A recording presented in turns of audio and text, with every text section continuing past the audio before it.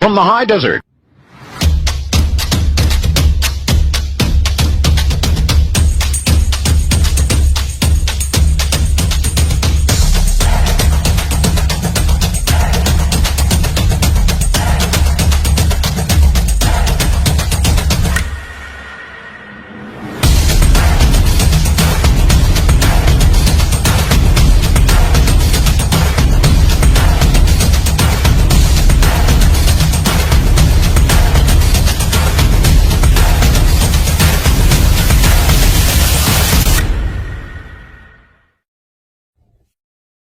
Want to take a ride?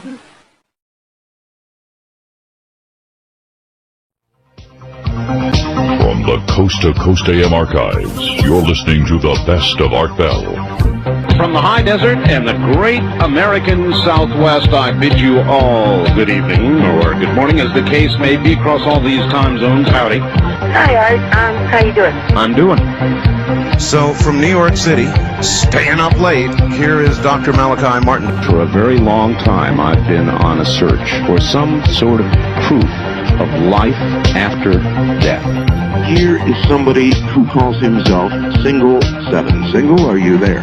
Yes, I am. There's going to be the biggest UFO sighting of the century. You're listening to Art Bell on Premier Networks.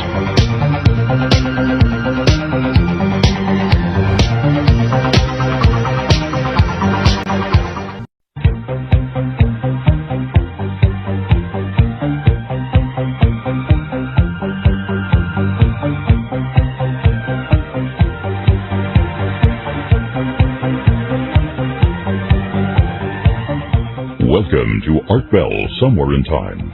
Tonight featuring Coast to Coast AM from July 21st, 1995. From the high desert and the great American Southwest, good morning or good evening, whatever the case may be, and welcome to the largest live overnight talk radio program in America, maybe the largest of any kind all night in America.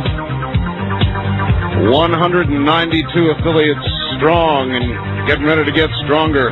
We'll be hitting that 200 mark soon. Hi, everybody. This is Coast to Coast AM. Actually, lots of coasts. Tahiti to the Caribbean to the North Pole into South America. That's a lot of coverage. And that's the extent of about how much I try to think about it.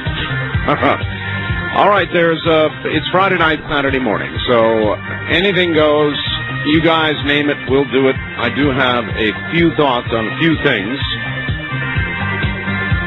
Bosnia, of course, remains in the top of the news, and they had the big meeting in London yesterday. And so tonight, yet we have another threat from NATO. Earlier in the day, NATO met in Europe. Actually, NATO and the Russians, and they were there. When the meeting ended, President Clinton trotted out and said the NATO partners had reached agreement. And then right behind him came the Russian representative who said, wrong, they had not agreed. Now, I guess the president meant everybody but Russia, you see, agreed. Now, the Russians more or less on the side of the Serbs, so they're not agreeing to heavy airstrikes against the Serbs. NATO's threat is the latest. This is NATO threat number 94. Actually, I don't know if that's true, but, there's been a lot of them.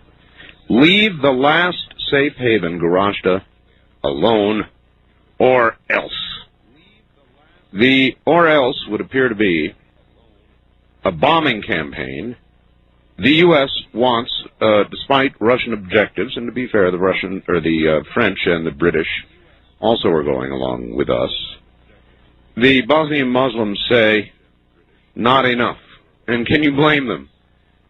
We've promised more or less protection for them, named the safe havens, and now we are down to one, count it, one safe haven.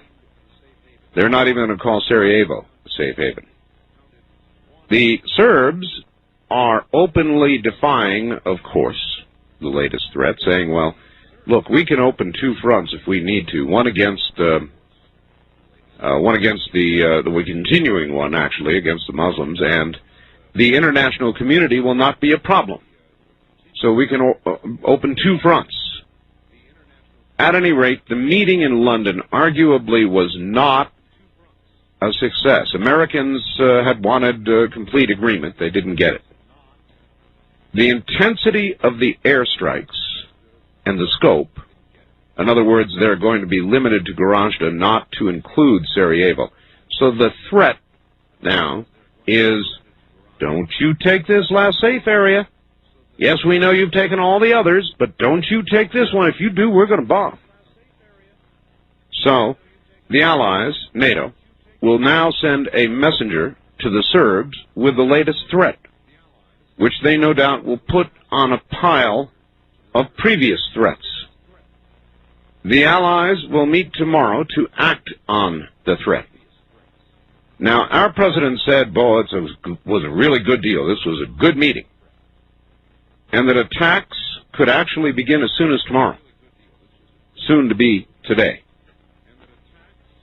As a matter of fact, they issued some sort of statement about it's going to be bad news for them. If they begin massing to attack Gorazde, bad news, we're going to really hit them hard. Bob Dole's comment on the meeting was, quote, "It seems the London meeting was a disappointment.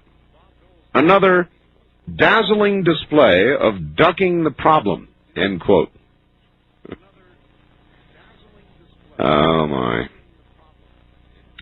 Administration officials say this is different than previous warnings, but they do admit that it's going to be lights out for the UN if this fails. Now, you'd think a statement like that would really encourage the Serbs. In other words, we're going to make one last try at protecting a safe area. But if it fails, that's it. Boy, the UN's out. Now, where does that serve up the motivation to the Serbs?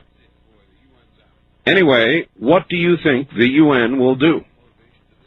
Will they indeed strike? Will the strikes be effective? Will the Serbs shake and rattle when they get this warning? When the little UN messenger, probably in a little blue UN helmet, runs in with this latest threat. Actually, the threat, frankly, is more from NATO than it is for. As a matter of fact, a lot of the UN is being cut out now.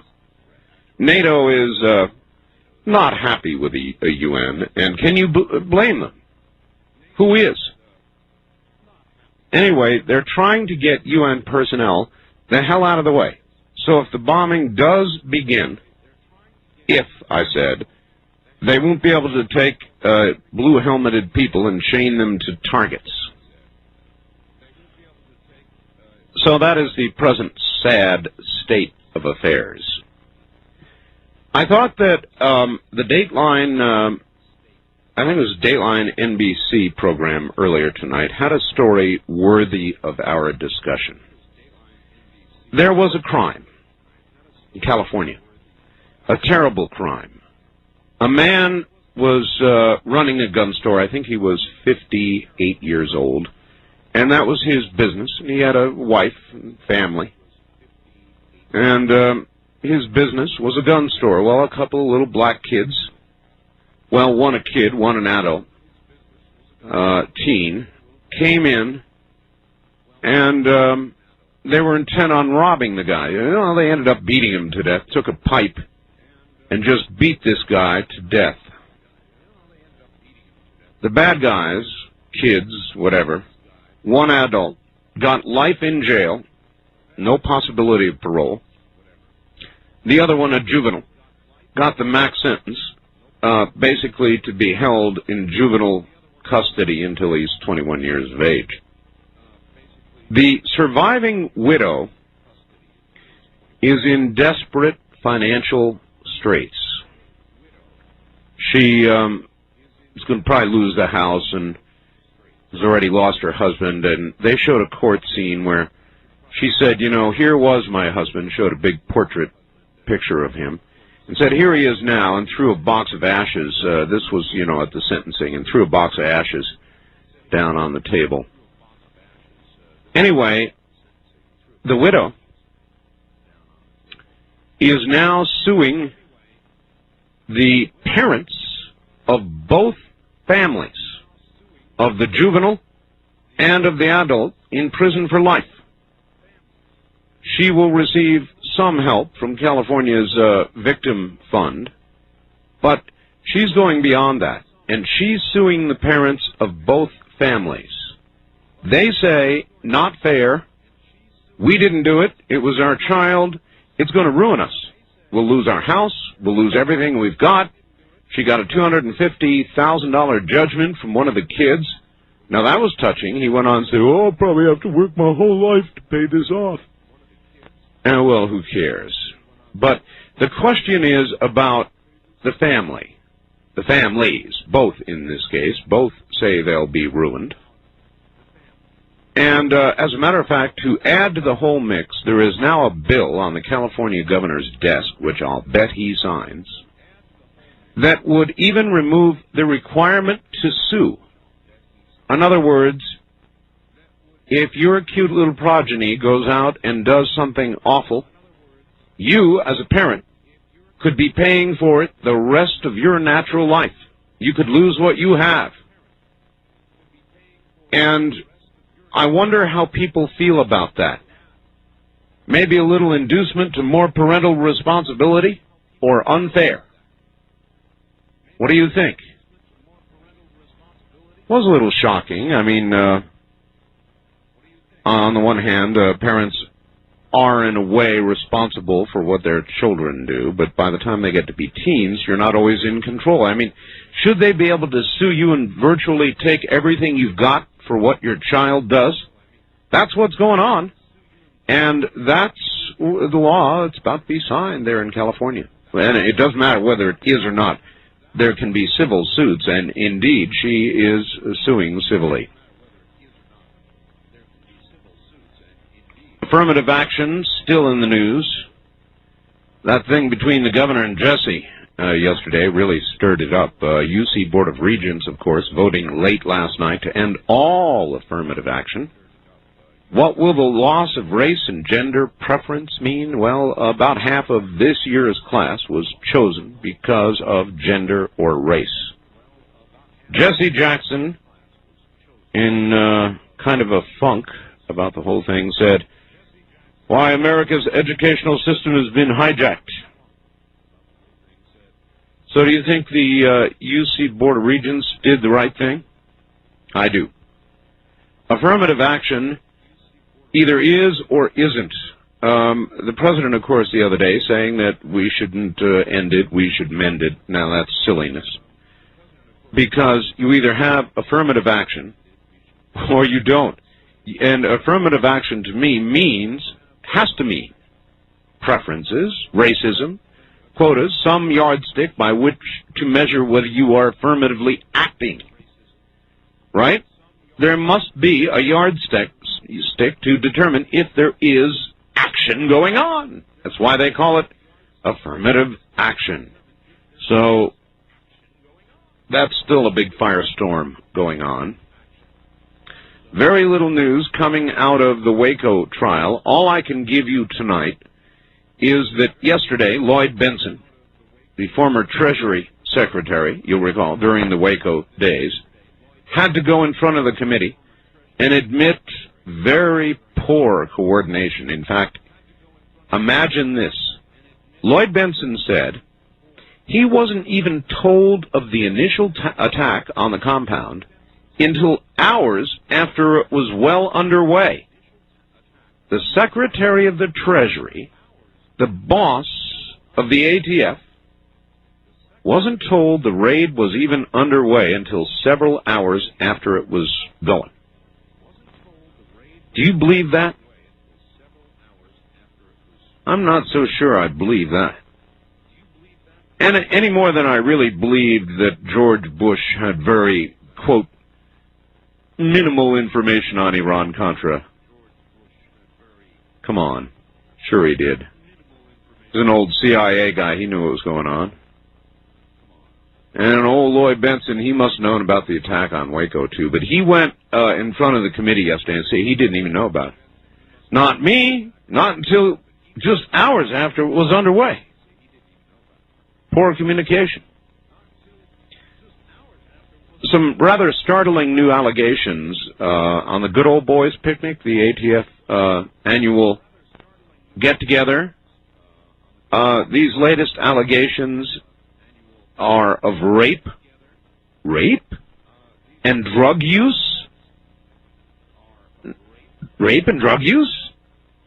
at a BATF picnic. Okay.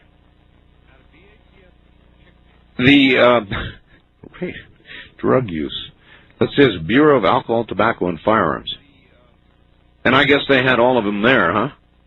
Alcohol, tobacco, firearms, and maybe a little bit of fodder for the DEA guys. Amazing story, isn't it? Sad but amazing. Spending cuts. The Senate has passed the $16 billion in spending cuts. But you recall the president balked, and so now they have added $7 billion in new spending. Interesting. Mostly California disaster relief. The president says he'll probably sign this one. So you cut 16, you add 7, then you make the president happy and he signs the bill. Okay.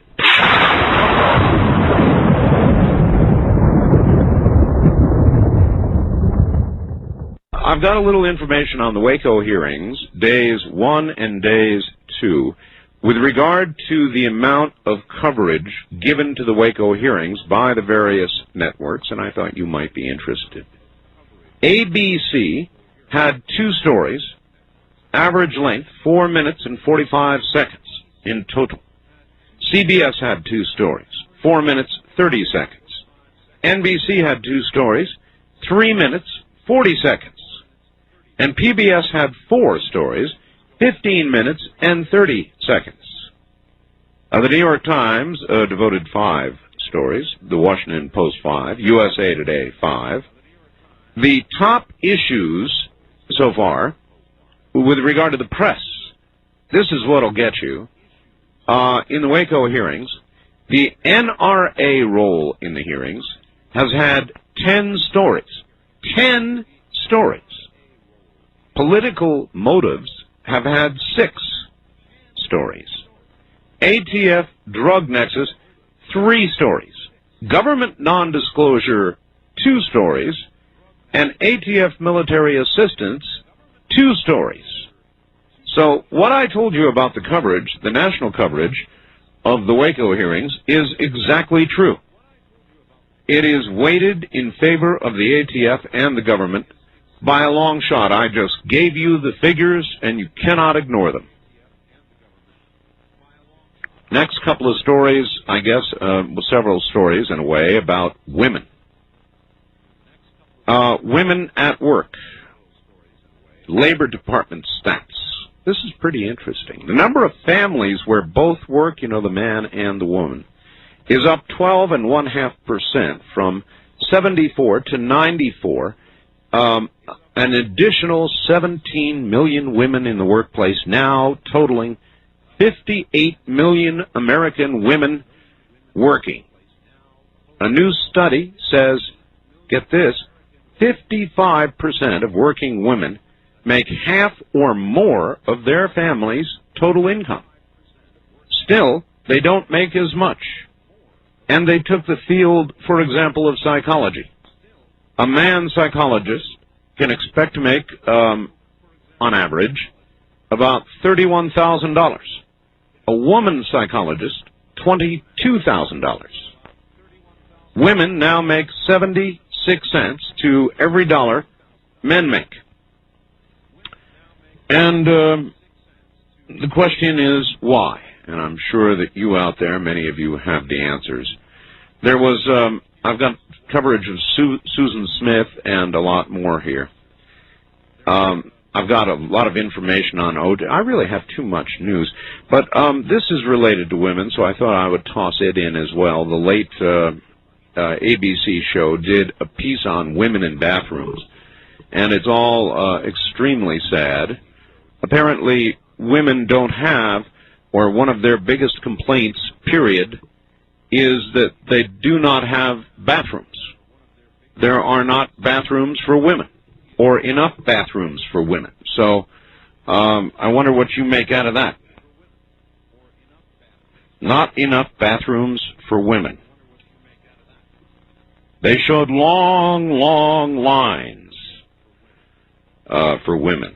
And women were complaining bitterly that going to events, movies and stage shows and wherever it is that women go, there are not enough women. Moreover, it takes them more time in the bathroom. Now, all of this may seem silly, but some women are getting so incensed, and in a hurry, that they're marching into men's rooms, which they say are empty or nearly empty.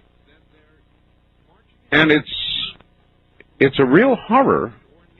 I mean, I would be horrified to be the one guy in a men's room and have a troop of ladies, or a lady or a troop of ladies, come marching in, demanding to be able to use the facility alongside myself. That would bother me. So I wonder if it would bother you. Anyway, that's a little more news on women, and women out there may wish to confirm it and say, yes, it is true art, or it's a bunch of baloney, and they were just doing a kind of a story that looks interesting. I have a feeling, kind of a sneaky suspicion, that it's probably true. Susan Smith. New details. The final hours, the final days before she killed her children. First, apparently, we found out, she was trying to drive off a bridge with her children. In other words, she was going to commit suicide with her children. But one of her children began to cry, so she kept going. Went on to the lake, where she first released the parking brake, was going to drown herself, then pulled it back again, what they say, then released it again, then jumped out of the car. They say they're trying to argue the motive was suicide. They said Susan was dispensing sex to her husband, ex, her stepfather, her boss, and her boss's son. That she thought of suicide every day. And, of course, the only question left for Susan is whether she lives or dies. That's really, frankly, about it. Whether she lives or dies. That's it.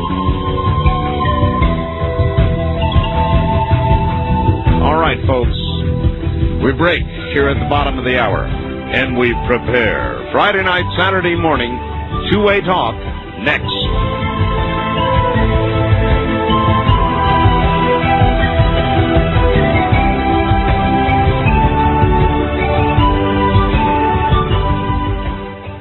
KDWN Las Vegas, KMXP HD3 Henderson, K260HCS Las Vegas. Always live on the free Odyssey app.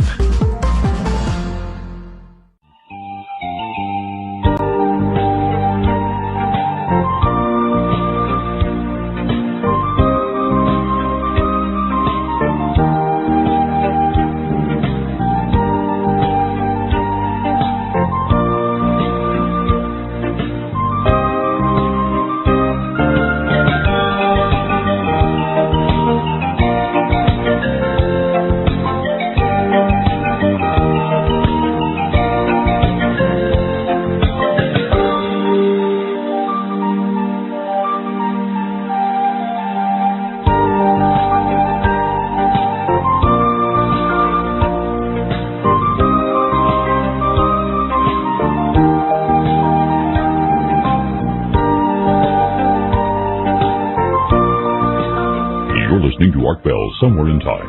Tonight featuring a replay of Coast to Coast AM from July 21st, 1995. Facts on Susan Smith. In regard to Susan Smith, the question of her guilt because of insanity is not even relevant. A mother who murders her own children by strapping them in a car and rolling it into a lake is obviously insane. No. The question everyone should ask is, did she know right from wrong? I believe she did. Why? Because she had an alibi and a story already made up. This also shows premeditation. Looks like a clear case of first-degree murder to me. And this, concerning Susan Smith, she was no more crazy when she killed her kids as are most people who kill during crimes of passion. Well, you know what? I agree with that. I absolutely do agree with that. But a crime of passion is generally considered to be a mitigating circumstance, isn't it? And then this fax. Hey, Art, how come you said the kids in the shooting, wasn't shooting actually, it was a beating. How come you said they were black kids? It's very racist to mention that they were African American community members. How do you know that the old white man didn't make them do it?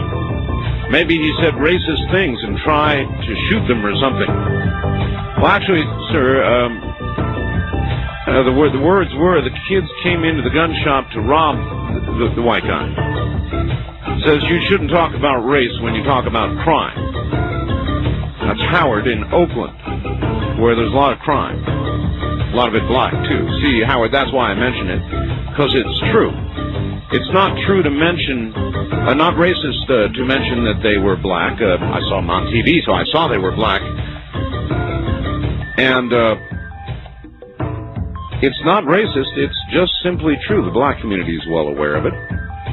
And white kids, when they commit crimes, are mentioned also as white, many if not most times. Art, we live in Eau Claire, Wisconsin, 30 miles east of the Twin Cities. We're watching an hour-long, at least I think, weather special being broadcast on WCCO-TV that is reporting unprecedented tornado and thunderstorm activity in Twin Cities in our area. Started around 5:30 this evening, and the storms just continue to redevelop. They have interviewed pilots who have never seen anything like this before, this far north. The storms are slow-moving and just constantly redevelop.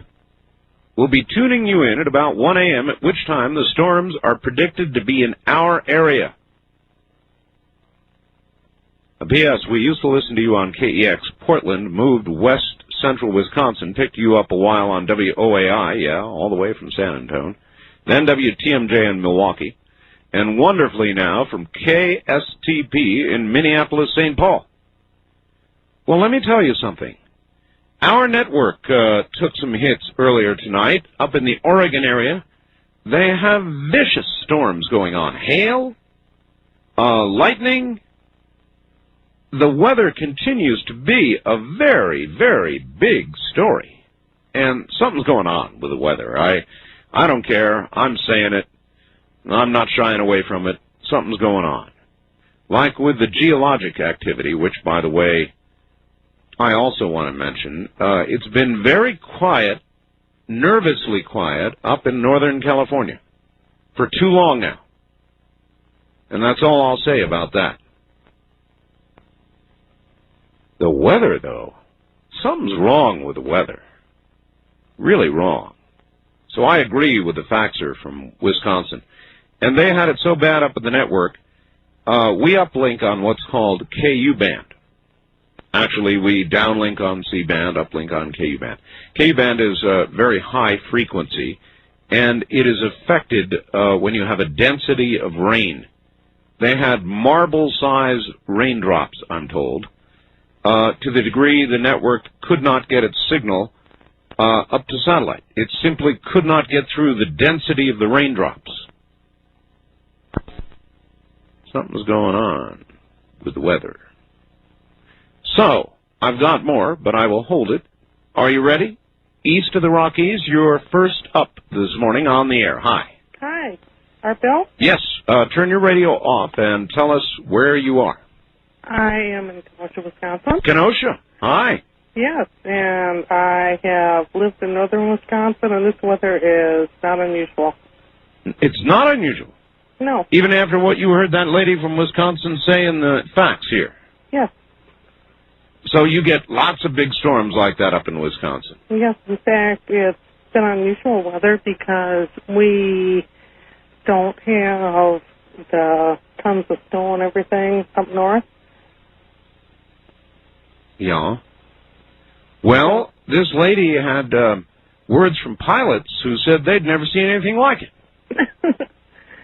No, actually, I don't think it's unusual. I lived in an area where we were between two hills, and they always said if a tornado came through there, it'd wipe out the whole area. And they had a couple touchdowns here and there, but I don't think it's unusual. But what I wanted to call you about tonight is, did you see 2020? Which part? About the Mexicans getting all kinds of aid from the United States and being able to cross over the border, pick up their checks. No, but I'm very well familiar with the story. That made me ill. Well, that's just not news. That's been going on for a long time.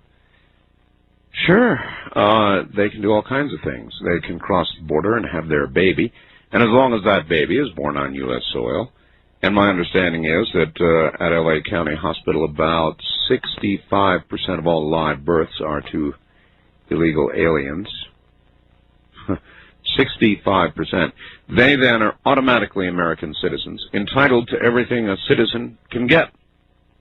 Moreover, when they get to be 21, they can bring mom and dad and sisters, brothers, grandfathers into the U.S.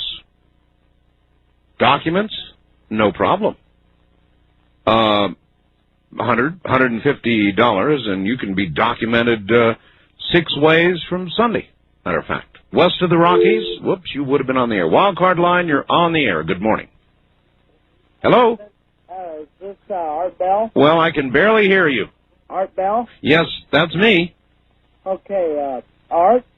Yes. Hold on. All right, well, I'm going to give you about 5 seconds to get that radio turned off, sir. Okay, yeah. Okay, can you hear me now? Yes, where are you? I'm in Missouri. Missouri, okay. Yeah, I just wanted to say... Okay, you still got your radio on, sir. Oh, hold on. No, I don't think so. Sorry about that. We'll serve it up once, and I'll wait once, but not twice. When you get on the air, turn your radio off. I know it makes me seem like a cruel, ruthless dictator, but I guess I am. That's the way it's going to be. Turn your radio off. And so if I say turn the radio off, and you say okay, and I wait, and then the radio's still on again, and you have to turn it down twice, I mean, you must have a very unusual radio. That volume must just jump right back up by itself. First-time caller line, you're on the air. Hello. Oh, my God, I'm on the air. I've been calling forever and cannot ever get through. Springfield, Illinois, my name's Eric. So it's not true, Eric, because here you are. Yes. About those boys that beat that man to death. Yes. I think they ought to take their parents, put them in jail with the kids forever. Take the parents' belongings. If there's grandparents alive, put them in jail, too, and take their belongings, too. I've never seen anything so sick in my entire life. A robbery's bad enough, but beating some old man to death with an iron pipe, I don't care what. Yeah, and here this guy calls up and says it's racist to observe that they were black kids. Yeah. And probably he said something to encourage all of this, to get himself killed. He probably insulted them or made a racist slur or something. Something he's got no basis of evidence for whatsoever, but he said it. Absolutely. It reminds me of like when the Dahmer thing was going on. Yes. There was some guy going around saying Dahmer was a racist. I mean, the guy, he ate like 17 people, and they're worried about that he was a racist. Yeah. Good evening. Good evening to you, sir. Yeah, I remember that. Actually, I think that he gobbled people of both races. My recollection. Both races. First-time caller line. You're on the air. Hello. Hi, my name is Pat, and I'm from San Diego. Hi, Pat. Hi, I'm a huge fan of the show. I've been listening for a long time, and something you said tonight when I was driving home from my friend's house reminded me of something. I grew up in Alaska and lived through a lot of the earthquakes, the major one that hit up there, and ever since I went through that experience, I was real young when it happened, but I mean, it would be really strange, like I'd sense like an earthquake or sure, something happening, and then it would happen.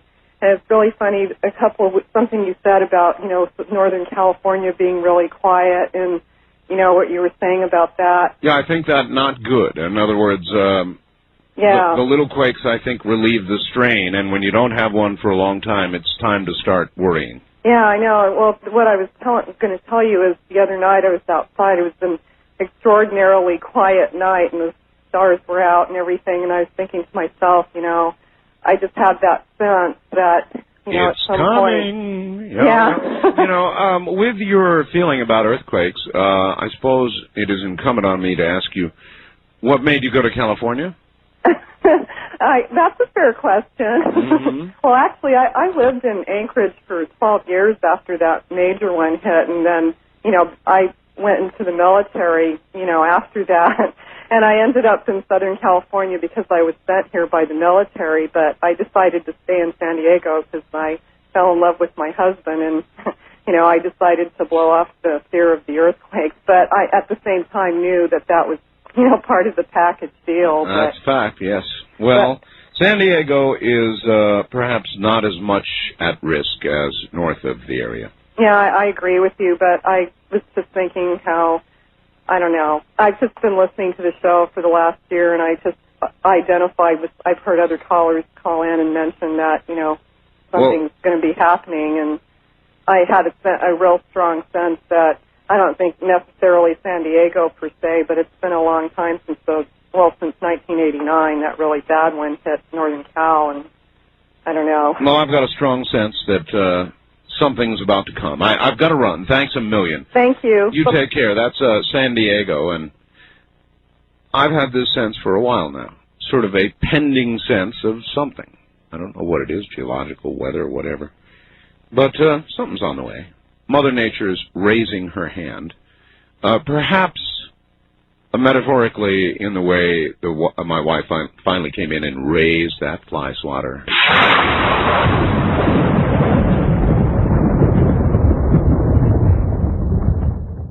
Some interesting developments in the O.J. trial. O.J. Simpson's attorneys now say they expect to wrap up their case in about a week and a half. Now, this comes from court transcripts released Friday in the former football star's double murder trial. It was from a sidebar conference. And I guess,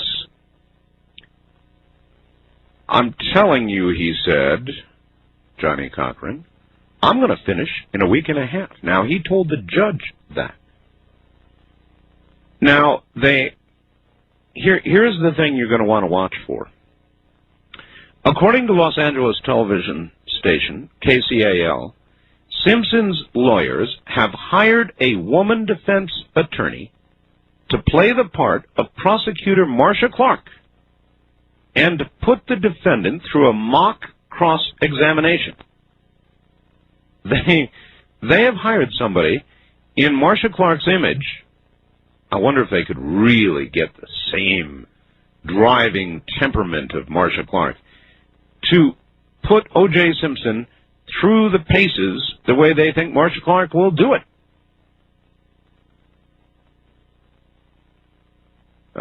You can almost imagine the ad that must have gone in the newspaper for that one. Needed one mock prosecutor. Qualifications, I've got to be fair here. Sharp, very intellectual,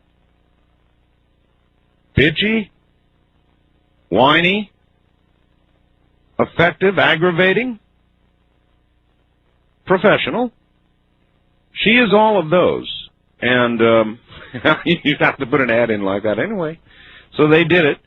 How O.J. did is an open question. Now, somebody here said that Michael, I think it is, from Orange, says the cross-examination rehearsal with a skillfully trained female attorney went so badly that O.J., they have decided, will not take the stand. Well, I don't know about that. How many of you can name one of life's little serious bothers? I had a serious one earlier today, and this is going to seem very trivial to you, but it was a major event at the time. I work all night, so I sleep at least during a portion of the day. Well, I was asleep, and little fly lands on me. And you know how it is when you're asleep, but not asleep, and you're just awakened, and you feel the fly, and you go, you whistle. I swatted him away. I suffered with this fly. It's hard to know, to measure time, but it seems like an hour. I'd whisk him away. A couple times I even hid under the covers, but then, of course, got too hot. So I came back out again. He was waiting for me. He'd land on my forehead. I had the nerve to land on my nose. Landed anywhere he wanted to land. Landed on my ear. And I didn't have the strength to be awake enough to do anything about it. Finally, I called in desperation for my wife, who came in with a fly swatter and ended his miserable little life right then and there.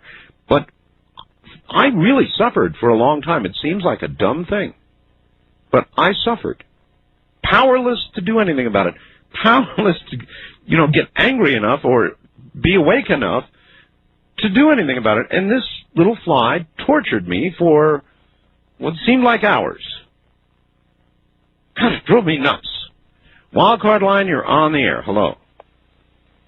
Hello. Goodbye. On the wildcard line, you're on the air. Hi. Good evening, Art. How are you today? Fine. I wanted to talk about something Mr. Santilli said earlier in the week. All right.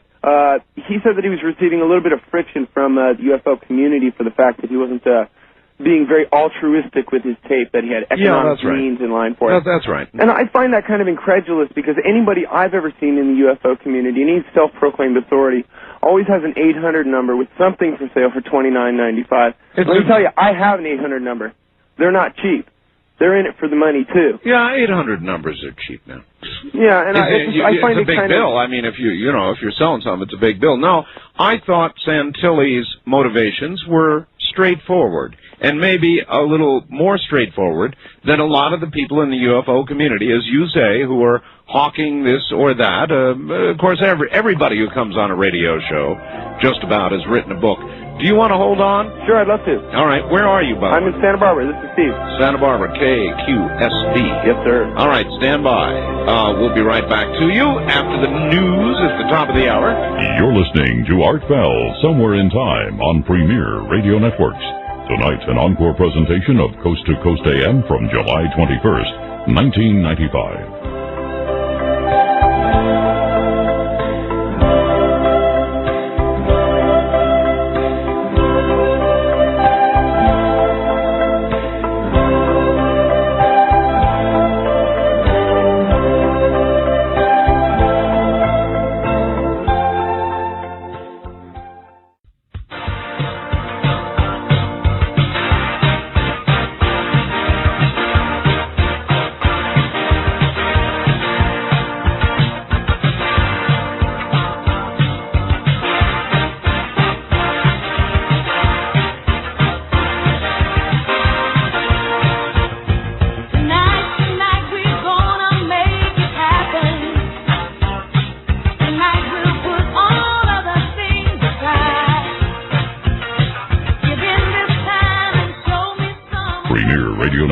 Presents Art Bell, Somewhere in Time.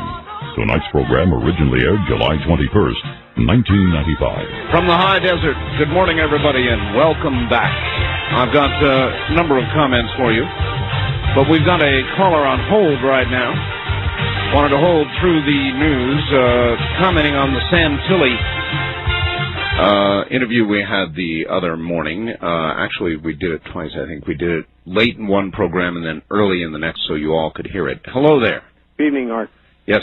Yes, there's something else along the same lines I'd like to mention. All right. Although I've not had the benefit of seeing the 5 stills of Mr. Santilli's film, I think that the technological abilities today to create really convincing and stupendous forgeries with computer graphics and what have you is going to be incredible. And I guess until I see it live on CNN, ABC, NBC, and the Fox channel, just like I saw the O.J. chase, I'm still going to have my reservations. However, a couple of things to bear in mind. One, these came from film that Kodak has dated as a minimum of, I think, 30 years ago. Mm-hmm.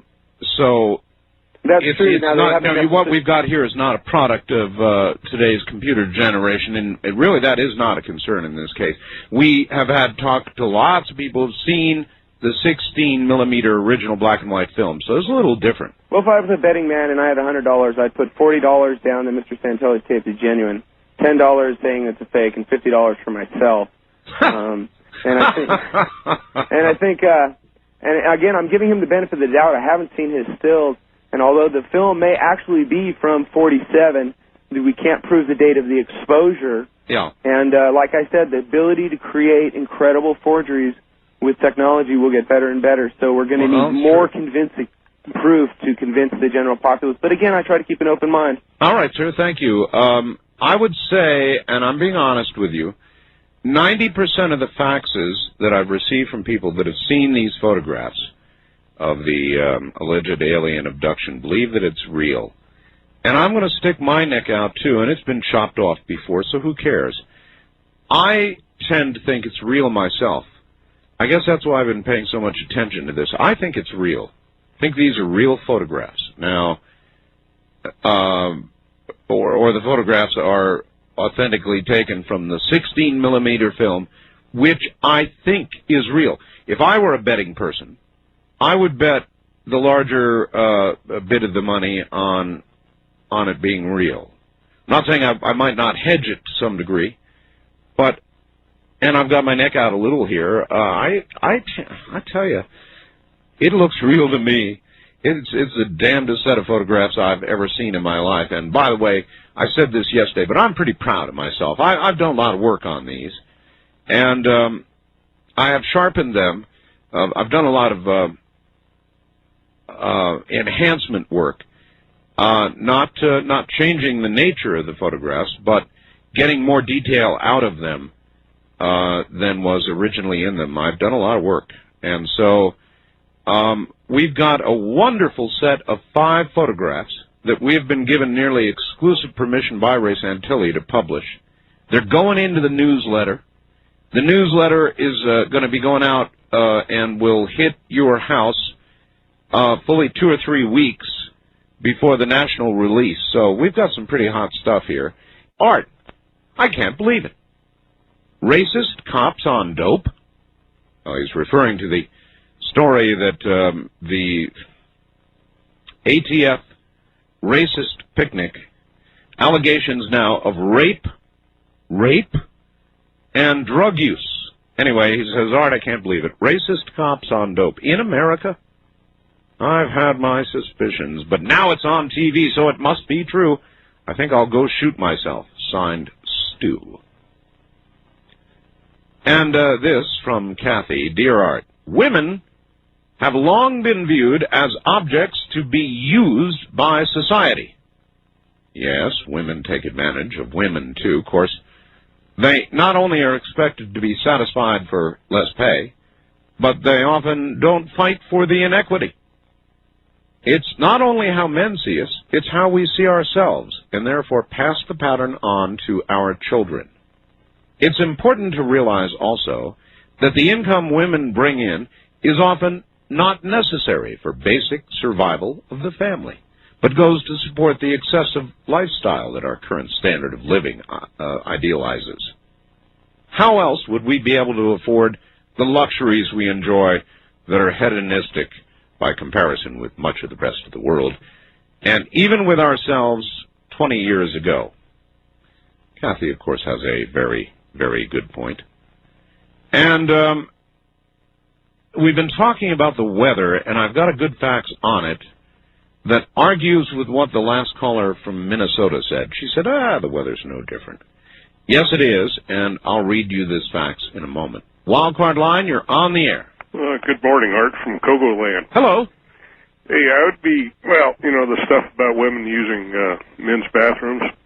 Yeah. I might be a little concerned if somebody like Betty Friedan or Bella Abzug walked in and was standing next to me using the urinal the same way I do.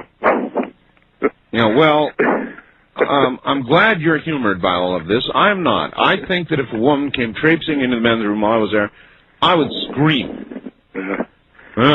Well, anyway, hey, when you were talking about, and this I remember about 2 or 3 years ago, and I was a inner city minority activist, and he was talking about the problems with gun control, and he was shouting about how we have to make the manufacturer of firearms accountable, how we have to make the manufacturer of ammunition accountable. That's right. And I was thinking what the finale to his tirade should be. We ought to make the makers of these children accountable.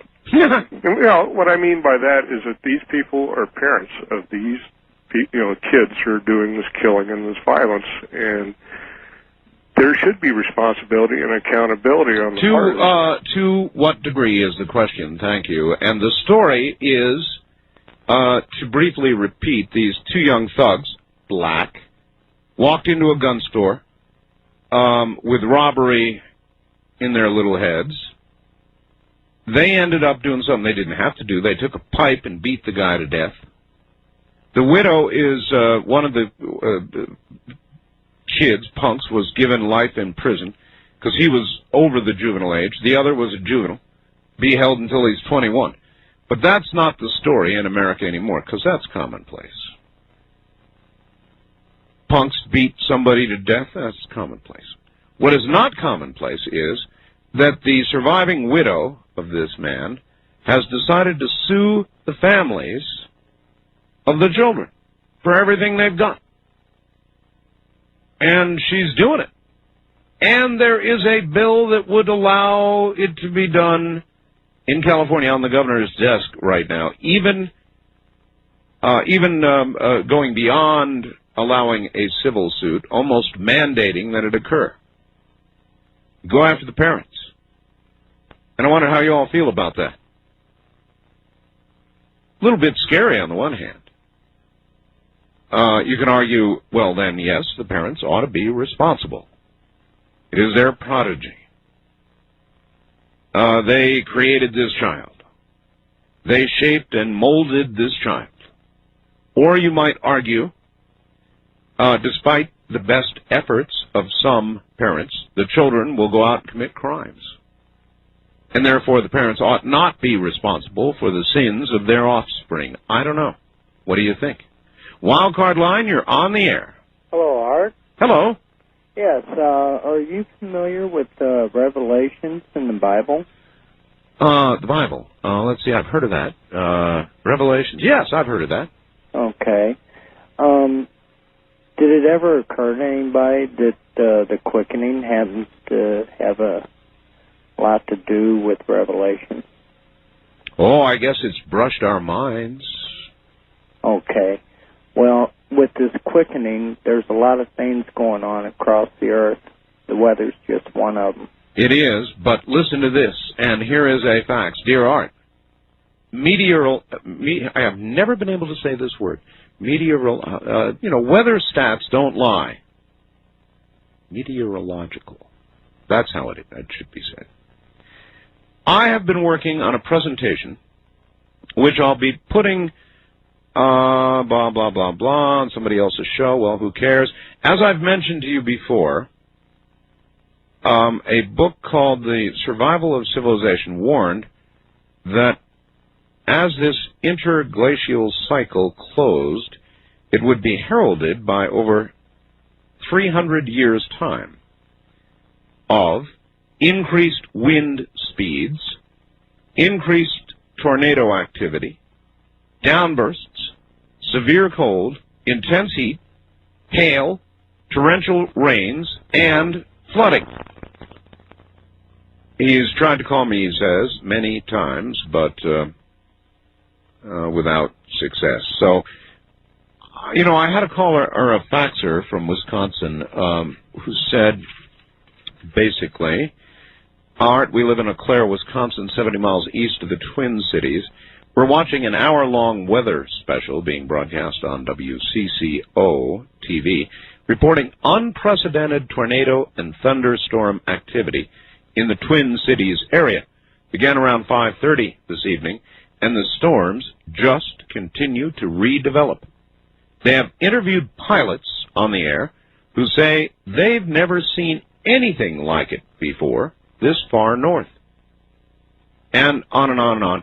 And apparently they're in the middle of them right now. And it is my observation the weather is changing. Or we're just having a very bad year, but I think arguably it is changing. It is becoming more severe. The weather, along with everything else, is going through a bit of a quickening.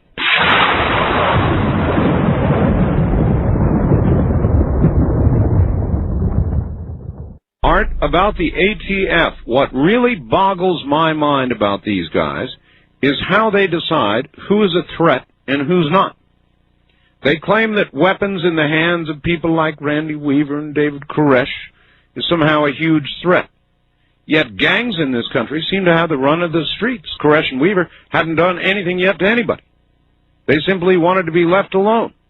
Yet gangs kill people every day, innocent people. Where is the ATF on this issue? Why aren't they beating down the doors of crack houses and confiscating illegal weapons held there, weapons which kill children, police, and anybody who happens to get in their way? And as far as the 14-year-old girl's testimony about being molested, though her testimony sounds genuine, isn't it convenient that David Koresh is not alive to defend himself? These hearings are a joke. Nothing will come of them, and as soon as they're over, it will be business as usual. And this, dear Art, you haven't touched on something you need to mention about women's bathrooms. I don't believe there is extra time spent in front of the mirrors. This is from Vince in Boulevard. Well, you're naive, Vince, but he does go on to make a good point. Did you ever notice women seem to go into the bathroom in pairs? It's true. This is especially noticeable at any athletic event, not stadium events, but little athletic events like girls' softball and so forth. Girls go to the bathroom in pairs. Why? To gab. Women gab, gab, gab. Vince in Boulevard. Yeah, I think Vince makes a good point, but I think there's still extra mirror time. I mean, the original faxer talked about a time and motion study. And, you know, that, I really believe that in any time motion study, ugly a thought as it might be, I think women just waste a lot of time and motion. And as Vince points out, they do go in pairs. It's like they can't go by themselves. They've got to have support, go with somebody they know. I never have figured that one out either, but it's just one of the many mysteries about women. Maybe some woman would like to call and explain, or even try to explain, why women use the restroom in pairs. Why it's important for one, in fact, they'll ask each other, you ready to go? Well, yeah, let's go. And up together they go, and they go. And we all know it takes time.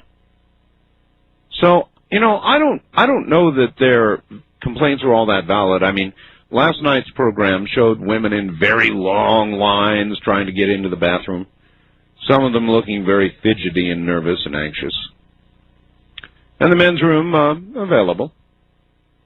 And it's because for men, the bathroom is not a place where you socialize. It's a place where you go to get a job done, you know, and then you're out. Anyway, enough of that. East of the Rockies, you're on the air. Hi. Art? Yes. Hi, this is Dennis in Houston. Hi, Dennis. I'm glad I got through. I want to talk about O.J. Okay. First of all, I'm enjoying watching it now. The DNA part was kind of boring, but now that the defensive case is sort of backfiring on him, I'm enjoying it. But I guess I would translate that to mean you figure he's guilty. Yes, I really do. But I want to get your opinion on a couple things. First of all, did you hear that Governor Pete Wilson said that the other day he was going to introduce a law that would only require 10 out of 12 guilty verdicts to put someone in jail? Mm-hmm. There are a lot of people talking about that. I've even heard of simple majorities to convict. Yeah. I think he may be onto something there. But I just wanted to get your opinion. First of all, you know, I want to say this about Pete Wilson. I don't much care for Pete Wilson. I find that while a lot of what he says I agree with, I see him as a big bandwagon jumper. I mean, whatever it is that's going by, it looks like it's going to be a wagon going to the White House. He's jumping on it. 187. Yeah. Affirmative action. Yeah. Well, I don't think he's going to get the nomination. I think it's going to be Clinton and Dole. Look, there is no way that a Republican convention is going to nominate somebody like Pete Wilson. Yeah. Anti-gun, broke promises left and right, raised taxes, did all the things, got George Bush knocked out of office, is pro-life. Yeah. No way. Yeah. Hey, if they have to retry O.J., do you think that new law would take effect by then so that they only had to have 10 out of 12? I think that Governor Wilson is anticipating a hung jury. Yeah. And positioning himself to go that route? Accordingly, yes, sir. Yeah. Did you hear that former juror, Michael Knox? He was on Tom Snyder the other night, and he said that he thinks this jury is going to reach a verdict. He said he thinks the prosecution did a good job. Well...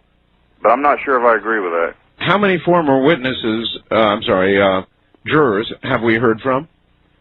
Quite a few. 4 or 5. 4 or 5. And what would you say the scorecard's been? Mixed. So then the result? Yeah, I know that's the way I feel. And where did you say you are? Houston. Houston, that's right. All right, Yep. Thank you very much for the call. Yeah, so all it takes is one. Now, I'll tell you, I really do agree with Governor Wilson. But that doesn't make me want to jump on the governor's bandwagon, because I really do view the man as the bandwagon kind of guy.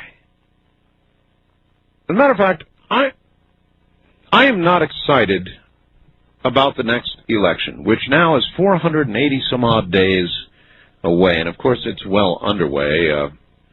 We've got the figures here on how much campaign money has been raised by the various candidates. And I don't know why. I'm not very excited about anybody just yet. And I've interviewed several of them. I will interview several more of them. I would love to interview President Clinton, actually. Wonder if I could do that. He probably wouldn't come on the show, huh? I guess he doesn't like to put himself, or maybe he would, in a position where he'd get some hard questions. I mean, really hard questions. Because I could ask him. I've got a lot of questions I could ask this. Maybe I ought to try. I haven't even tried. Haven't even really thought about it till now. Mentally, I can sort of, I get this picture of some Serb general, probably back from the front lines, attacking one of the safe areas, and this little blue-helmeted messenger running up with NATO's latest warning, and the general yawning, pulling the big old cigar out of his mouth, receiving the latest warning, and putting it on this big pile entitled NATO Warnings. That's, I guess, a little cynical, isn't it? Cynical. But I bet it's close to the truth.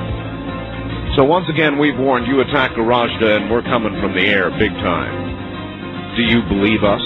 You're listening to Art Bell, Somewhere in Time. Tonight featuring a replay of Coast to Coast AM from July 21st, 1995.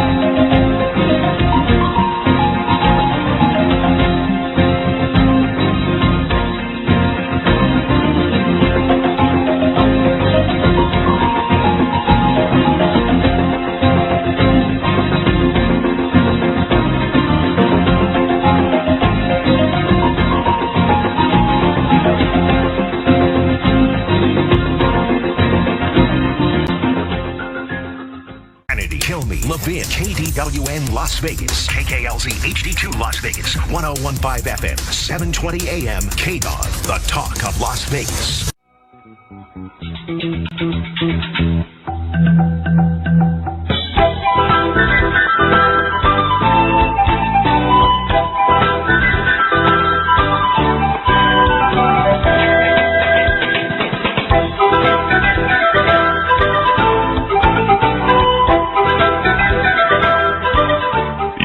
listening to Art Bell, Somewhere in Time on Premier Radio Networks.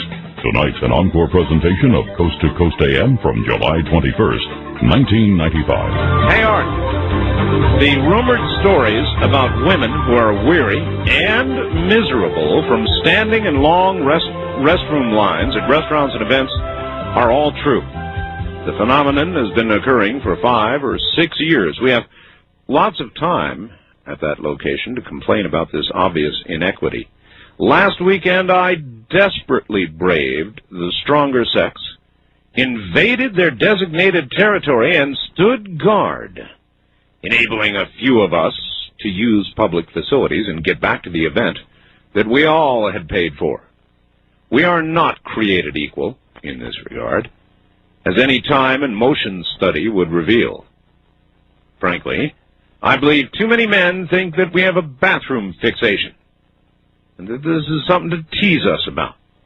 Well, we aren't laughing anymore, so if any architects are out there listening, please change this or prepare for more invasions from women with a purpose.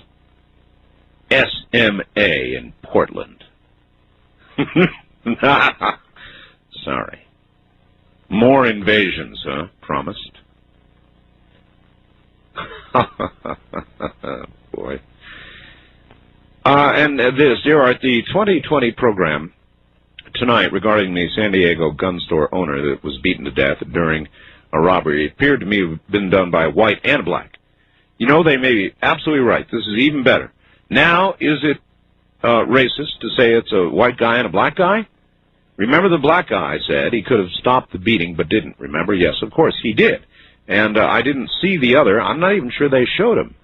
So, on the other hand, though, I have a newspaper article here. It does show the other guy's white. So now it's not racist, thank God. Can we now just discuss the issue here, which is, I don't care what color they are, they beat a guy to death with a pipe. And the issue is, should the families be financially responsible to the widow for what their offspring did? Whatever color they are, who cares? I mean, really, who cares? The issue is the crime and compensation in the rest of her life and the fact she's never going to get her husband back, never. And I listened to a lot of whining from this kid, the one black kid, who said, oh, I'm going to have to pay back $250,000. I'll be working the rest of my life to do this. Well, so what? So what? You know he's never going to do it anyway. And then there are the families, and they have some assets, and there is the question, should those assets be in effect confiscated? Dear Art, I spent a year in Japan as an exchange student with a Japanese family in Wakayama. We had several earthquakes over the course of the year, and the family dog, Wanta, always seemed to know it was coming. She acted a certain way, and we could always tell that it was coming. I guess a dog beats science. Ryan from Kogoland. Yep. If only scientists could bark, huh? West of the Rockies, you're on the air. Hi. Hi, Art. Welcome to the show. How you doing? This is Robert in Everett. Everett, Washington, KVI, yes. Yeah. I want to ask you a question. All right. Okay. In the last year, you've had one guest on who never, ever, had anything personally to sell, and that was John Lear. And I'm wondering what his whole take is on this photo from England from Mr. Santilli.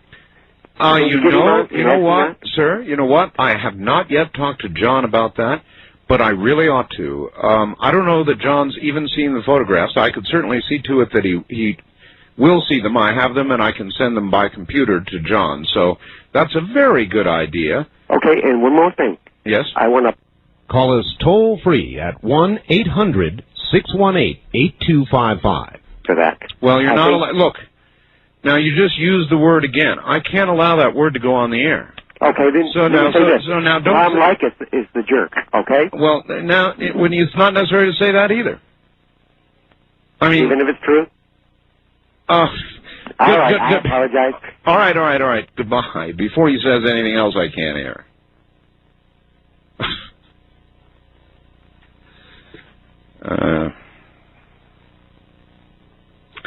I've got I'm going to hold. I think I'm going to just hold this. It'll start too much trouble.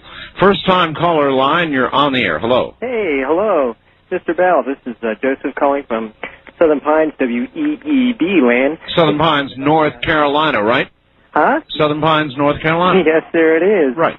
And I'm glad I got into you. I really have been intrigued. The past couple months you were very complex and actually perplexed over Operation Black Hole and the facts that you had. Oh, yes? It was very, very, how do I describe it? Freaked out. Yes, sir. And there's some things I guess since June is over, I guess we wait until December on whether Japan, Indian Ocean, going with the series of earthquakes which your guest on Dreamland had talked about. Gordon Michael Scallion. Yes, sir, that's right. The cycle ending, or at least coming by the end of the year, he predicts. Yes. Yes. So I'm interested to see that now that June is over, to look towards December. And one last question: you had said something, or I had heard something by this was from a militia group in Montana, yes, which was talking about weather modification, and had even alluded to the fact that the UN had actually had some conferences in the mid-'70s to this fact, and that they have the actual patents. Have you heard anything like this? Yes, the Boutros weather machine. Sure, sir. Everybody knows about that. The Boutros by golly weather machine. Man, that's old news. East of the Rockies, you're on the air. Hi. Hi, this is John from Houston. Okay, John, you're going to have to speak up like you mean it there. Get into that phone. Okay. Oh, that's much better. Okay. I wanted to tell you that I downloaded the Roswell images the other day. Yes, sir. And they looked really sharp. I wanted to ask if you had inquired or talked with somebody who's good with anatomy to look at those things and see if they could shed any credibility on what those look like. Yes, sir. I have a report from a pathologist, a written report from a pathologist who, in England, who is sort of a stodgy, very mainline-ish kind of pathologist who doesn't go, he kind of sticks his neck out a little bit and seems to imply, although there's no way to know for sure, clearly what he saw does not appear to be human. But anatomically plausible as a variation on the human form. Well, he commented, for example, on the brain. In other words, he was able to see the moving pictures that we have not yet seen, where they actually exposed the brain and so forth and so on. So he saw good close-ups, though somewhat blurry, of the internal organs. And so he was able to comment as a pathologist, and he rather thought I'll tell you, this story is beginning to grow. I understand a number of television stations are beginning to pick it up now, and Congressman Schiff is getting involved and doesn't discount this film. This is getting to be a really big story. Yes, it certainly seems that way. Can we expect any further sets of these photographs via internet? Inevitably. Yes, well, I look forward to that, yeah. But it may be a while down the line. Thank you very much for the call. And again, we do have them available on our bulletin board, which is up 24 hours a day. If you can get in, they're on the internet web. Our bulletin board number is area code 702-727-1709. 1709. 702-727-1709. And there is an entire new area entitled Roswell in there. It'll be flashing. And you simply choose that area, and that's where you'll find the photographs. Just wait till you see the processed, more detailed versions that I've got, which you will see soon, which will be published in our newsletter.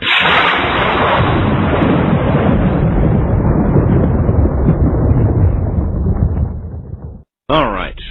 Back to the phones we go. Wildcard line, you're on the air. Hello. Wow, Plan B worked. Plan B worked. Yes, indeed. Hi, this is Mediana in Portland. I usually call you on west of the Rockies, but I thought, what the heck, I'll That's try this. true. I've got a comment about just about everything that you've brought up, but I'll synthesize it. All right. I was wondering if you were possibly open to opening up the alien line tonight. The alien line. Alien line, yeah. You do that on Fridays sometimes. Sometimes I'll mull it over. Well, for two reasons. After that Serbian gentleman faxed you, I was thinking, and I remembered yesterday, I remembered some prophecy that I had read about a month ago, and it was from, actually, it's a Serbian shepherd at the turn of the century, and it's quite well known in Serbia. Each household has one. He predicted they would ultimately lose, but it would take a while. And he also predicted World War III. Being largely an air war, and that after whoever survived, it would be a period of peace where, how did he put it, people would no longer remember their birthday. The people would live that long, and that kind of rang a bell with what some of the other people had said. And also, I kind of just, for humanity's sake, I want to know if any, if there's an old Croatian proverb that you can't spit in God's eye, too often. So I just want to know if anybody in the cosmos noticed the, courageous people of Sarajevo, and if it mattered to anyone. And on another topic, I wanted to plug Dr. Goldberg. I don't know if you remember having him on, but... Of course, I've had Dr. Bruce Goldberg on many times. Yeah. Well, I ordered some of his tapes that I was interested in, and, people may not be interested in the subject, but one of them happened to be blank, the one I was interested in, and I called him the next day and left a message, and he was really sweet. He called me right back, and he sent me a replacement, and even sent me something extra. So just in these days of people not doing anything for anyone, right, I thought it would... He's a great guy, and it's a great subject. Thank you, dear. Dr. Bruce Goldberg lectures and works in the field of past and future lives.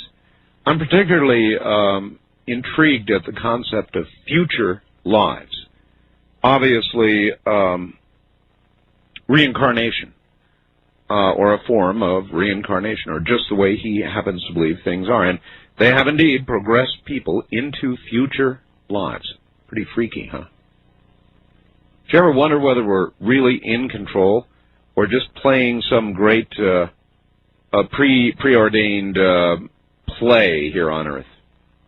That while we think we have free will and free choice, all is actually preordained. And it is only our perception that we are following by choice a certain path. Don't think about that too hard. It'll drive you to the edge of madness. West of the Rockies, you're on the air. Hi. Howdy. Hello. Art, this is Bill in Ready. Yes, sir. And you guys were talking about affirmative action yesterday. Indeed we were. Can you define affirmative action? Yes, I can. Affirmative action is when you give a preference to somebody because of sex or color, or you get, as in a hiring preference, or you hire them in order to meet a quota. Keyword, action. In other words, you do something as an employer, or as a school, or as an institution which favors somebody because of their sex or their race. Well, why I was asking this is the DMV is raising their weight fees and stuff, and it's all done on affirmative action. And the only thing I could figure for affirmative action is somebody says they're going to do something and they just do it. Is that about the breakdown of it?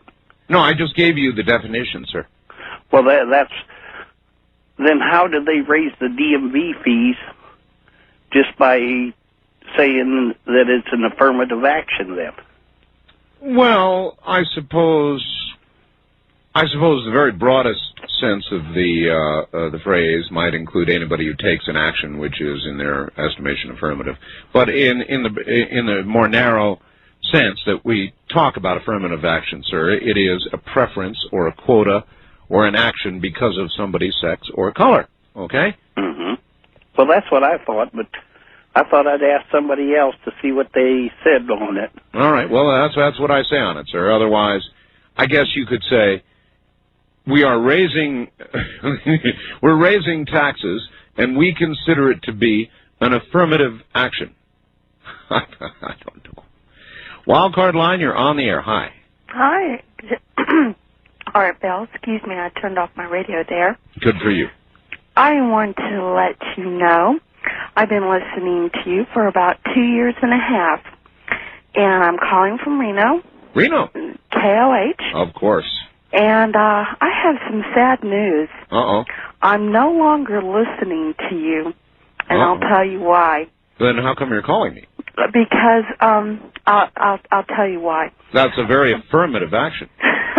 No, you turned me on to a Udin and Bearcat XLT, won the last Mohican. Scanner, yeah. And I find it more entertaining.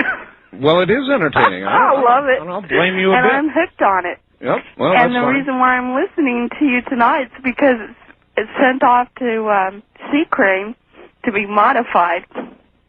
Well, now that you've told me all this, I'll just call Bob up and you'll never get it back. Oh, I hope not, because I sure have been missing it. And I thank you so much. Your products, we've gotten gold roses, we've sent out absolutely fresh flowers, we've bought tuna and eaten salmon, and it's just been great.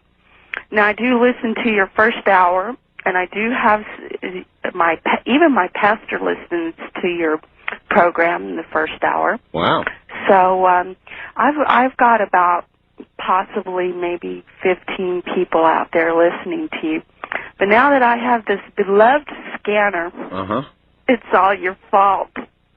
Have a good night. Yeah, thank you very much. I'm not sure how to react to that. It is true. Scanners are a trip, you know. I mean, find out what's going on in your community, if you have the guts for it. Now, if you have never listened to the police, for example, and you begin listening to the police, it's really gonna freak you out. I'm not kidding. You have no idea what's going on around you. And frankly, scanners are not good for everybody because maybe there are some things that you don't need to know, that you shouldn't know, that will just, as I said, it'll freak you out to know. The crime going on around you, you'll be suddenly aware and uneasy. So it is a mixed bag. But for those who like reality, it's really a trip. And I, too, love scanners. But it'd be really rude for me to be listening to a scanner, as well as illegal, while I'm on the air. On the wildcard line, you're on the air. Hello. Well, hi, Art. This is Rick from Reno. Hi. Another Reno call. 2 in a row. Yeah, I'm your mad faxer. Usually I fax you, but had the night off. I wanted to comment on a caller earlier had mentioned that law in California allowing verdicts by 10 jurors. Yes. And, well, my understanding is it's already been killed in committee, but he had asked if it passed, could it be applied to O.J. in a retrial? And my understanding on that is that anything along that line would be considered ex post facto, so he would still have to be tried according to the laws as they stand at the time the crime is committed. Interesting. I was more interested in sort of the political aspect of it. I've been watching Governor Wilson very carefully, and he's a real bandwagon kind of guy, and there's something about that bugs me. Oh yeah. I've watched him for quite some. He jumps on any bandwagon. The poly class thing. He decided to become tough on crime, and then. Do you think there's any chance at all that he could be nominated by a Republican convention? No, but I think there's an excellent chance he could get a vice presidential nomination. Oh, you bet. Bob Dole. If Bob Dole were to get the nomination, he might decide, well, I need California. Oh, you betcha. Look, whoever gets the Republican nomination needs California. Yeah, and so that's got to put him right up there at the top of the list. Now, given a choice, let's say Dole got the nod. Given a choice between Governor Wilson and Colin Powell. Yeah. That'd be a hard choice. Well, no, it's a no-brainer. It's Colin Powell, but I don't think he's interested. Well, you say it's a no-brainer, but the election literally depends on California. Yeah. And if Clinton loses California, he loses the election. I mean, that's all there is to it. It's gone. He's history. Yeah. I don't know if he can even win it with California. It's hard to imagine a state he could carry right now, but you never know what's going to happen. Bob Dole is, he's not that inspiring. I'm not inspired, frankly, yet, really at all. I hate to say that, but I'm not. I have not yet become excited. Maybe, well, neither have I. Maybe it's a little early. Listen, I've got to run. We've got a break coming up here. All of them, and I like Pat probably, Buchanan, best of the bunch, but still, I mean, I'm just, and why not? Why am I not excited?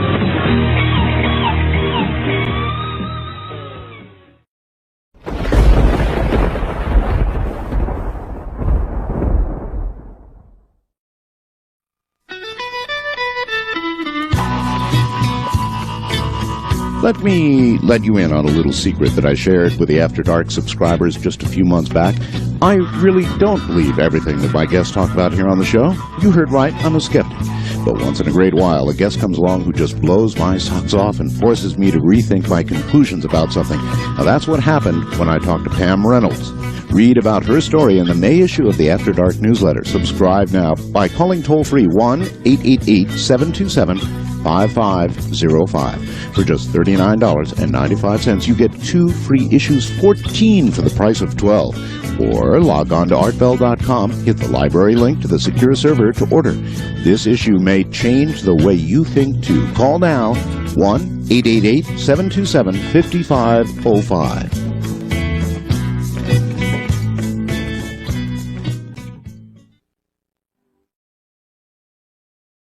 You're listening to Art Bell, Somewhere in Time.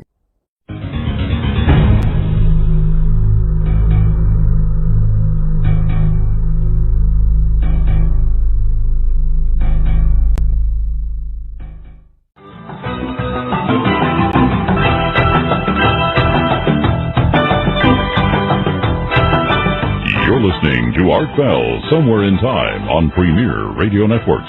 Tonight's an encore presentation of Coast to Coast AM from July 21st, 1995. Dear Art, the cheap and simple solution to the bathroom problem, remove all of the mirrors. J.K. in Oregon.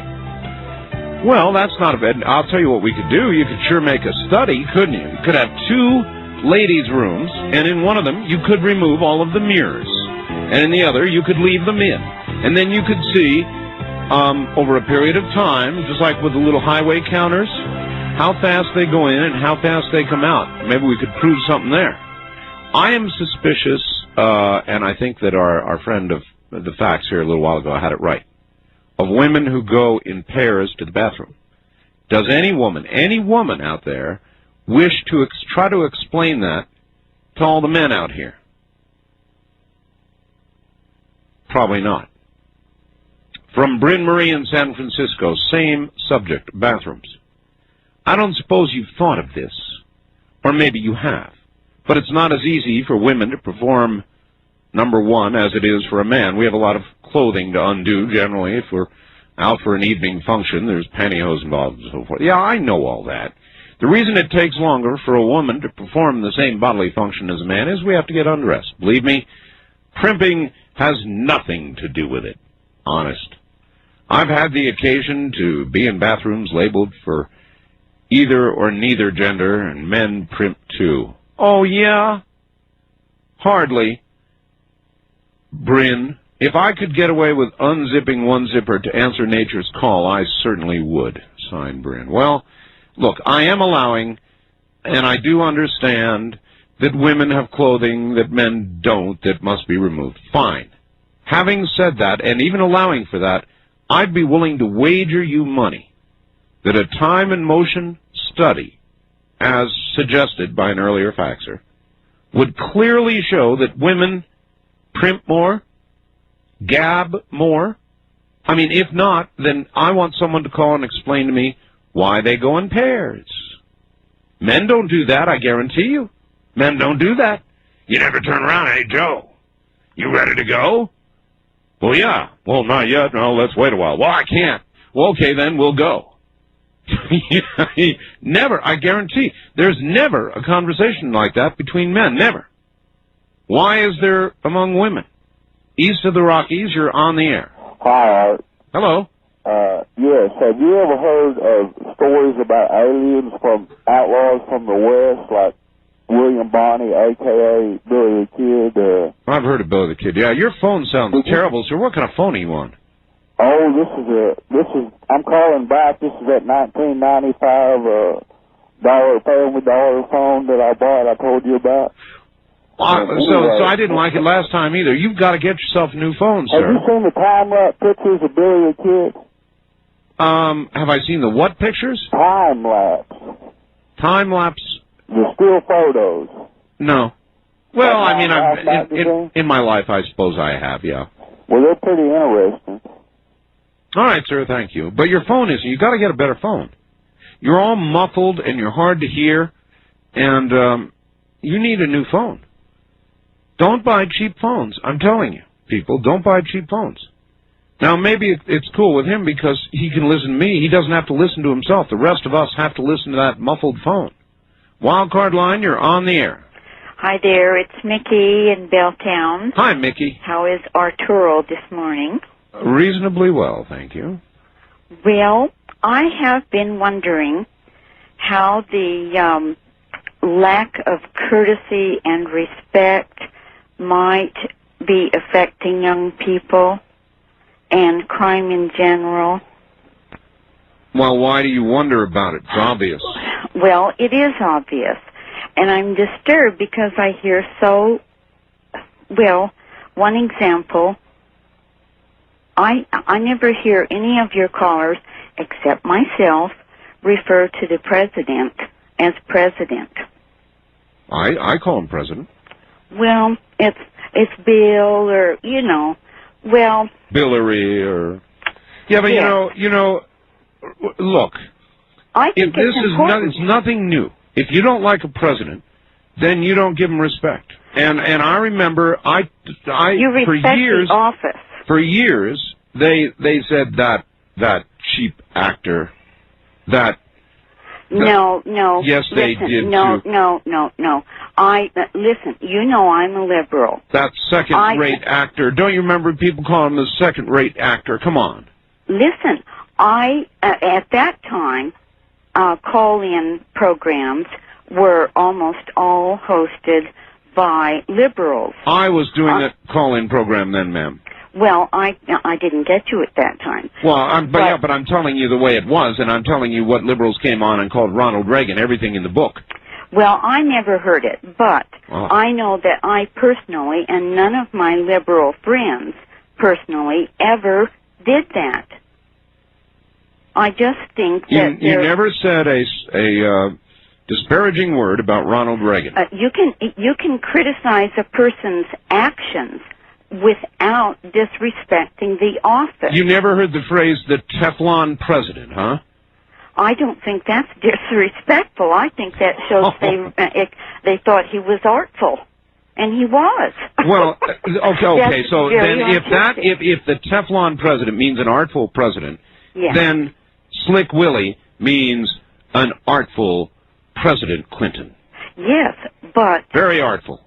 Well, in the field of politics, both of them. Certainly, Reagan was, and Bill is, whether you like it or not. I even object to the use of their two names in the same sentence. Bless your heart. I'll see you later. Yes, the Teflon president, why, that's just referring to an artful man. Finally, a phrase that she had at least heard. So then Bill is, no doubt, particularly artful, isn't he? Slick Willie. Slick Willie. It's just a way of paying the man a compliment, saying how adept he is at the world of political intrigue and dodging and the ability to answer any question put to him with no sort of answer at all. That's slick. Artful. East of the Rockies, you're on the air. Hi. Hey, Art. Hello. It's Jim from Tuscaloosa, Alabama again. Hi, Jim. How you doing tonight? Fine. That's good. Listen, I hadn't heard you come in on your book. How's your book coming along? Well, it's a secret. It's a secret? It's coming along fine. What kind of cover are you going to have? It is being specifically designed for the book by a man, a commercial artist, who did live in Tennessee and now lives in Las Vegas. And he sent me a portrait caricature as a present. Yeah. And the publishers who are publishing my book came to visit me about a month ago or more, and they saw this and they said, "My God, what a wonderful book cover." Yeah, well, listen, I had a kind of an idea, like maybe you might be interested in putting on the cover. What? How about you and your wife and your cats? Well, in times of Art Bell. Well, that's... I like to see cats. Well, you're going to see them. There'll be photographs of my cats in there. Oh, are they? Oh, come on now. Would I write a book without... Hey, look, I got a lady that lives next door to me. She got about 15 or 20 cats. Yeah. And, she's a cat lover. Yeah. And those are the well-behaved cats you have ever seen. All of them? Yes, sir. They don't never... I got a bass boat out in the back, and how cats like to get up and stuff. They don't even get in my boat. And she adores them. You ought to see them when she had a little bitty baby. You can hear them over there going, meow. You can hear them all the way across the yard. If I was a cat, I wouldn't get in a boat either. I mean, the only thing around you then is water. All right, well, thank you very much for the call. Of course, as a matter of fact, I have got some of the best, I'm holding back all the good stuff, for my book. Can you blame me? The really good stuff I'm holding back. I've got a picture of my 17-pounder actually smiling. It is a gosh darndest cat picture you've ever seen it's a close-up of his face, and he's smiling. There's an actual cat smile on his face. There will be photographs of Shadow, my new cat, who is the most lovable cat I have ever seen in my whole life. God, she wants to make friends with my big cat so badly. She comes up and she does things like lick his face. What does it do? It just ticks him off. He's been in a foul, spitty mood ever since she showed up, and she pushes him around. It's really kind of embarrassing.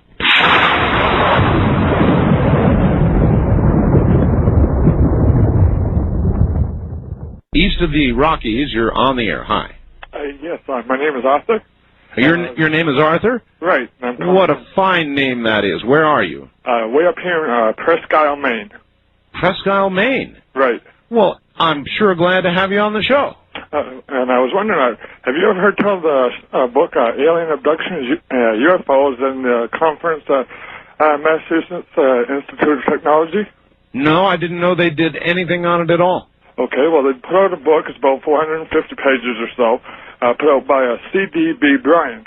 I'll be darned. And that was taking place in 1992. And I was just thought maybe you might be interested in maybe either having this person on your show, or maybe you might even be interested in picking up the copy of the book yourself and reading it yourself. I'll put it on the list. Okay. Let me, before you go, I want to ask, Maine, you're way, way, way up there in the northeast corner. Has your weather this year been what you would call normal or weird? Sort of weird. It's been really dry. Dry? Yeah, we usually get a little bit more precipitation, but this year it's been awfully dry, and just yesterday we got a little bit of rain. Huh. So anyway, so where are you located there, Art?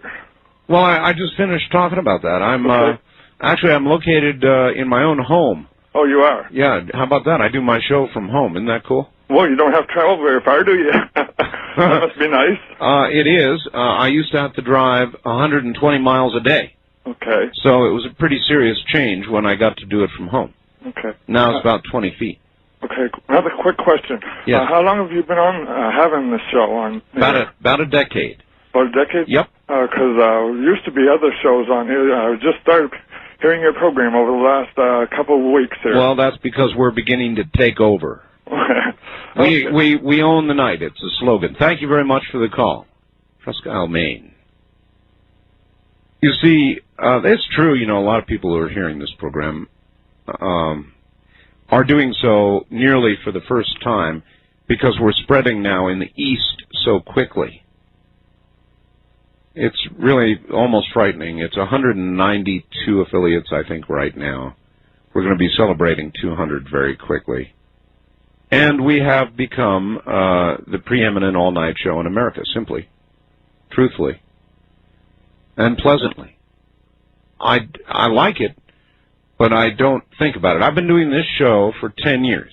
It used to be called, originally, when it was on KWN, that was the Seed Pod station, the alma mater, however you want to put it. It used to be called West Coast AM. Then it syndicated. Then the syndication took off. And now... Anyway, I try not to think about that a lot because it makes me nervous. First-time caller, you're on the air. Hi, Art. Bob from Illinois. Hi, Bob. Just a comment about Mr. Clinton. I don't have the audio clips from the 6 o'clock news, but bear with me. I think this will ring a bell.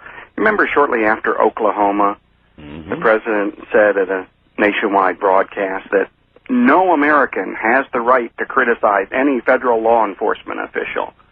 Remember anything like that? The media didn't play it up as big as they should, but he was basically telling us we didn't have any right to free speech or to criticize our government.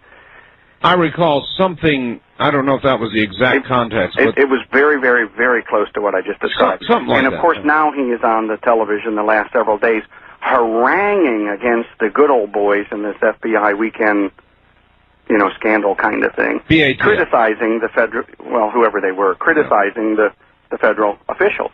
Well, actually, I thought the criticism was rather muted because he said that anybody behaving that way should go find another job. I mean, that was the most, the biggest sort of downside to that sort of behavior that he seemed to talk about. I mean, go find another job. Anybody else, throw him in jail for 10 years. He knows about abhorrent behavior and how, if you get away with it as governor, you ought to be able to get away with it as president, and so you go find another job. Other concern I have is that I'm convinced that there's a lot of rotten fish regarding Vince Foster and Whitewater and everything else, but my concern is if we find that and get rid of Clinton, perchance, then the Democrats might come up with somebody respectable to run, and I'm not sure the Republicans have anybody. I mean, I'm very Republican, but I'm not impressed with the Republican field. And I'm concerned about what's going to happen in '96. There's some good men there, but I'm not excited yet. And you're on a portable phone. Yeah, and I apologize. That's all I've got. And I know you don't like them, so all right, well, I'm finished. I appreciate the call, sir. Thank you. I mean, it was bearable. I could just tell by the hum, which is why you should buy the Tropez so you don't have that rotten hum. And then if a neighbor's on, why, of course, you've got other problems because then there'll be what's called a carrier interference, and it really sounds awful to the degree that you can't even hear who you're talking to sometimes. Wildcard line, you're on the air. Hello. Hello, Art Bell. Hi. Tom, quick. Okay, we got the radio off. All good. Where are you? We're up in Washington. Way up in Washington. Yeah, way up in Washington. Okay. And I don't want to upset you or nothing, but this is your alien friend. You're an alien? I called because I have an answer to your question that you asked about a female. Sound like a young female alien. Yeah, pretty young. First off, I love President Reagan. I think in my book that he was the best president there ever was. And I didn't vote for last night's garbage.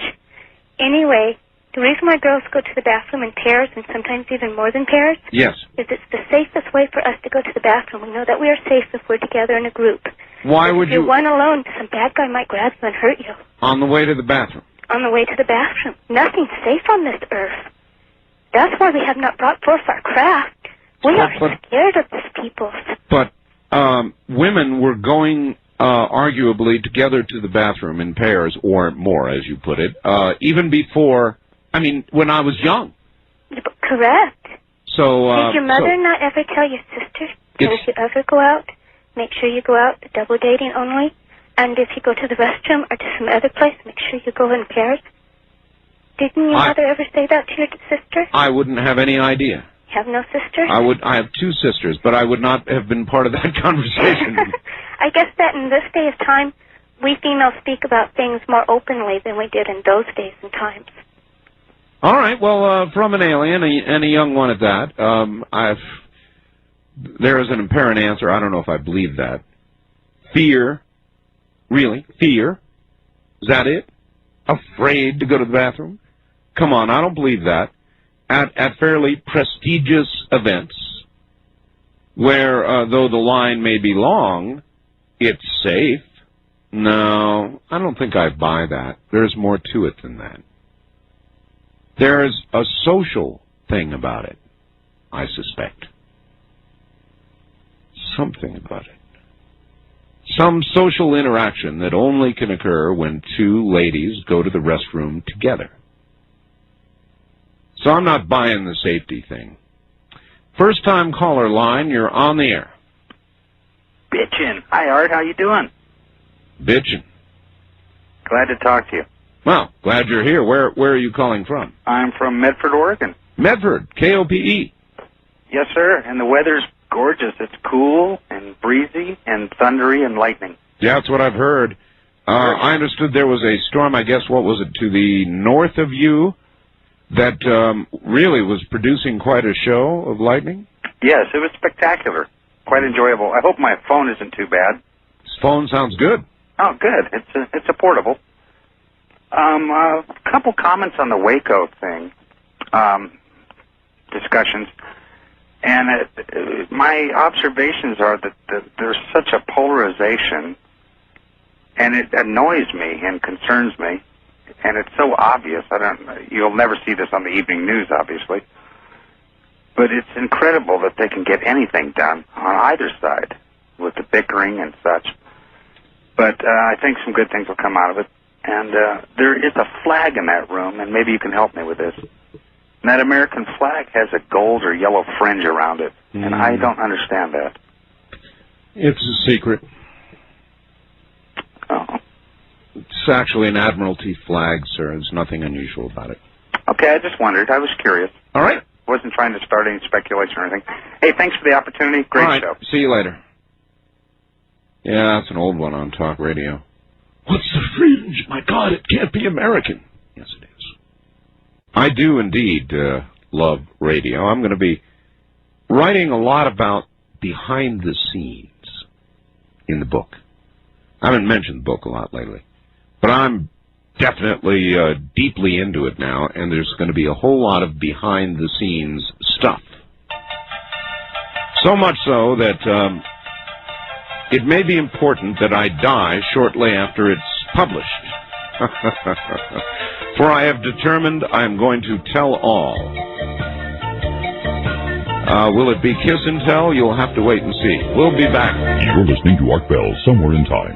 Tonight featuring a replay of Coast to Coast AM from July 21st, 1995.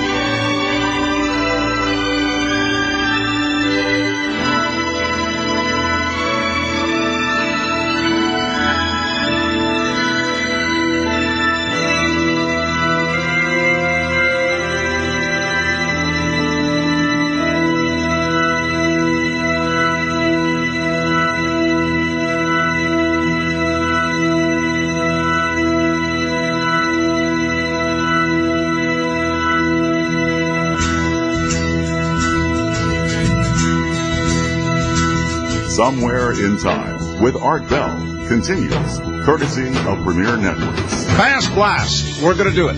I'm going to do an hour of Fast Blast. That's where you get to call up and say about one sentence, at the most one paragraph. All I want is your first name or where you're calling from, and then I want a sentence from you, or a paragraph, and no more. Then we go on to another call. You can call any number you can get through on for Fast Blast. And the numbers are coming up in a moment. Well, no, I'll give them now. First time caller line, 702-727-1222. 702-727-1222. Wildcard lines, area 702-727-1295. West of the Rockies, it is 1-800-618-8255. 1-800-618-8255. East of the Rockies, 1-800-825-5033. And it's got to be fast. Remember that, or you're gone. So make it a meaningful sentence or a meaningful paragraph at the most. Now, reflecting on the plan to put high explosives on Mount Vesuvius. Art, happy birthday. What does a beached whale and a volcano have in common? Answer, idiots with explosives. Live long and prosper, Robert and Roswell. And then there's one more item here, Art. I think you're cheating. I keep picking up that M.C. Escher drawing of a man reflected in a crystal ball which he is holding. The only other image I get is one of you leering. You seem to have horns. That's Lawrence. Thanks, Lawrence. All right, we are now going to do Fast Blast. And believe me, when we do it here, it is indeed fast. So, if you're ready, away we go. East of the Rockies, you're on the air. Hi, I'd like to take a wild guess at your object. What is it? Does that something to do with baseball? No, wrong, bonk. All right, we are now hereby canceling the remote viewing project. Only one guy got it, though I have not checked my email. You can continue to fax if you want, but no more telephone responses during Fast Blast to my object. Okay, cancel that idea. Anything else is fair game. West of the Rockies, you're on the air. I was just going to tell you what I thought it was. Oh, no, we're not doing that now. Wildcard line, you're on the air. Just wanted to know why you're not. No, we're not doing that anymore. East of the Rockies, you're on the air. Yeah, this is Kermit, and I'd like to say that you need to pay more attention to the IRC. All right, thank you. Wildcard line, you're on the air. Yes, the American Revolution was caused by the issuance of currency by America. This is what the freemen have done, and they are being persecuted and called the same lies that the patriots of the early Americas were called by the media today. All right, thank you. First-time caller line on the air. Yazoo, 1000 the best. All right, thank you. Yes, it is. East of the Rockies, you're on the air. Yes, TTC on the IRC. Come on in. All right, west of the Rockies, you're on the air. Oh, hi, Art. Ed in Selland, California. Major Dane said that the Art's parts was actually part of a time machine. He did. Yeah, can he expand on that, or? No, he's not here, so he can't. East of the Rockies, you're on the air. All I want to say to America is stop and think about Richard Nixon, who was the most lying, thieving president we ever had, and Clinton said he was a great man. I'd say it's a close contest. Wildcard line, you're on the air. Gerhard, Oakland, California. If the God of the Bible, if that God did exist, it would be necessary to hang him by the neck until dead for crimes against humanity. Thank you. First-time caller line, you're on the air. Yes, headline, Art Bell. Headline paper. Art Bell believes in UFOs, but has problems with black helicopters. Go figure. Art Bell doesn't believe in either one, except, actually, he believes in black helicopters more because they really are out there. Wildcard line, you're on the air. Prediction. If Hillary is indicted, she will be the victim of an Arkansas suicide. The circle grows larger. East of the Rockies, you're on the air. Scary thought, Freeman in Missouri. West of the Rockies, you're on the air. Yeah, are you going to have anyone on that speaks about the Montauk project? I've had many people on who speak about that. First-time caller line, you're on the air. Yeah, Bowman delivering papers in Washington State about Hillary and Bill and who would forgive whom. It's like asking Charlie McCarthy if he would forgive Edgar Bergen. Yeah, thank you. A wildcard line, your turn, you're on the air. Art, why do you keep calling me? Leave me alone. All right, east of the Rockies, you're on the air. Yes, I just wanted to inform the public that government agencies regulate pesticides on the basis of risk versus benefits, and that that means that risk to your health versus benefits to the food industry's profits, rather than primarily protecting the human health, are... That sounds good unless you're in the hospital somewhere. West of the Rockies, you're on the air. Yes, Art. Skip from Placerville. America in turmoil. 50% of the people are worried about losing their jobs. The other 50% are worried that they're going to get one. All right. That's probably right.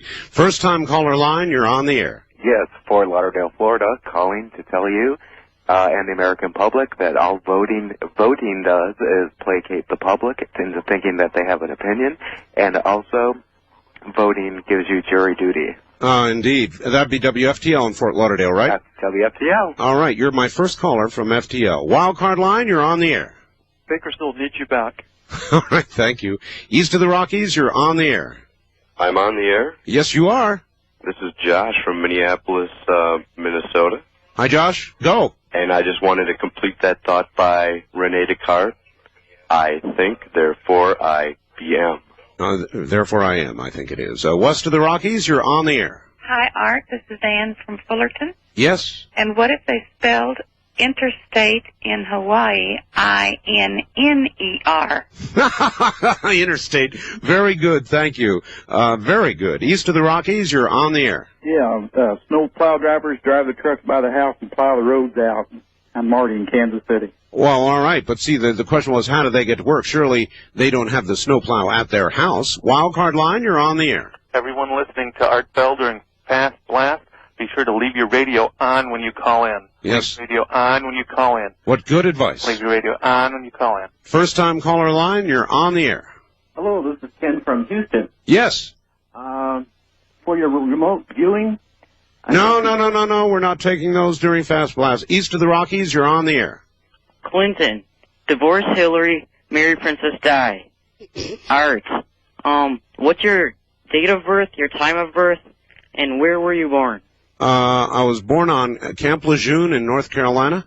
I was born at 12:53, I think, in the afternoon. June 17th, 1945. West of the Rockies, you're on the air. I got two quick comments. I'm calling from Alaska, and KENI is no longer on the water. They moved into the Diamond Center. And number two, anybody but Clinton in 96. All right. First time caller line, you're on the air. Yeah, I was just wondering if that idiot that thought up the idea of poisoning the drug supply was sucking on a cigarette when he thought of it. He probably was, as a matter of fact. Thank you. A wildcard line, you're on the air. Hello. Hi, Art. This is Mick from Moore Park. In Japan, they already have a policy of making people scrap their cars when they hit a certain number of miles. The motors are for sale here in California. It's soon to happen here. I believe it. East of the Rockies, you're on the air. Hello. Greetings from the Mid-South Plains of the United States, the new desert where we've gotten rain 4 out of the last 6 days. Well, I bet everybody back there is heaving a big sigh of relief. We're not quite dancing naked, but we're close. All right, my friend. Thank you. West of the Rockies, you're on the air. Good morning, Art. Good morning. Yes, one thing about the chupacabra, if I'm pronouncing that right. Chupacabra, sir. Say it, let me hear you. Chupacabra. Not bad. One thing you haven't hit on when it comes to that little creature, for it to avoid humans the way it does and everything, it would have to have an IQ of about 300. Well, and if that would be the case, we couldn't let it live and we'd have to keep it in the cage if we did. All right, sir. Thank you. First time caller line, you're on the air. Well, that wasn't clear. Do the wild thing at 702-727-1295. Wildcard line, you're on the air. La chupacabra, light your face off in the night. Yes, it does. West of the Rockies, you're on the air. Yeah, it's a dream catcher with a purple and a green feather. No, it isn't. East of the Rockies, you're on the air. New Orleans, Louisiana. The chupacabra's being chased by vampires in the French Quarter.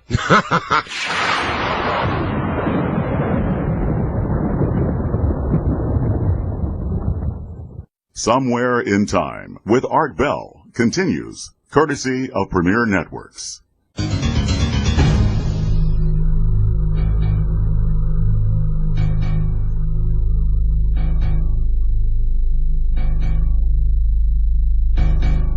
All right, back to it we go. East of the Rockies, you're on the air. Yeah, hi, Art Bell. How you doing? Okay. Hey, listen, this is Rod. I'm calling from the Virgin Islands, all the way in St. Thomas. Oh, yes. We gotcha. Hey, listen, I want to wish you a happy birthday from everybody down here. We listen to you all the time, and we love you. Well, thank you, and it's good to know that you people in the Virgin Islands can get through on the east of the Rockies line. Now we know. Well, I tried real hard. All right, well, you made it. Thank you. That's good to know. Virgin Island people can get through on the east of the Rockies toll-free line. West of the Rockies, you're on the air. Hi. What if Major Dames knows the future because he is privy to HARP plans so that he can establish credibility for Operation Starman? The Major has seen that HARP played. Wildcard line, you're on the air. Did you hear about the new KFC Hillary special? East of the Rockies, you're on the air. Hey, what the heck is this chupacabra thing? You'll find out late one night. Wildcard line, you're on the air. I heard the reason why you're such a good man is because your father was a Marine. He was indeed. East of the Rockies, or still is, I guess you're always a Marine. First time caller line, you're on the air. Hey, Art, how's it going? This is Matthew in Hollywood. Hello, Matthew. Hey, I was just thinking when that caller was asking about who God was talking to. Yes. I was thinking, and then you said, first words you said was, let there be light. Right. I was thinking, time, there's no time without light. So as soon as there was light, that's correct. Exactly right. That's the point I was trying to make. He was probably referring to the Holy Spirit. But yes, isn't that something? Yeah, that was a brainstorm. I heard you say, I was all sitting there by myself. I'm like, the angels. Whoa, that was a great answer. Well, it was the best I could do quickly. All right, Art, happy birthday. Take care. West of the Rockies, you're on the air. Hi. It's Bill. Yes. This is Stan, man, in Seattle. How you doing? I'm fine. Hey, a few weeks ago, I sent a little book off to you called Pandora's Clock. Oh, I've got it. I've got it. I'm reading it. No, I am reading it. Do you like it thus far? Yes. I understand they're going to make a movie out of it. I'll bet they are. That is my current read. Good. Yeah, I hope you enjoy it. I figure you would. It's got death and disease and all the good stuff in it you so much enjoy. Yes, you know me well. Hey, I also like your little synthesizer, voice synthesizer that you have. Cool, huh? When did you get that, anyway? Well, I began to look into it when I had a few people using it on me, and then people started calling me up and saying I was the devil's toe jam and stuff. Right, I remember that. Yeah, there you go. So I figured, just like when they said I'm in the CIA. Yeah. What the hell? You know, if they're going to think that I'm the devil's toe jam, I'm CIA, 99th degree Mason, and other stuff that I can't even talk about. I might as well go ahead and say, yeah, that's me. Certainly, and then. You know. Hey, I wonder what the Bigfoot's voice would sound like to the synthesizer. Something like this. Something like that. Yeah, that'd be cool. Thanks. You bet. See you later. Yeah, that's it. I've taken that tack, you know. I mean, the more you deny something, the more people say, that's you. You're a one-worlder. You're in the Trilateral Commission, aren't you? The Council on Foreign Relations. We know you sit there. You're a Mason. You're CIA. You're the devil. Well, don't deny it. I mean, it stops them cold. You know, if they think you're the devil, let them think you're the devil. West of the Rockies, you're on the air. Hi, Art. This is Barbara in Surprise, Arizona, the other part of the desert. Hello. Happy birthday. Love your show. Thank you. Bye. Bye. Wildcard line, you're on the air. Yeah, Art, I wanted you to know and everyone who's listening that I still love my ex-girlfriend Suzanne in Fresno, California, KMJ. All right, Suzanne, he still loves you. First-time caller line, you're on the air. Yeah, the number of your years total is higher than the number of your IQ, your intelligence. Well, thank you. That's so sweet of you. East of the Rockies, you're on the air. Quick question. A couple of days ago, you had a guy come on, just a caller, who had dreams that were coming true about sports events. Yes. I was wondering, which name did he say for the U.S. Open? I think it was Tom Watson, and I think he blew it. First-time caller line, you're on the air. Yeah, when will you have Major Dames back on again? I just had him. I know, but he's that good. I know. Well, we'll have him on again soon. West of the Rockies, you're on the air. Hi, this is Stan from Bakersfield. Hi, Stan. And you've lost your KNZR here. Well, we're moving to Kern, that's why. Good. All right? Good night. All right, good night. Wildcard line, you're on the air. Yeah, every time I see Bob Dole on TV, he's crying. I think I'm going to vote for Lamb. Well, there is something to that. You know, Bob Dole does shed a lot of tears. It's not necessarily bad, but it's been more than a little lately. First-time caller line, you're on the air. Hi, this is Mona from San Diego. Hi, Mona. Hi. Well, actually, it's Simona. Simona, all right. I just wanted you to know I love your show, and I wanted to ask you, in your music, are you using anything by Dead Can Dance? No, I'm not. East of the Rockies, you're on the air. West of the Rockies, you're on the air. Hi, Art. To call from L.A. The other day I saw on our news here that 14 tourists in Scotland saw the Loch Ness Monster and confirmed it for about 5 minutes. Why didn't any of them have a camera? It's a good question. I also heard that same news. 15 people saw the Loch Ness Monster. Wildcard line, you're on the air. This is Kiwi in Honolulu. How you doing? Just 1 point. Everybody, the Bible is a very nice story, but don't take it so seriously. Also, watch A&E Biography on A&E. All right. Thank you. East of the Rockies, you're on the air. Destroy the oligopoly and kill the Masons. Oh, now don't say that to a 99th. West of the Rockies, you're on the air. Hi, Art. This is ultra conservative TJ from San Clemente. Just a reminder that gun control is hitting what you aim at.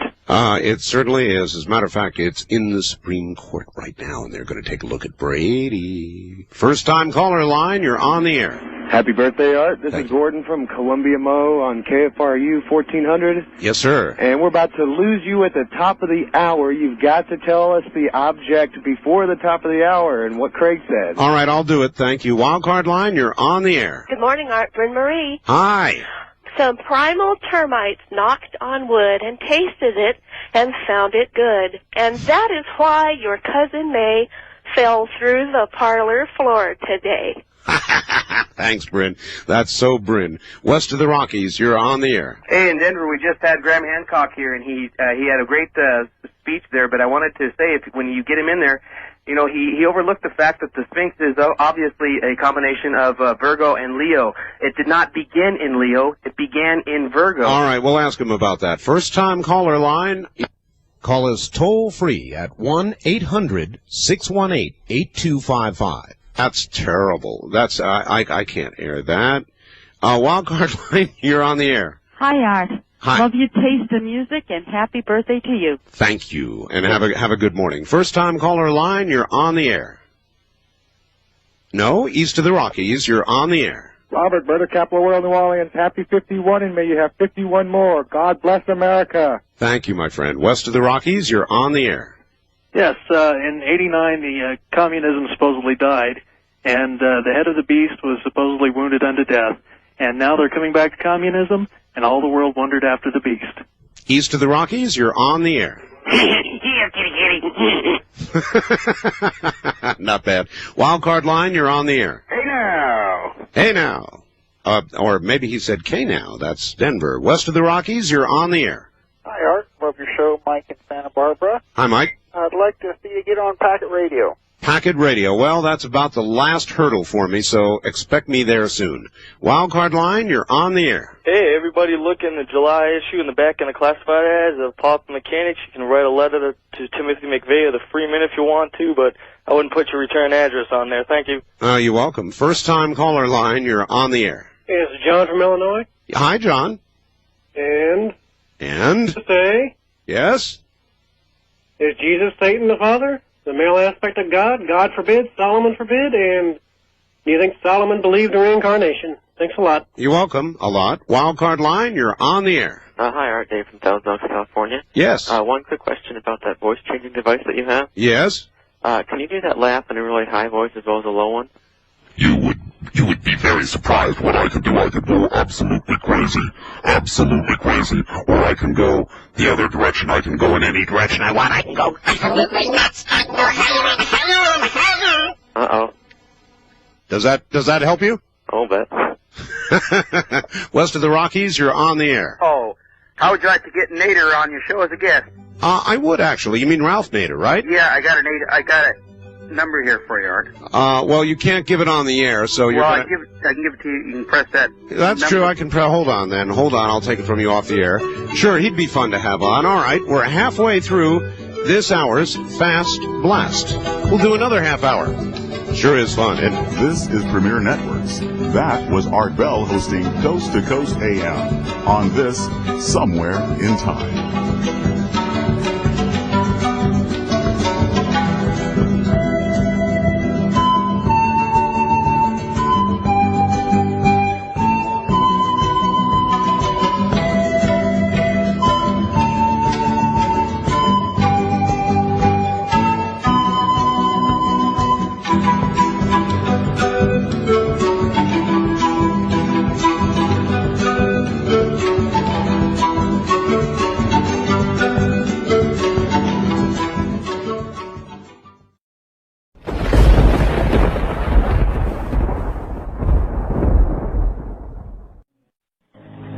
I'm Art Bell. I just happened to be in the neighborhood, so I dropped by to extend a special invitation for you to join me Sunday for Dreamland. It should be a great show. My guest will be Dr. Elvin Taylor. The topic, subliminal perception. Don't miss it.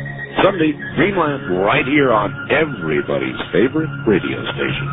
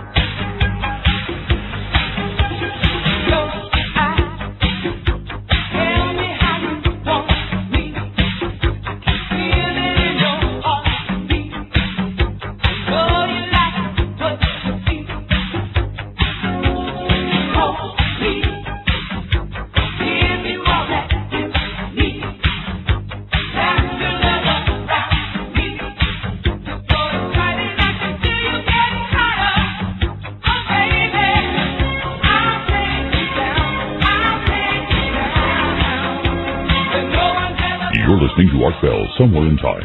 Tonight featuring a replay of Coast to Coast AM from July 21st, 1995.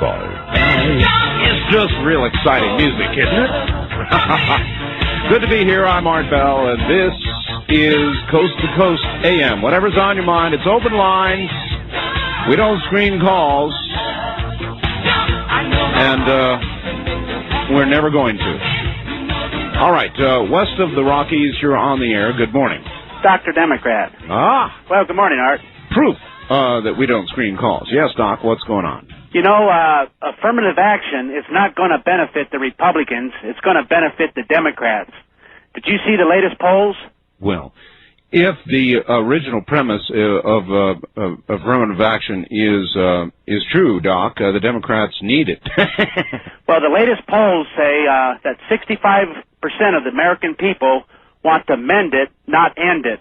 And that's exactly the position Bill Clinton took. Let us hear you explain precisely what that means.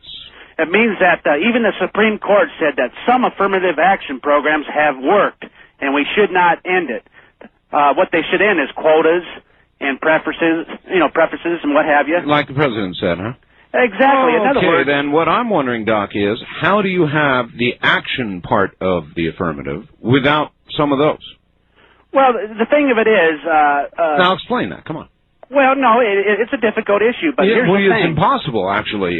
So, yeah, in other words, here's the thing. What the president said is impossible. There's other elements of concern besides quotas and what have you. Yeah? American people think this is race baiting. And if you divide this country... The American people think that it's racist, is what they think. No, if you divide this country along those lines, there could be serious social problems ahead. Riots? It's the attitudes, it's the mentality that a lot of people have, minorities and what have you. They think they're being treated unfair. You mean like no preference, no peace? Well, some people feel that way, but not most people. That's really what you're saying. No, the fact of the matter is, and they did another poll, between Clinton and Dole, and they asked who could handle affirmative action better. 44% said Clinton, only 36% Dole. So I don't think Dole I would is going to make consider this that an issue. I would consider that a badge of honor for Bob Dole. Well, here's the thing. I think what's happening here is that Clinton and the Democrats are stealing issues from the Republicans. Well, they are. Yeah, it's true. They're turning them around, and the Republicans are getting a backlash. Well, what's actually happening is not Democrats, because they're not really with Clinton here. He's beginning to run against his own party. Well, he's running in the center where the mainstream is, and that's very intelligent. Which is not where his party is. Well, here's what happened. The Republicans abandoned the center. They left the center. So Clinton said, hey, there's an opening there, and I might as well be the guy to take it. And the Republicans are still staying way out there far right. Look, Don, and they're losing points every day. I will admit, Bill Clinton has never feared to voyage to any political location which would gain him personal popularity. And as far as that, how about that 14-year-old girl? Wasn't that the best strategy the Democrats have ever used? She was a surprise witness. The Republicans had no idea that the Democrats were going to bring her up on the first day. Yes, that was very good PR. They turned the Waco hearings right around, and right now the Republicans are in big trouble because of the NRA and that girl's testimony. Now, it was proven that the NRA is part of the Republican investigation on Waco, and the people can't stand the NRA. About 80% of the people think they are extremists. And so the Republicans, this whole investigation that the Republicans tried to carry out to hurt Clinton has backfired on them. Well, aren't you proud, Doc, that you were able to take what should be an investigation to get to the truth about a serious matter, why 80 people died, including a lot of children, Doc, and divert attention from the truth? Yeah, it's really something to be proud of, Doc. I hope you're really proud of that, and you obviously are, because you don't care about the truth. All you care is about politics. You really are a wonker's wonk, and you belong in the White House. If the president does. First-time caller line, you're on the air. How you doing? I'm doing. I think that what Democrats said is just a bunch of crap. Well, yeah, of course it is. I mean, I don't know. I'm 24 years old, and I'm just really sick and tired of hearing all this just crap. I mean, I don't know what else to call it. No, it's crap. So I mean, mad. you've got it right. It's crap. It's definitely crap. That was a bunch of crap. He couldn't identify, couldn't even begin to identify what affirmative action is if it's not quotas and racism. He just sort of skipped over it. I mean, what is it? I am not that stupid. You know, and I don't know anybody. Well, any of my friends. now. Maybe not your friends, but maybe enough to cause a re-election of Bill Clinton. Don't discount that. Well, you know, I don't know what this world is coming to, but it really scares me. You know, it really honestly scares me. I don't know what to think. Well, before it goes completely to hell, sir, you can always fool them and die. Well, I'm going to do all I can to make sure that, I mean, at least mine is secure. You know what I mean? I do, and that's all you can do in all probability. You can take some global or national action, but the majority of what you can do is right there at home. And that's where it starts. You got it. Thanks for the call. That caller is exactly right. Exactly right. Wildcard line, you're on the air. Is it Al? Yeah, this is Al. How you doing, Art? Just kidding you.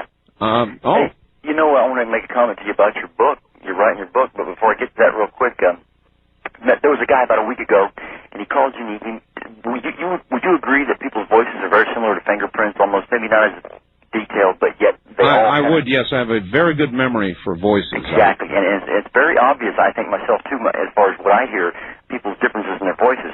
A guy called and he asked you, he was confused about a fellow who called the week before, and you threw out the name Charlie, but that wasn't the caller's real name who had called. He made a comment that this guy sounded like the cartoonist who wrote you up in that cartoon.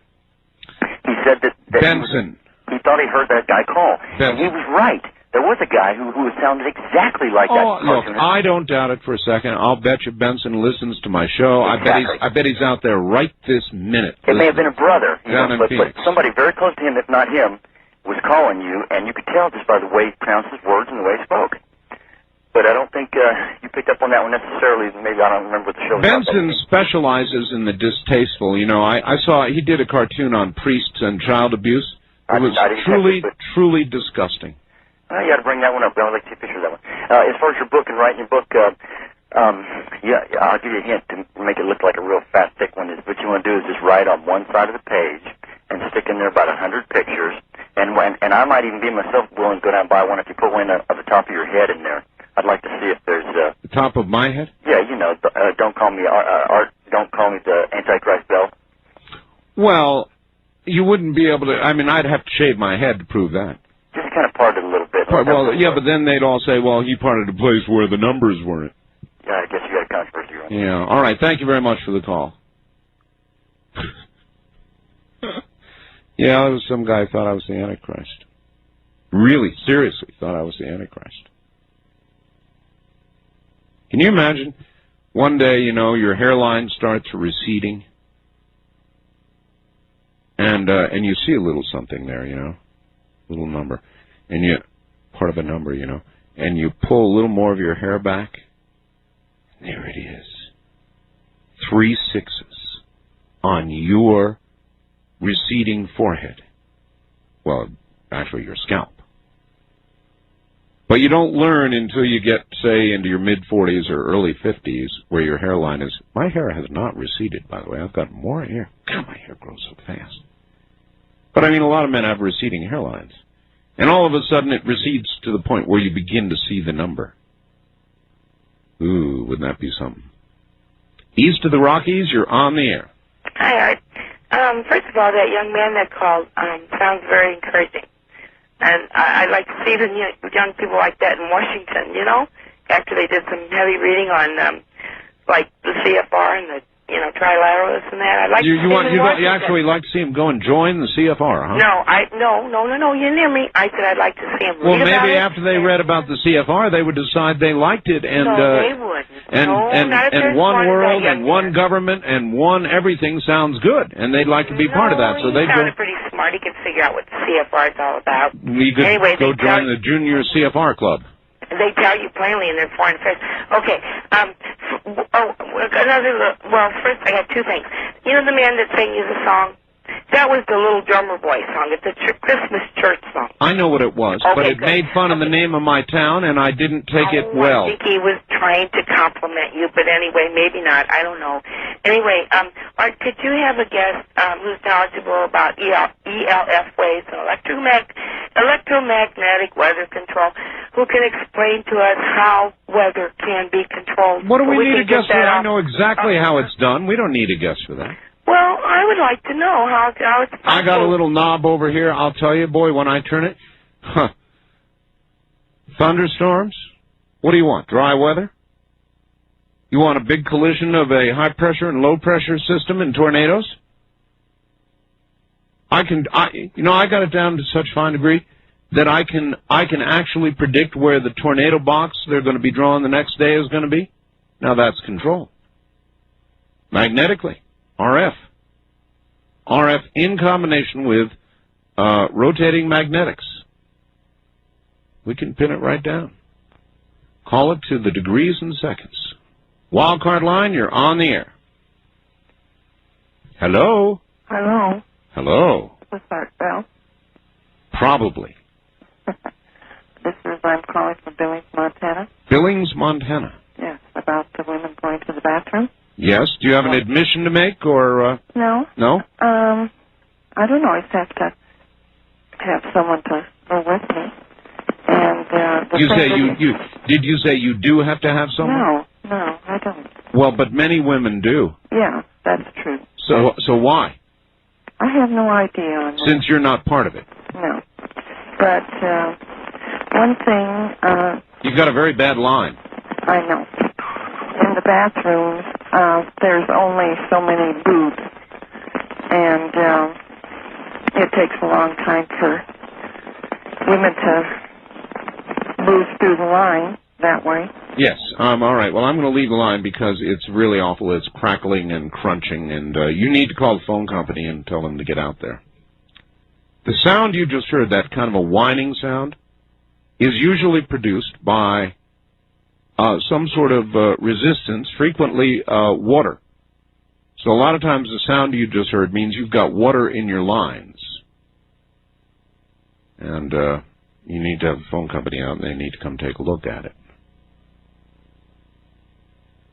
Anyway, so she was an individual denied pairing with other women. But we all know, most men know, that most women do it. So what do I get the exceptions? Anybody out there want to admit it and tell why?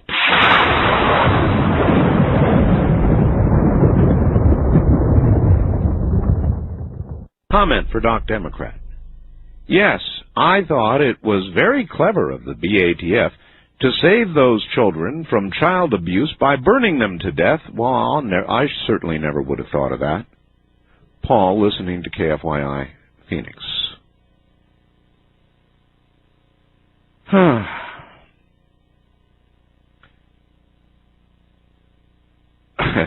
I'll tell you, you've got to pre-read these. I bring them in. I bring these in and read them as I read them. And fortunately, early on in my life, I learned to scan a sentence ahead because a lot of these faxes are simply not arable. East of the Rockies, you're on the air. Good morning. Hi, KSO, Sioux Falls. Sioux Falls, South Dakota. Right. Excellent. I just wanted to, about the bathroom issue. I just have observation. Why women take longer than men. Well, okay. I mean, we know about the clothing part. Now give us something beyond that. Okay, have you ever tried to fight with the toilet paper dispensers in public bathrooms? Now, how do you figure that's, well... Well, see, guys just shake it off and they're on their way. Well, yeah, well, all right. I mean, all right. That's maybe a little something. Yeah, they are annoying. Sometimes you can't find the end. There is no end there. It just keeps turning. Right, or sometimes there's none and you have to get some from your neighbor passed under the stall. So, that's one idea. I don't think I'd ask. Hey, over there, how about some paper? Can you pass some paper over? I've never done such a thing. My big question is, why do women go in pairs? Now that really is an important question, because I think it adds to it. Now, you can't tell me that two girls who don't know each other and feel like gabbing don't use the opportunity to go to the bathroom as a place to gab. Well, yeah, we do. See, men don't do that. So if you're looking for an honest-to-God difference between men and women and bathroom time, you know, I mean, it's getting serious, and women are breaking into men's bathrooms and stuff like that. Oh, yeah, I've done that a couple of times. You have? Only in bars. Really? Well, just a couple of times. See, to me, that's frightening. Well, I don't make a practice of it, but... Well, let me try this out on you. Okay. If a man were to do the opposite and break into a woman's room, what do you think would happen to that man? Well, he'd probably get... Jail time. Jail time is what he'd get. All right, thank you very much for the call, but I think we can all see through it. Can't we, guys? The two women at a time thing is what busted you. See, everything else might be explained. Yeah, sure, a little extra time because you got to fool with the dispenser. I'll give you that. But given that, there's still a gigantic disparity to the degree that women are breaking into men's rooms now. And I say that is caused primarily by two women going at a time. Now, if women would stop that practice, I'll bet you the time in the bathrooms would be cut by, I'm going to say by half. And how much would that alleviate the problem? Probably totally. Wouldn't even be an issue. So we're going to do a little truth this morning about this. Wildcard line, you're on the air. Hi. Hi, Art. This is Scott calling on Togo. Yes, Scott. Just calling to let you know that about 2 days ago I uploaded some new Roswell pictures to you, and included in those pictures are two extreme close-ups of the face. And I saw. I've already seen them, but the problem with them is that they're distorted too much. The process of getting close distorts it, almost giving it a fisheye-like appearance. Well, some of them are that way because that is not representative of the original photograph. So. Well, not all of those are from the original photographs. For example, there's the close-up of the leg. That I thought was very good. And there's also... and the times 2 close-up was good. Right. When you get too far in, you know, you get into the pixels, and I think the usefulness is reduced. Right. Well, those photos are being analyzed by MUFON people. I see. Right now, and that's why the extreme close-ups are there. They're looking for wires and various other types of contraption. Yeah. But I thought that the close-up of the upper torso, where they're cutting into the neck and upper chest cavity, was very good. And I was wondering if you're going to include those in your newsletter as well. No, I don't think so. We're going to include the original 5, and if you listen to the interview with Ray Santini, Santilli, we have permission only to publish the 5, and so that's exactly what we're going to do. Wildcard line, you're on the air. What is your first name? Corey. Corey. Yeah. And where are you, Corey? I'm on Stanwood. You're where? Stanwood. Stanwood what? Washington. Washington. All right, good. Go ahead. I got a little idea why women go to the bathroom in groups. Why? I think it's because they're trying to figure out some way how to make our lives just a little bit more miserable.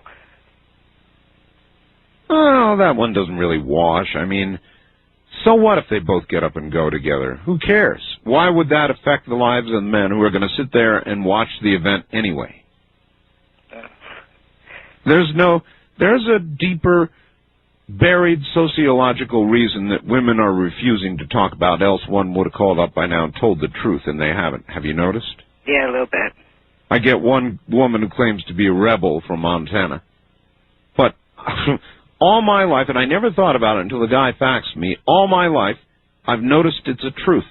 Women do that, but I just never, it never occurred to me before, except now they've got this big thing where women are complaining there's not enough bathrooms for women. And so they're going into men's rooms. And so there's some very serious reason, sir, thank you, why they go together. Sociological reason. I don't know what it could be. But I know that it is part of the problem. And the sooner they realize that, the sooner they'll have to stop breaking into men's rooms because they don't have enough time. That's what I think. Well, I'm going to take the time now to pre-read a couple of these faxes so that I don't lose my career instantly. My language, people, language. I know you get upset about these issues, but come on now. We'll be right back. You're listening to Art Bell, Somewhere in Time on Premier Radio Networks. Tonight's an encore presentation of Coast to Coast AM from July 21st, 1995.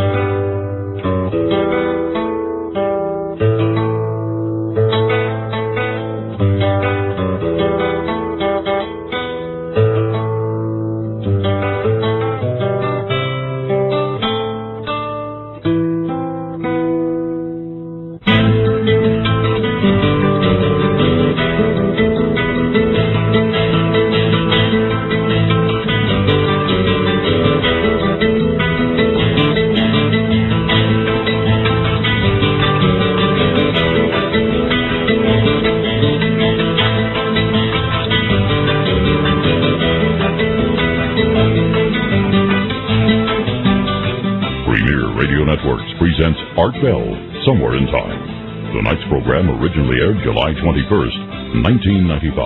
Hey, Art Limbell. Why, when you thought that both kids in the pipe beating were black, you felt it was relevant to mention their race? When you found out the truth that one of the beaters was in fact a white boy, then you changed your racist tune to say that race wasn't important. I dare you to read this over the air. Unsigned, of course. Normally, it has become my practice not to read things that people dare me to read or the air.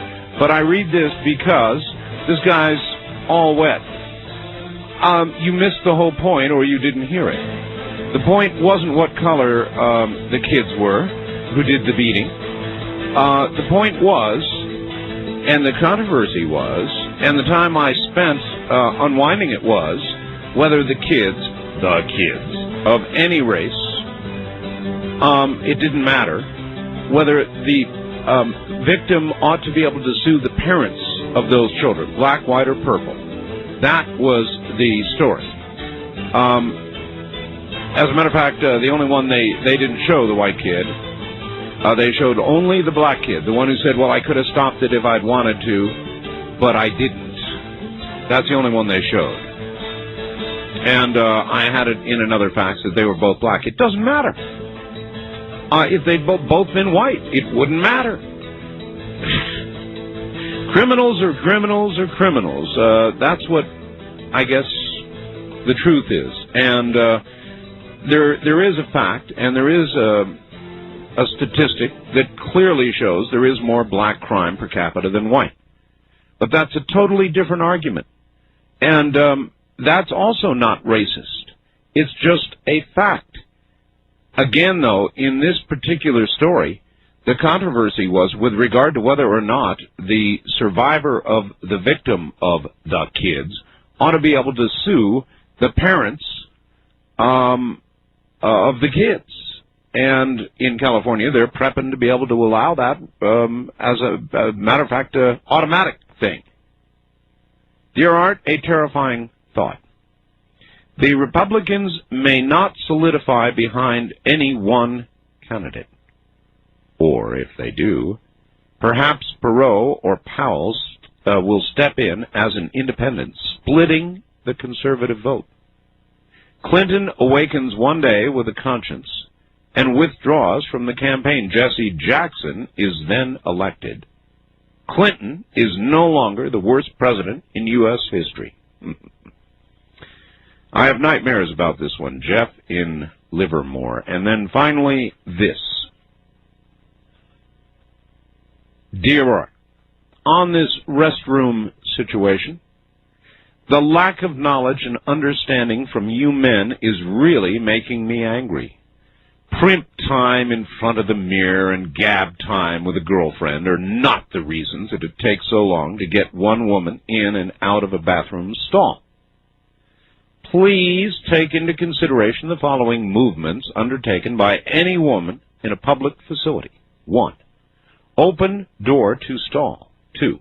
Lock door to stall. 3. Find a place to put handbag. 4. Line the seat with paper. 5. Undo belts, buttons, zippers, etc. 6. The obvious. 7. Redo belts, buttons, zippers, etc. 8. Unlock door and wash hands. Now, if women, she says, would not redress themselves inside the stall, it would definitely help. Lynn, listening in North Hollywood. I don't buy it all, Lynn. List or not, I don't buy it all. There is a reason women go together. It's a sociological reason, and I don't believe that they don't gab. I don't believe they don't talk. I know damn well they go to the restroom to talk about the guys. Right? So, are they talking stall to stall? Probably not. When do they do their talking? They get out and they look in the mirror and they primp and they talk about what's going on and the guys and stuff like that. And they talk and talk and talk. And that's so, in other words, a lot of this complaint about not enough bathroom time is the woman's fault. Isn't it? They just don't want to face up to it, but it's the truth. And I'll tell you this. There's damn little conversation that goes on between men. You women don't know. Those of you who haven't yet broken into a men's room wouldn't know. Men don't use it as a social gathering place. You go in there, you get your business done, and you leave. It's not a place where you talk about events or friends or have casual little conversations or do this or that. Yes, granted, no handbag. Maybe that takes an extra second or two. But basically, the problem is much deeper, and it has to do with talking. And women just don't want to admit that. East of the Rockies, you're on the air. Good morning, Art, Libertarian Nationalist. Yes. Are you familiar with that famous profile of FDR wearing the hat with the cigarette holder clenched between his teeth? Of course. Somehow I picture Doc Democrat having that tattooed on one arm and a donkey on the other. Well, after my book, you won't have to wonder. I'll have a photograph in there of him. Okay, well, good deal. Say, as far as the good old boy roundup. Yes? I think I know how the FBI is going to handle this investigation. I think their report is going to read something as follows. Yes, there were some racist incidents at the picnic, and perhaps there was a sexual assault and some drug use. However, all the wrongdoing was done by retired agents, and we have instructed current active duty agents to stay away from those picnics in the future. Well, actually, you would think if all was going on that has been alleged, then the active duty guys ought to be raiding the retired guys. Well, yeah, you would think so, but of course it's different. There's a double standard when it's... I bet actually if you checked into it, you'd find, you know what else was there? What's that? Probably a lot of guns. Yeah, I'd imagine there would have been one or two. Say, Art, lately I've really appreciated your observations on the relationship between the government and our so-called mainstream media. I think they're right on target. Yeah, I know. Thank you very much for the call. It's simply true. I watch very carefully. The networks, all of them, excepting perhaps PBS, it's done a fairly credible job, have been serving the interests of our government in the Waco hearings and the Whitewater hearings.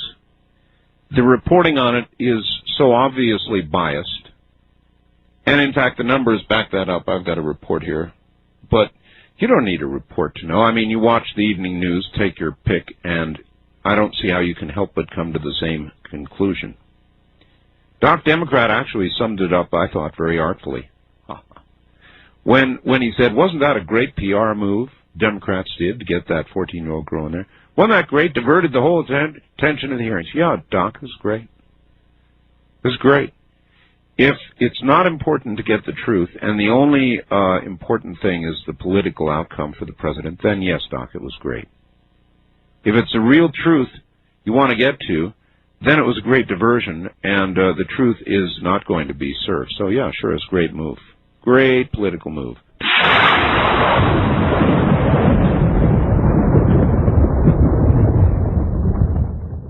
Last week, there were a number of people who castigated me for driving a Geo Metro.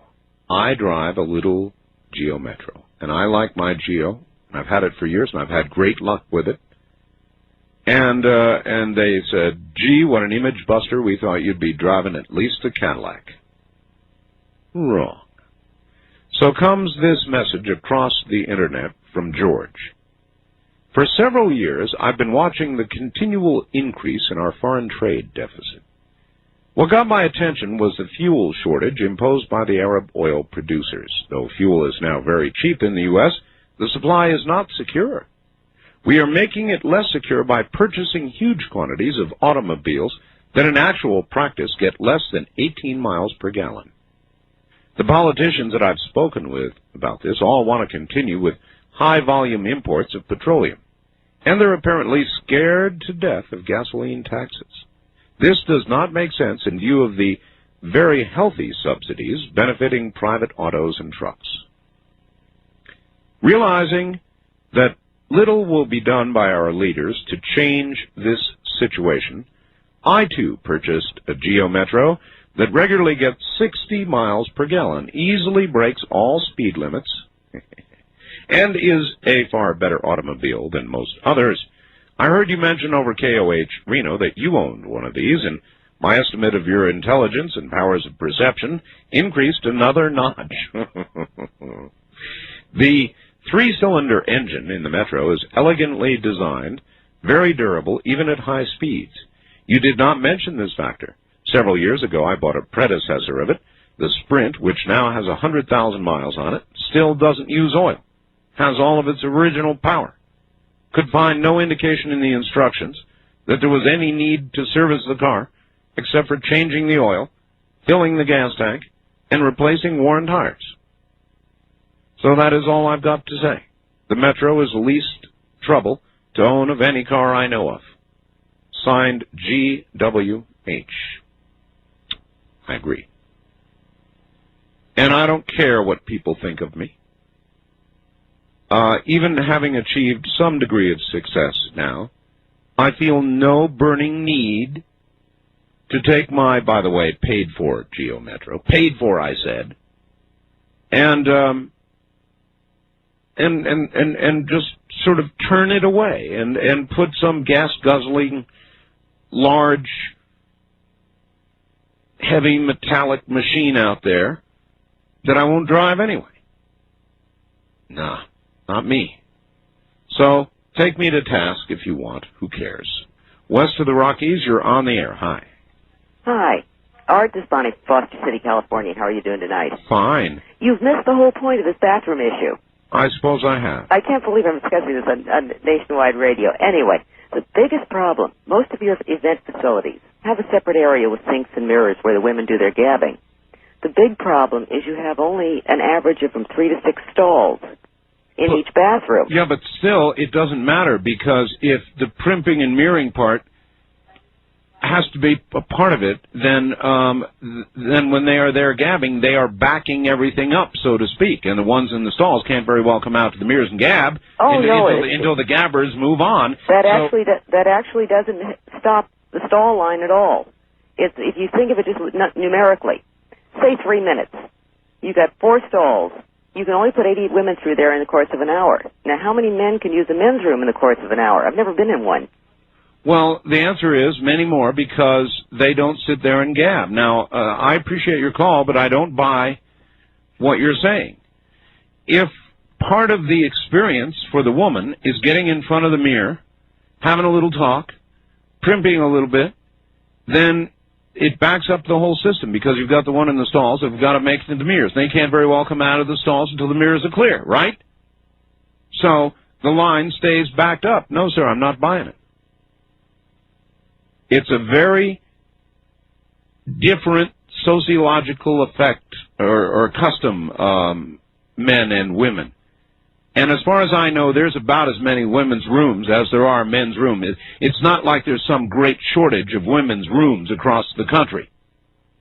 In almost any place I've ever been, you name it, restaurant, event place, whatever, if you've got a men's room, you've got a ladies' room. Only in very tiny places will they have one common for both, where you go and you lock the door, and then the next person uses it.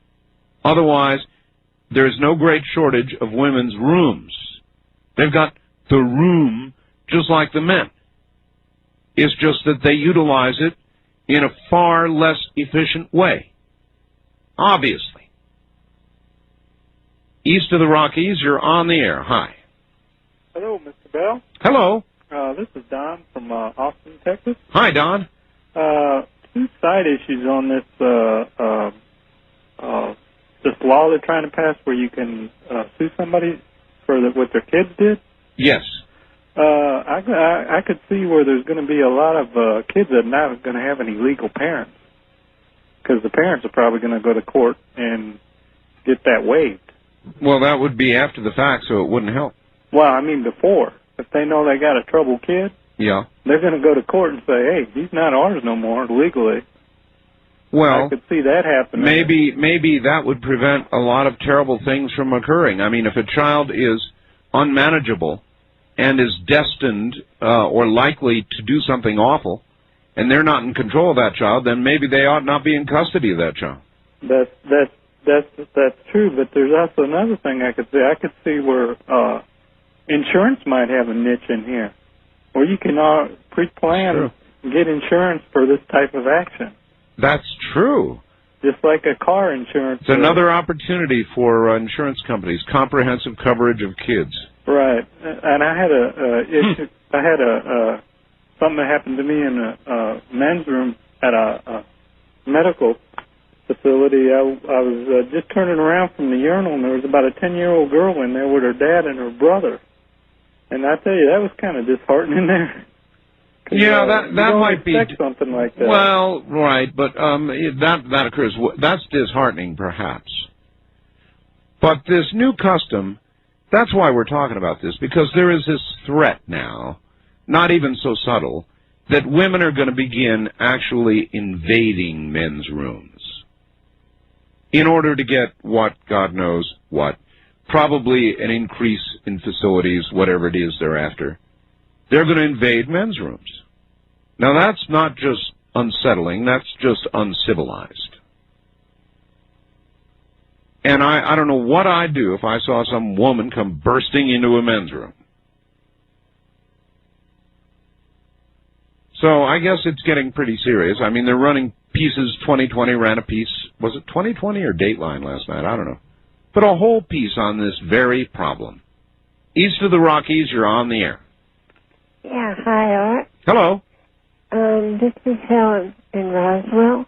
Roswell, New Mexico. Uh-huh, yeah. All right, I wanted to ask a question. I wanted, first of all, to mention that You know, sometimes in these ladies' rooms, the latches don't work a lot of times on the booths. Well, and then having another female kind of guard the door is kind of nice. Well, then protest to get the latch fixed, not to go over to the guy's room. Oh, I never went to a guy's room. Art, you get Virginia there. You got a station, Virginia. In January of this year, the 12th of January, my kids' cousin, a young man that was in Centerville for a visit, he was visiting his parents. Yes.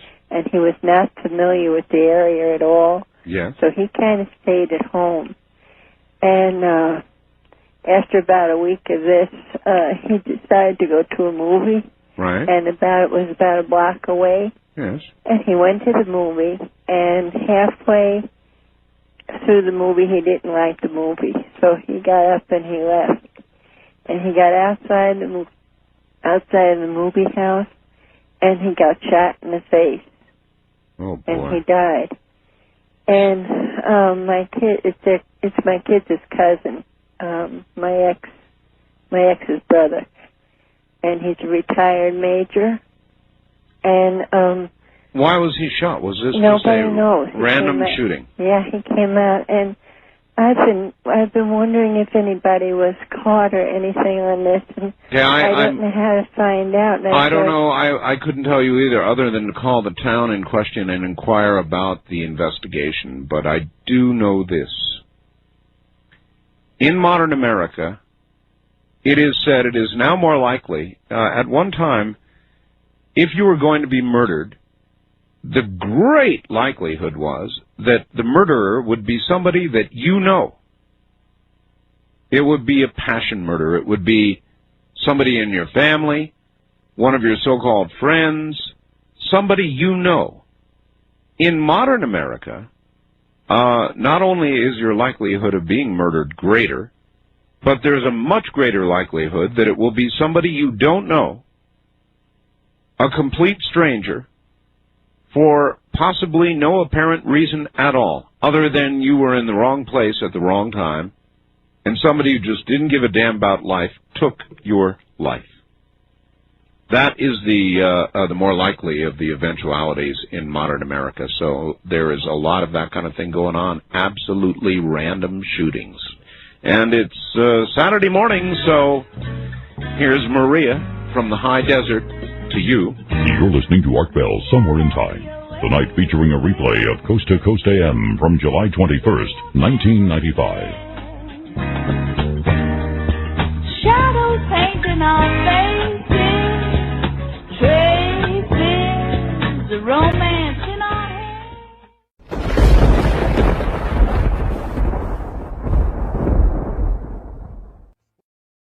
You're listening to Art Bell, Somewhere in Time.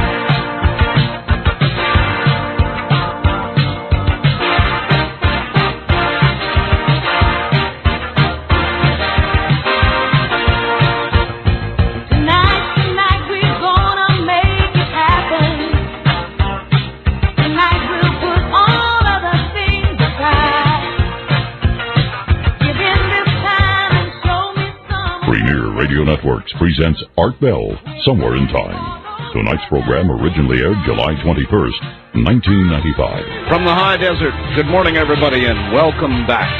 I've got a number of comments for you, but we've got a caller on hold right now. Wanted to hold through the news, commenting on the Santilli interview we had the other morning. Actually, we did it twice, I think. We did it late in one program and then early in the next so you all could hear it. Hello there. Good evening, Art. Yes. Yes, there's something else along the same lines I'd like to mention. All right. Although I've not had the benefit of seeing the 5 stills of Mr. Santilli's film, I think that the technological abilities today to create really convincing and stupendous forgeries with computer graphics and what have you is going to be incredible. And I guess until I see it live on CNN, ABC, NBC, and the Fox channel, just like I saw the O.J. chase, I'm still going to have my reservations. However, a couple of things to bear in mind. One, these came from film that Kodak has dated as a minimum of, I think, 30 years ago. Mm-hmm. So that's true. It's not, what we've got here is not a product of today's computer generation, and really that is not a concern in this case. We have had talked to lots of people who've seen the 16-millimeter original black and white film, so it's a little different. Well, if I was a betting man and I had $100, I'd put $40 down that Mr. Santilli's tape is genuine, $10 saying it's a fake, and $50 for myself.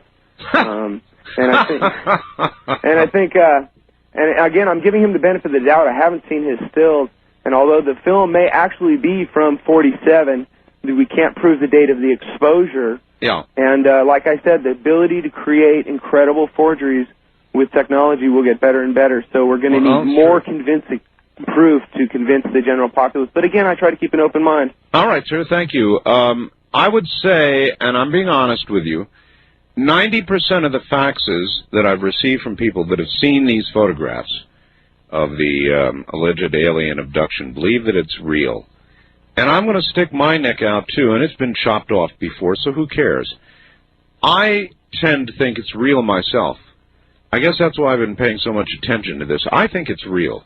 I think these are real photographs. Now, or the photographs are authentically taken from the 16-millimeter film, which I think is real. If I were a betting person, I would bet the larger bit of the money on it being real. I'm not saying I might not hedge it to some degree, but, and I've got my neck out a little here, I tell you, it looks real to me. It's the damnedest set of photographs I've ever seen in my life. And by the way, I said this yesterday, but I'm pretty proud of myself. I've done a lot of work on these, and I have sharpened them. I've done a lot of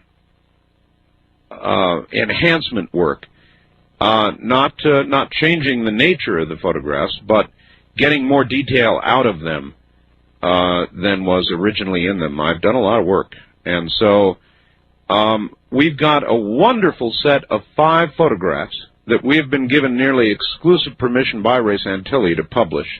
They're going into the newsletter.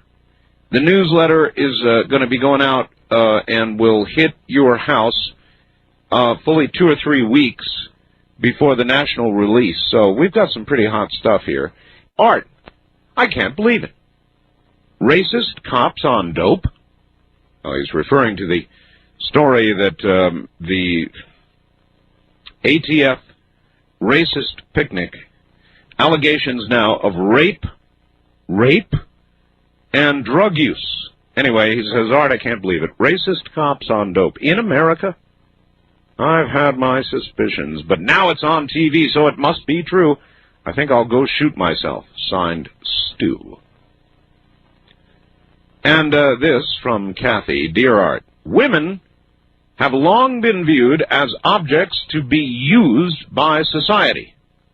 Yes, women take advantage of women, too. Of course, they not only are expected to be satisfied for less pay, but they often don't fight for the inequity. It's not only how men see us, it's how we see ourselves, and therefore pass the pattern on to our children. It's important to realize also that the income women bring in is often not necessary for basic survival of the family, but goes to support the excessive lifestyle that our current standard of living idealizes. How else would we be able to afford the luxuries we enjoy that are hedonistic by comparison with much of the rest of the world, and even with ourselves 20 years ago? Kathy, of course, has a very, very good point. And we've been talking about the weather, and I've got a good fax on it. that argues with what the last caller from Minnesota said. She said, the weather's no different. Yes, it is, and I'll read you this fax in a moment. Wildcard line, you're on the air. Good morning, Art from Kogo Land. Hello. Hey, I would be, the stuff about women using men's bathrooms. Yeah. I might be a little concerned if somebody like Betty Friedan or Bella Abzug walked in and was standing next to me using the urinal the same way I do. Yeah, well, I'm glad you're humored by all of this. I'm not. I think that if a woman came traipsing into the men's room while I was there, I would scream. Well, anyway, hey, when you were talking about, and this I remember about 2 or 3 years ago, and I was a inner city minority activist, and he was talking about the problems with gun control, and he was shouting about how we have to make the manufacturer of firearms accountable, how we have to make the manufacturer of ammunition accountable. That's right. And I was thinking what the finale to his tirade should be. We ought to make the makers of these children accountable.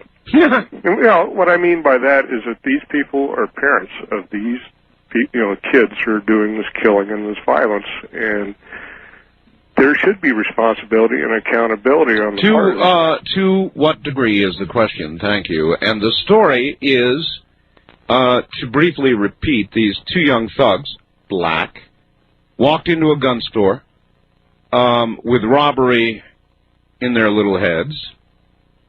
They ended up doing something they didn't have to do. They took a pipe and beat the guy to death. The widow is one of the kids, punks, was given life in prison because he was over the juvenile age. The other was a juvenile, be held until he's 21. But that's not the story in America anymore, because that's commonplace. Punks beat somebody to death, that's commonplace. What is not commonplace is that the surviving widow of this man has decided to sue the families of the children for everything they've done. And she's doing it.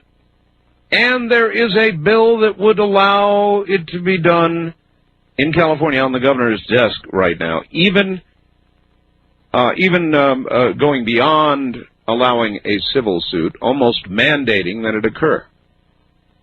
Go after the parents. And I wonder how you all feel about that. A little bit scary on the one hand. You can argue, well then, yes, the parents ought to be responsible. It is their prodigy.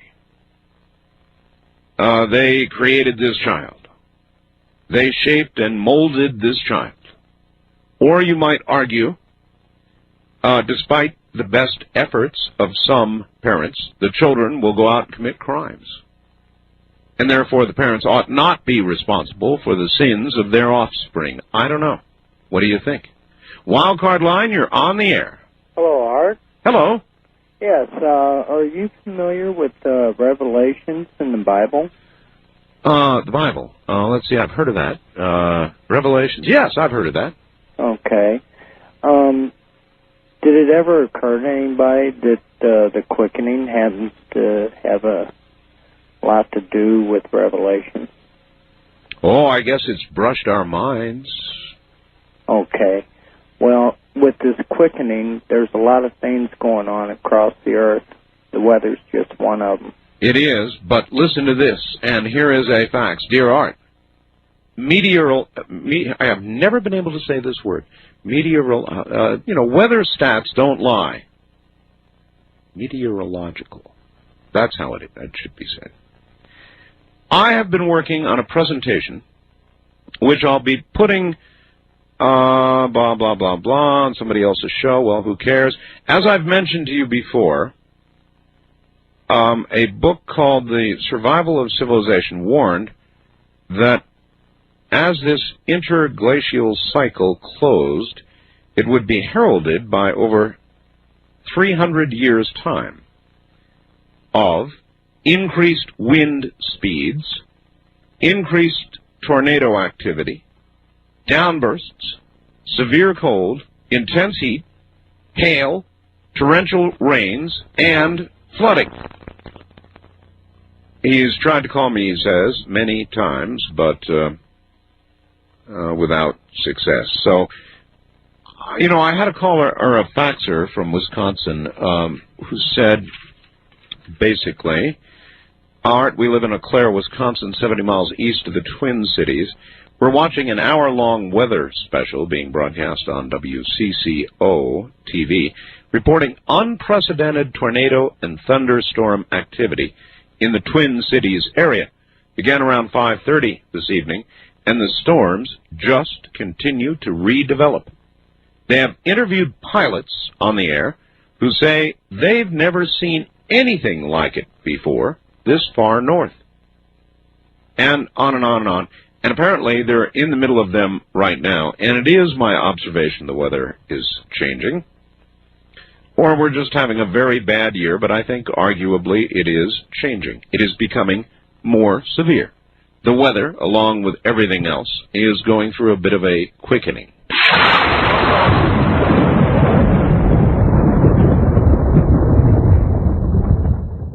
Art, about the ATF, what really boggles my mind about these guys is how they decide who is a threat and who's not. They claim that weapons in the hands of people like Randy Weaver and David Koresh is somehow a huge threat. Yet gangs in this country seem to have the run of the streets. Koresh and Weaver hadn't done anything yet to anybody. They simply wanted to be left alone. Yet gangs kill people every day, innocent people. Where is the ATF on this issue? Why aren't they beating down the doors of crack houses and confiscating illegal weapons held there, weapons which kill children, police, and anybody who happens to get in their way? And as far as the 14-year-old girl's testimony about being molested, though her testimony sounds genuine, isn't it convenient that David Koresh is not alive to defend himself? These hearings are a joke. Nothing will come of them, and as soon as they're over, it will be business as usual. And this, dear Art, you haven't touched on something you need to mention about women's bathrooms. I don't believe there is extra time spent in front of the mirrors. This is from Vince in Boulevard. Well, you're naive, Vince, but he does go on to make a good point. Did you ever notice women seem to go into the bathroom in pairs? It's true. This is especially noticeable at any athletic event, not stadium events, but little athletic events like girls' softball and so forth. Girls go to the bathroom in pairs. Why? To gab. Women gab, gab, gab. Vince in Boulevard. Yeah, I think Vince makes a good point, but I think there's still extra mirror time. I mean, the original faxer talked about a time and motion study. And, you know, that, I really believe that in any time motion study, ugly a thought as it might be, I think women just waste a lot of time and motion. And as Vince points out, they do go in pairs. It's like they can't go by themselves. They've got to have support, go with somebody they know. I never have figured that one out either, but it's just one of the many mysteries about women.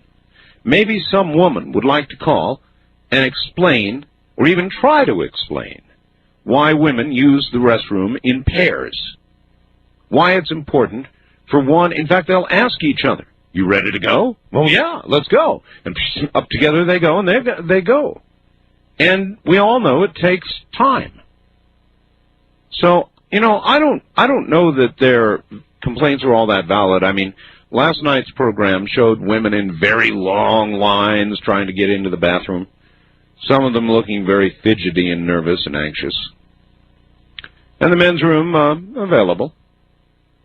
And it's because for men, the bathroom is not a place where you socialize. It's a place where you go to get a job done, you know, and then you're out. Anyway, enough of that. East of the Rockies, you're on the air. Hi. Art? Yes. Hi, this is Dennis in Houston. Hi, Dennis. I'm glad I got through. I want to talk about O.J. Okay. First of all, I'm enjoying watching it now. The DNA part was kind of boring, but now that the defensive case is sort of backfiring on him, I'm enjoying it. But I guess I would translate that to mean you figure he's guilty. Yes, I really do. But I want to get your opinion on a couple things. First of all, did you hear that Governor Pete Wilson said that the other day he was going to introduce a law that would only require 10 out of 12 guilty verdicts to put someone in jail? Mm-hmm. There are a lot of people talking about that. I've even heard of simple majorities to convict. Yeah. I think he may be onto something there.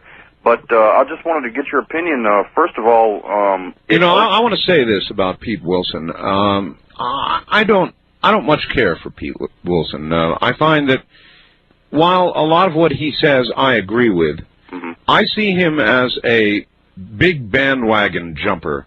I mean, whatever it is that's going by, it looks like it's going to be a wagon going to the White House. He's jumping on it. 187.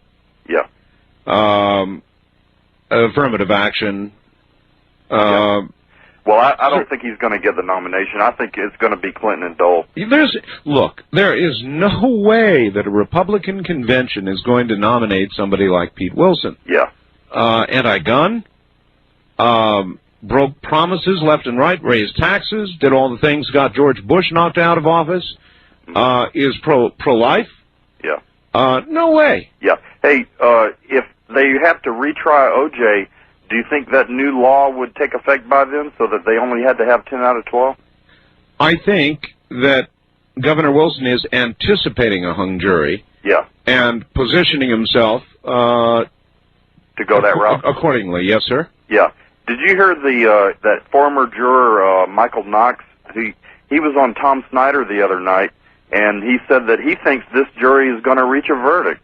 He said he thinks the prosecution did a good job. Well... But I'm not sure if I agree with that. How many former witnesses, jurors, have we heard from? Quite a few. 4 or 5. 4 or 5. And what would you say the scorecard's been? Mixed. So then the result? Yeah, I know what that's the way I feel. And where did you say you are? Houston. Houston, that's right. All right, Thank you very much for the call. Yeah, so all it takes is one. Now... I'll tell you, I really do agree with Governor Wilson. But that doesn't make me want to jump on the governor's bandwagon, because I really do view the man as the bandwagon kind of guy. As a matter of fact, I am not excited about the next election, which now is 480-some-odd days away. And, of course, it's well underway. We've got the figures here on how much campaign money has been raised by the various candidates. And I don't know why. I'm not very excited about anybody just yet. And I've interviewed several of them. I will interview several more of them. I would love to interview President Clinton, actually. Wonder if I could do that. He probably wouldn't come on the show, huh? I guess he doesn't like to put himself, or maybe he would, in a position where he'd get some hard questions. I mean, really hard questions. Because I could ask him. I've got a lot of questions I could ask this. Maybe I ought to try. I haven't even tried. Haven't even really thought about it till now. Mentally, I can sort of, I get this picture of some Serb general, probably back from the front lines, attacking one of the safe areas, and this little blue-helmeted messenger running up with NATO's latest warning, and the general yawning, pulling the big old cigar out of his mouth, receiving the latest warning, and putting it on this big pile entitled NATO Warnings. That's, I guess, a little cynical, isn't it? Cynical. But I bet it's close to the truth. So once again, we've warned you, attack Garajda, and we're coming from the air big time. Do you believe us? You're listening to Art Bell, Somewhere in Time. Tonight featuring a replay of Coast to Coast AM from July 21st, 1995.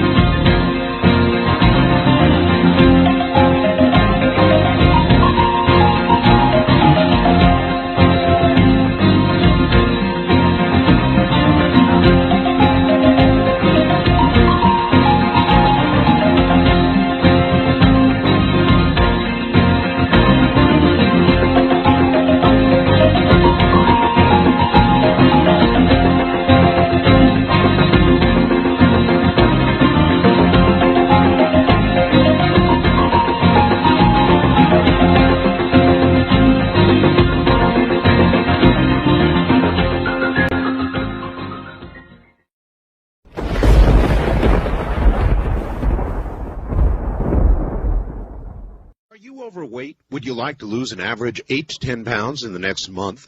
We know that fiber helps sweep fat out of the digestive tract like a broom, reducing the amount of fat your body stores as excess weight. Well, let me tell you about a revolutionary fiber, chitosan. It's a natural fiber that comes from shellfish. It not only sweeps fat, but also absorbs up to 10 times more fat than other fibers. You can get this fiber in a formula called ChitoSlim. ChitoSlim is effective because you can lose weight without changing your eating habits. And there are no stimulants. It's a gentle, effective way to lose excess weight. Here's the special offer. When you order a 90-day supply of ChitoSlim, you'll get an antioxidant moisturizing cream absolutely free. Call 1-800-557-4627. It's guaranteed to work or your money back, and it's not available in stores. So call 1-800-557-4627. That's 1-800-557-4627. You've got nothing to lose but the fat.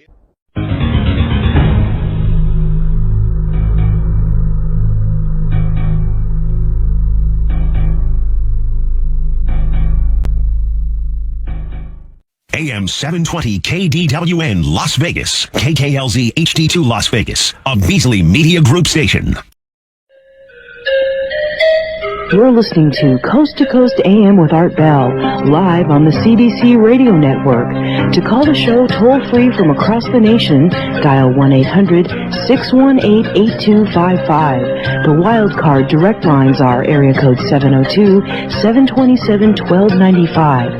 That number is 702-727-1295. And if you've never called the show, try the first-time caller line at area code 702-727-1222.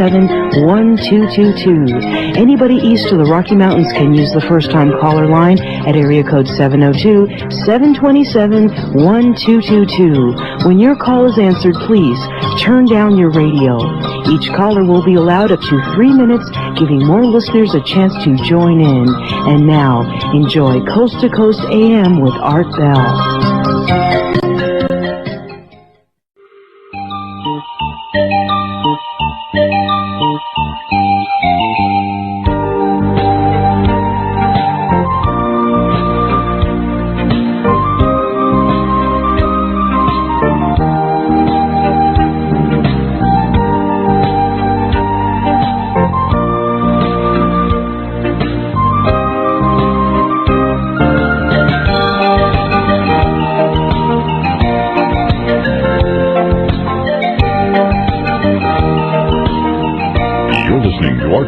Somewhere in Time, tonight featuring a replay of Coast to Coast AM from August 22nd, 1995. Before we get into the serious news, good morning. Those stations that join us at this hour, you know, those stations that actually join us at this hour, you guys ought to call those stations and ask them to carry the beginning of the program at 11 o'clock Pacific time, because you've missed a lot.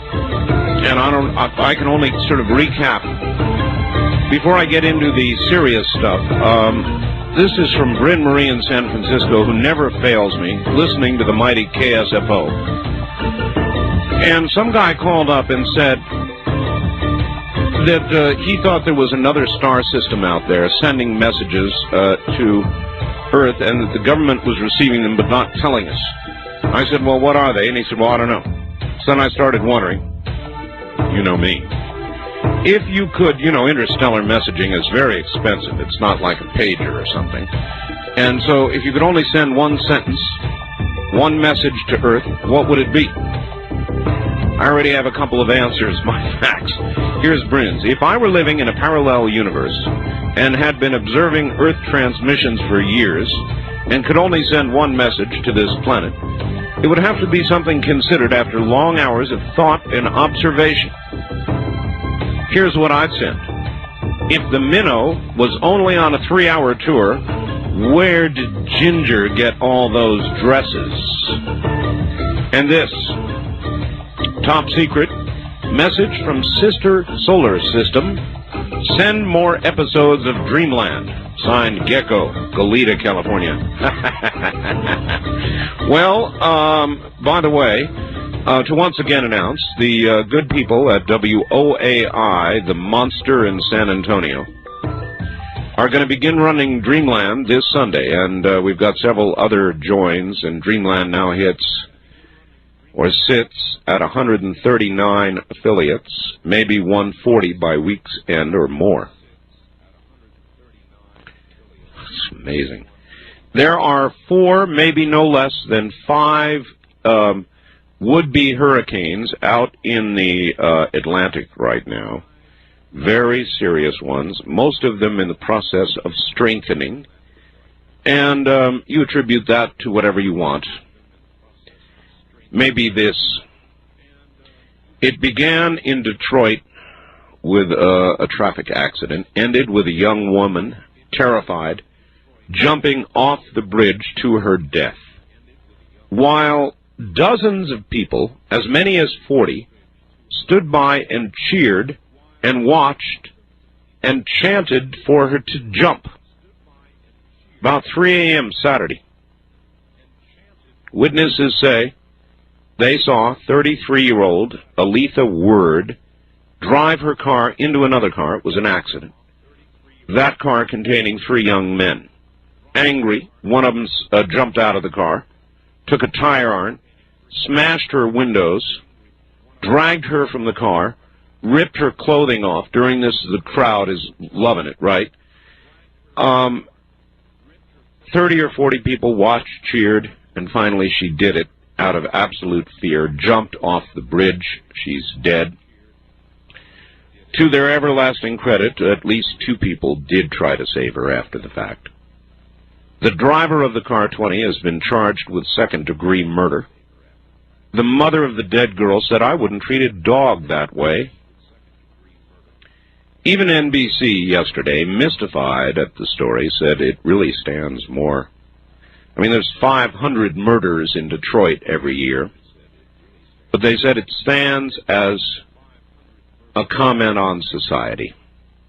What our society has become, you tell me.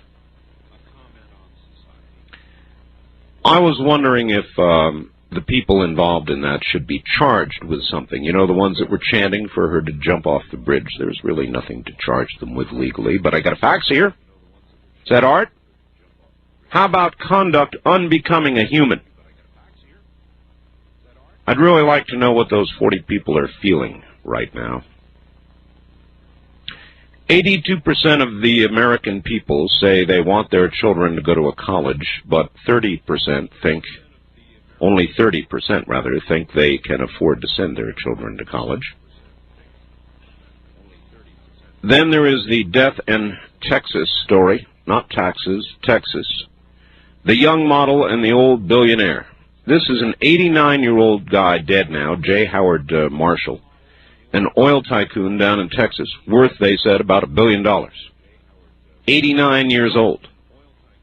At 89, he married a 26-year-old, easy 10, I mean, beautiful woman, just beautiful. God, beautiful. Model, actress. There was a 5-year courtship, an 11-month marriage, $1 million given to her in jewelry, $50,000 a month in expenses, and now, of course, everybody in the family is going to fight.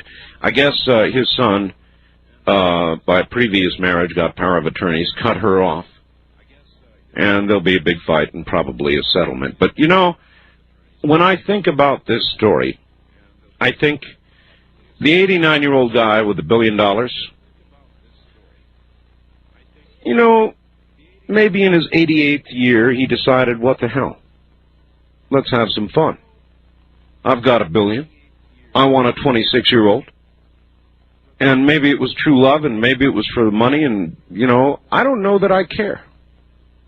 It was his money. He did what he wanted to do with it. If it had part of the, you know, and I'm sure some of the enticement was the money. So what? So what, he says. The guy did what he wanted to do, and it's his life and his money. That's my attitude. Then people started sending me stories of more child tragedies, you know, to make my day. 9-year-old boy in Portland killing his 5-year-old sister with daddy's hunting rifle.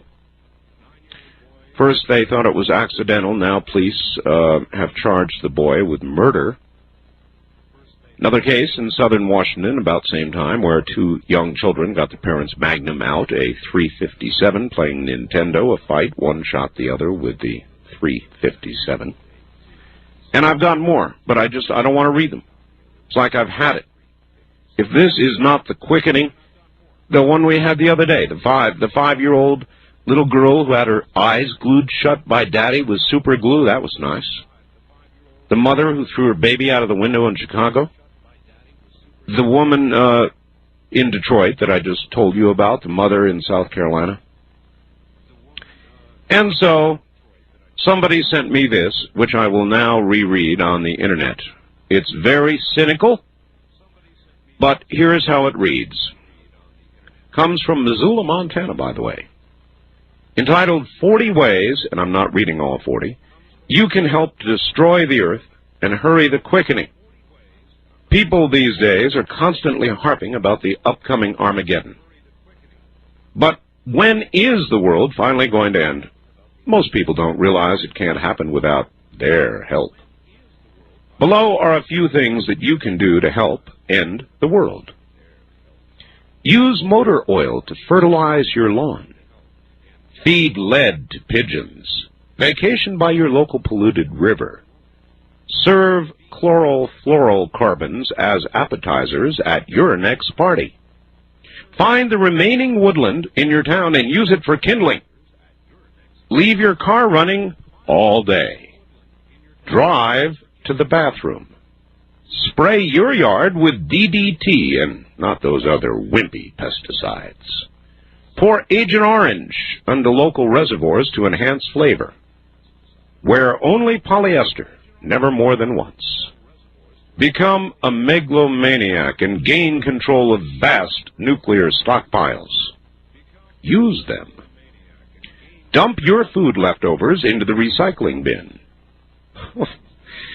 Keep the bubonic plague virus around as a lovable, low-maintenance pet. Use at least 3 gallons of water for each tooth when brushing. Create an oil slick in your very own backyard for fun science experiments for the kids. Have 37 children. Name them all Bill. Strangle a bald eagle. Spread styrofoam balls all over your lawn for winter fun all year round. Email Al Gore petitioning to test nuclear arms above ground in major cities. Offer free cigarettes, alcohol, and drugs to all pregnant mothers. Own at least 43 television sets per person, per household, and watch them all at once. Build a simple coal-burning power plant in your basement. Remove your catalytic converter and muffler, they simply ruin the fun. Aim X-ray machines at unsuspecting patients in dentist's office. Sunscreen, it's for wimps. Carve holes in the ozone layer, they make great gifts. Drive an M1A1 Abrams tank to work. Develop condominium complexes in beautiful Chernobyl. Develop a secret neurotoxin that makes females I can't read that one. I should have crossed that out. Work for the government. All right, and this. Aerosol hairspray can be used for a lot more than personal grooming. Putting up posters, cooking lubricant, antiperspirant, ant and roach killer, personal defense, and party favors. Burn your own garbage for fun and profit, and encase dead relatives in lucite blocks. We hope these simple ideas will inspire you to create your own methods to drag this planet further into its grave. Remember, every person counts. Then you have to wonder what the other star system is going to say when it begins to get... Now, they're probably still seeing Lucy, right? But eventually, they are going to begin getting the O.J. Simpson trial, which continues later today, unless they decide that it shall not be so, and that could happen. The judge threatened to take it off TV yesterday, saying the participants, the attorneys, were playing to the cameras. Gee, I haven't detected that. How about you guys? playing to the cameras? What a charge. Anyway, the ruling next week on the Furman tapes is going to be made. Now, I don't know whether I believe this one or not. I think not, but it's entitled New Spin for Needle, and it shows a picture of the Seattle Space Needle from the air, you know, looking down on top of it, and it says the top of Seattle Space Needle is painted to resemble the spinning wheel from the television game show Wheel of Fortune. The new look is intended to promote the show, which will be taping in Seattle. Now, is that a true or false story? And they actually show a picture of the Space Needle here, but you can't trust photographs anymore. Have you guys really done that? Is the Space Needle really painted to look like the Wheel of Fortune? It can't. Say it ain't so.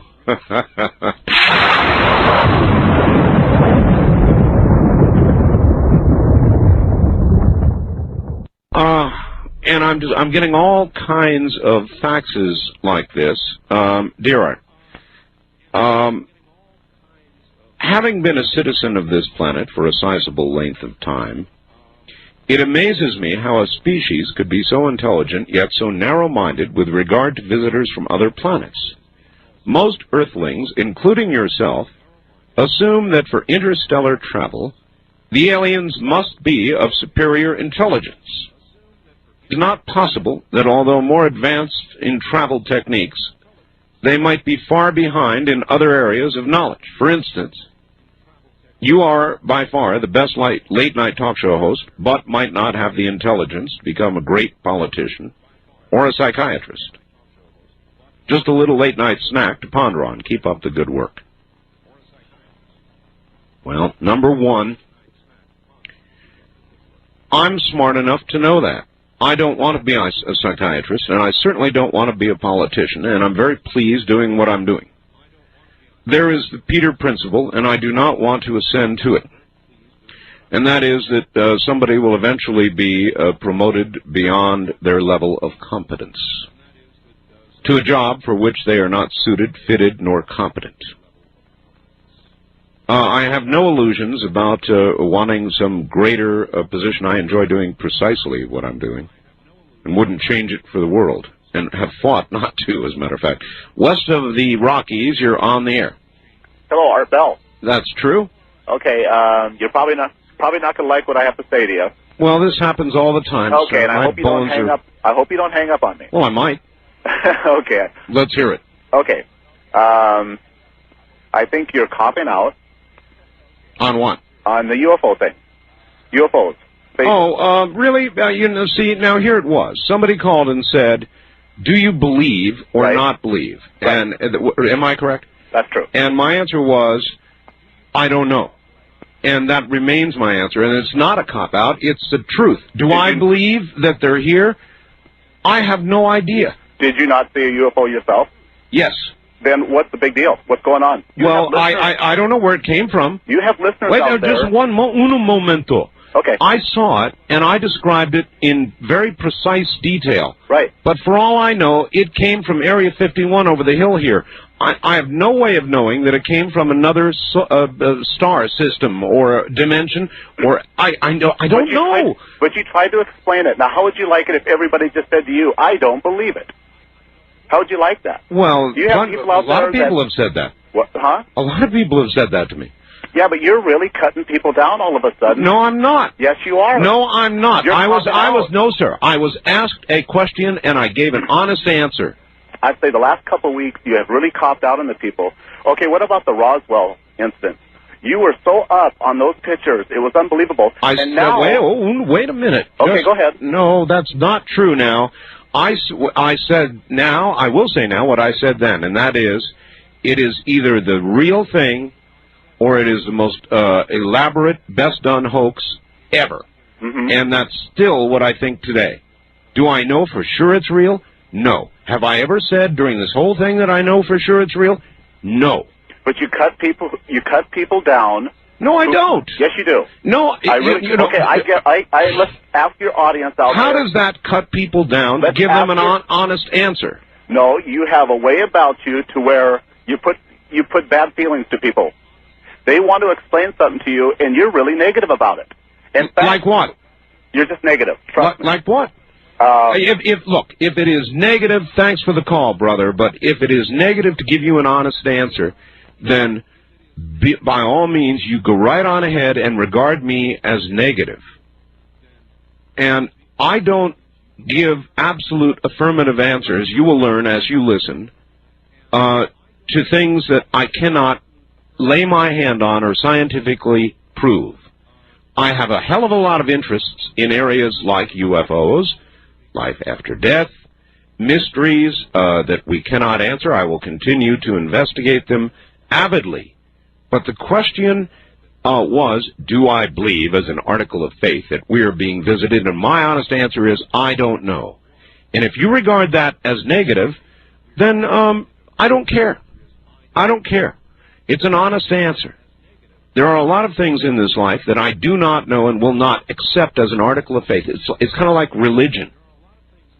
People call me up, Art, this moment, accept the Lord. Do you accept the Lord? Do you accept everything about the Bible? No, I don't, automatically. And there are a lot of things that I don't have answers to. And so I'm not going to jack you around. If you come out and ask me a question like, do you believe they are here? I mean, can you absolutely say they are here? Will you say it? No, I won't. Sorry. East of the Rockies, you're on the air. Hi, Art, Libertarian Nationalist, Aurora, Colorado. Hey. How you doing? Well, you're listening. All right. Well, yeah, actually, just heard the opening of your show and wondered if you'd had much conversation regarding the woman from Detroit. A lot of it, yes. I would think that the people who were standing by and cheering, yes, and chanting for her to jump could be charged as accessories. No, I don't think legally. Morally, yeah. If they were actually encouraging her attackers to do what they were doing. Look, I've told a few of my callers to go jump in the lake. If one of them did it, does that mean I'm accessory somehow? Well, Art, I'll tell you, with legal standing these days, Media Bypass Magazine, the August issue... Yeah, I know. ...said that... Call us toll-free at 1-800-618-8255. I think so. They said that in Frank's home state of Massachusetts, that Army actually could have been charged with some kind of hate speech statute. Hate speech. Oh, that's exactly correct. I think it is correct, yes. So if somebody could be charged for calling somebody else a name, I would certainly think that people who are urging three thugs to attack a woman and then to urge her to jump off a bridge, knowing what state of mind the woman must have been in, could certainly face some sort of charges. Well, a faxer, I think, had it a little bit earlier. Maybe they ought to be charged with conduct unbecoming a human, but I think there's really no legal charge they can lay on somebody. Look, the story stands. NBC finally had it right. It stands as a comment on the state of humanity. It stands as an indictment of modern society. We'll be right back. You're listening to Art Bell, Somewhere in Time on Premier Radio Networks. Tonight, an encore presentation of Coast to Coast AM from August 22nd, 1995.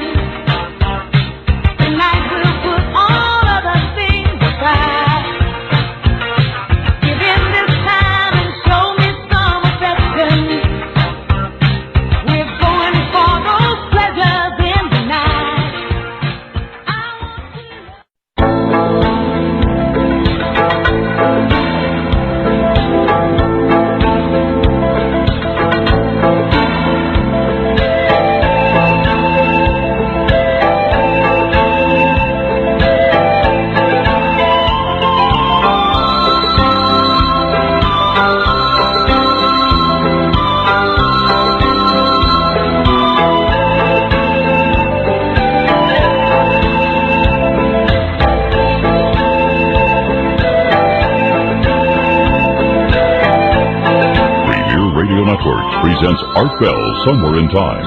Tonight's program originally aired August 22nd, 1995. Here again I am. I'm catching up a little here. West of the Rockies, you're on the air. Hello. Good evening, Art. What's going on? It's Mike in Bakersfield, KMZR. Hi, Mike. Well, I've heard a lot of bad news about killings and kids killing each other. I'd like to shed some good news tonight for you. All right. I had the privilege last night at 23 minutes after 5 of witnessing the birth of my daughter. It is the most remarkable thing that a human being, I believe, sees while you're alive. Yes, it is. I witnessed the birth of my son as well. Uh-huh. And there's nothing to compare to it, is there? No, there isn't, actually. And nobody can tell you what it's like, and nobody can prepare you for what's there to come. I just thought I'd spread some good news. One question I'd like to ask you, though. Sure. Coming from a father, what advice, not just general societal advice, but your personal advice, would you give to a new father? Good question. Let me think about it and listen on the air, all right? All right. Oh, one more thing, Art. Yes, about sir. the aliens and that guy was talking about that dual star system. Oh, yes, uh-huh. Who's to say that we're not picking up transmissions from their television shows? Well, looking at daytime TV, it's possible. That's just one thought to ponder. Thank you, sir. Maybe the whole O.J. trial is not of this earth. Advice to a new father.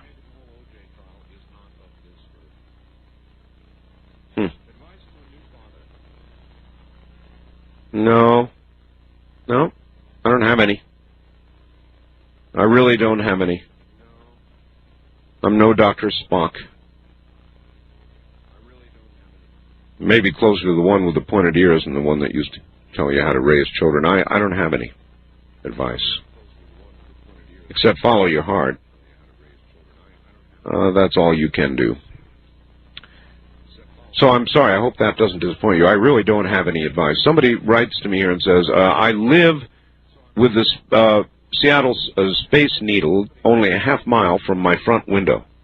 It has not been painted to look like the Wheel of Fortune. At night, the Space Needle looks like, just like the flying saucer in the movie Close Encounters of the Third Kind. Boy, it does. It's incredible.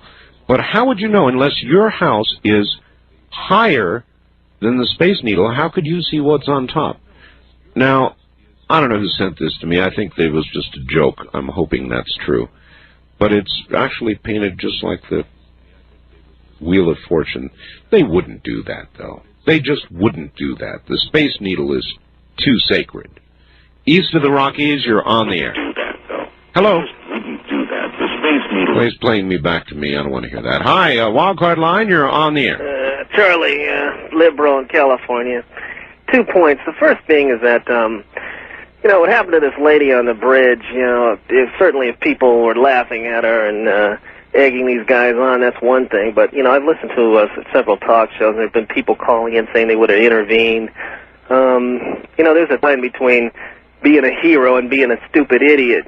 Anybody that would confront two armed guys, one weighing 300 pounds with a crowbar, is an idiot. And so But see, that's not the argument. Only an idiot would try to turn that into the argument. The question was not whether or not people were intervening or should have intervened or should have taken the chance to intervene. The question and the comment and the social problem is people cheering it on, even chanting for her to jump.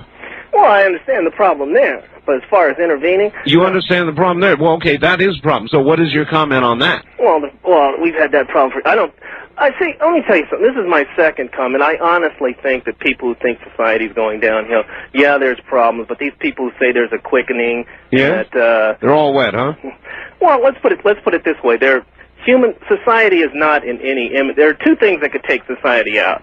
A full-scale nuclear war and a comet or a meteorite or something like that. Both those things are extremely unlikely. As far as environmental problems, yeah, they're going to be a problem. They're going to be a serious problem into the next century. But there's nothing imminent that could take human beings out. Human society is going to be around for the next 100 years, probably. Now, whether society deteriorates and we live in a Mad Max type of society, that's possible. You said 100 years. That's not very long. Well, it's not very long. But people who say that human existence is on the brink of being gone, I think is I think they're out of line in saying that. I think human beings are going to be around for a while. Well, maybe they will, but maybe if they are, it will turn into your Mad Max scenario. Well, yeah, it could go in that direction, but it could go in another direction. Who knows? But I know. But well, people, is a person reasonably able to look at current events and discern a trend? Well, yeah, you can discern the trend that society is deteriorating. But you can't discern this trend, which I think when you talk about the quickening, I think you're talking about, and excuse me if I'm wrong, I think you're talking about human extinction. And I don't think that is something that's imminent. It's something that's... No, I'm not. Actually, you're wrong. I'm not talking about... As a matter of fact, I'm not ascribing, Charlie, and I really mean this, I'm not ascribing anything to it. I'm not saying it's biblical. I'm not saying it's religious. I'm not saying... it's Armageddon. I'm not saying anything. I'm simply giving you an observation from having done this talk show for as long as I've done it. And I think it is an accurate observation. Well, I think it's an observation, but I think the clarity there, because I think most of the people who call into your talk show and talk about the end of the earth, they're talking about human extinction. They're not talking about society deteriorating. They're talking about humans being gone. And I think those people who say that are wrong. Now, as far as there being violence in the streets, riots, disorder, in a totally different society in a few years, yeah, it's possible, but I think it could go either way right now. I think we're right on the brink of going either way, and I think that's going to depend on a lot of factors. If it did turn into a Mad Max kind of world, Charlie, what would you do? What would I do? Mm-hmm. I don't know. It depends on it. Let's put it this way. If it came down to either protecting civilization or protecting myself, I'm going to protect myself. And you have a lot of people call. If there's some type of imminent danger, you'll have people calling in saying how civilized they'd be. Let me tell you something. Would you use that service revolver? I mean, you're always calling for gun control, and you tell me you carry a gun, right? Yes. Part of your job. So would you use that?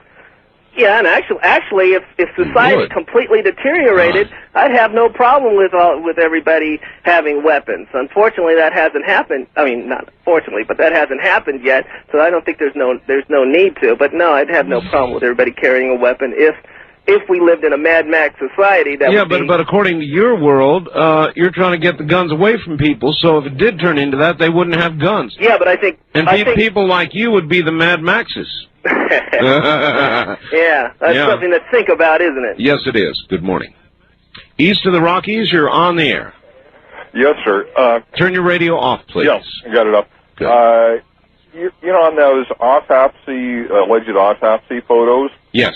Over the weekend, it was interesting. The BBC Science in Action mentioned them. Yes, sir. And so did Deutsche Welle. Mm-hmm. They both tried to twist it around without actually saying they were untrue, but gave strong implications by going to outside experts, alleged experts. One fellow had to do with human physiology, who claimed that 1 out of 2,000 Europeans has 6 fingers and has.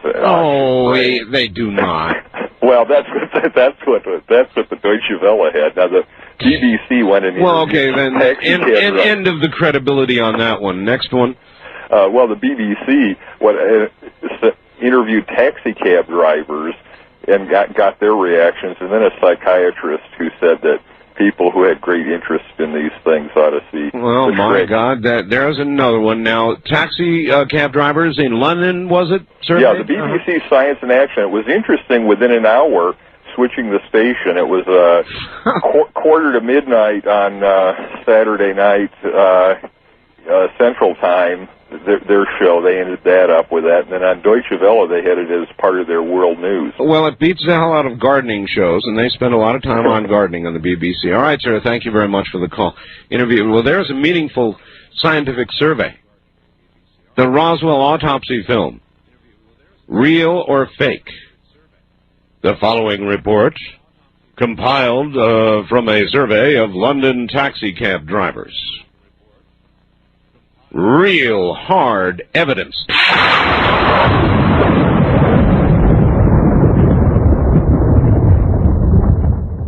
West of the Rockies, you're on the air. Hi. Yes, this is Jim calling from Portland. Hi, Jim. You asked for proof that aliens were tampering with human evolution? Well, I said there is none. Now, are you going to prove me wrong? Yes, well, there was an article in this month's Scientific American, and that was about an asteroid that hit the Earth, a very large one, that hit the Earth only 2 million years ago. So how does that prove alien intervention? Well, they estimate that 10% of the Earth's crust was blasted up into the atmosphere. Yeah, so? Now, that is probably a larger asteroid than the one that killed the dinosaurs. Okay. So what? Now, there was no major extinction 2 million years ago of animal species on the planet. So why the difference? I don't see, I'm sorry, I don't see how the asteroid or comet or anything else that's plowed into Mother Earth proves alien intervention. Now, maybe I've missed something here. Yeah. The asteroid that killed the dinosaurs 65 million years ago was a large asteroid. This one is probably larger, but there were no major extinctions after this. Well, maybe there was no major life. 2 million years ago?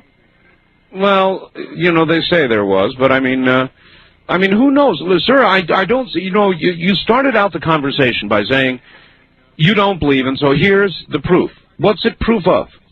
It's proof that the aliens operated differently 2 million years ago. Instead of, they replaced all the major species after they exterminated all life on Earth, as opposed to what they did 65 million years ago. They did not replace the dinosaurs. All right, sir, I'm converted. Thanks for the call. God. I mean, how is that supposed to prove anything? I'm very interested, of course, as you know, in looking toward trying to get proof of something, but a call like that discourages me. I mean, first of all, I don't know about what has or hasn't plowed into the Earth, but I fail to see how aliens have anything to do with it. On the other hand, listen to this story from the Herald News. Area farmers who have been swathing and baling hay in the early morning hours have had their long and tedious tasks enlivened considerably in recent weeks. Farmers from Bonanza to Klamath Falls have reported seeing unidentified flying objects overhead as they work. One rancher reportedly sighted a cylindrical object he said was the size of a football field. There have been 10 reports in the area since the early morning hours of July 31st. Now, that too proves nothing, but it is very interesting. West of the Rockies, you're on the air. Hi. Hello? Hello. Yes, this is Shiloh from Fenway, Washington. I have a cat named Shadow. Shiloh. Oh, Shiloh. Yeah, I'd like to... Too bad. I was about to be partial to you, but... Anyway, go ahead, sir. Yeah. The person that said that the Space Needle wasn't painted like the wheel was wrong. Oh, no. Now, do you know that for sure? Yeah, it was on the local news. They painted the top of it to look like the Wheel of Fortune. Yeah, it was all the different colors. It can't be true. It can't be true. I don't believe it. I don't believe it. You saw it on TV? Yeah, on Seattle News.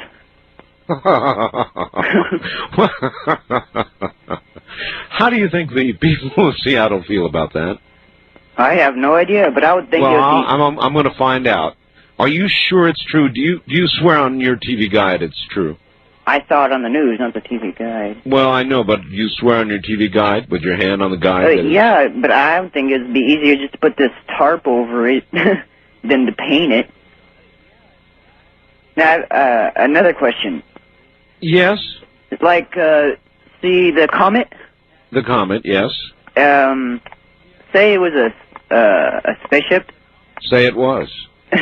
And it was on an exodus to the nearest livable planet because their planet died, and they got in contact with the military here.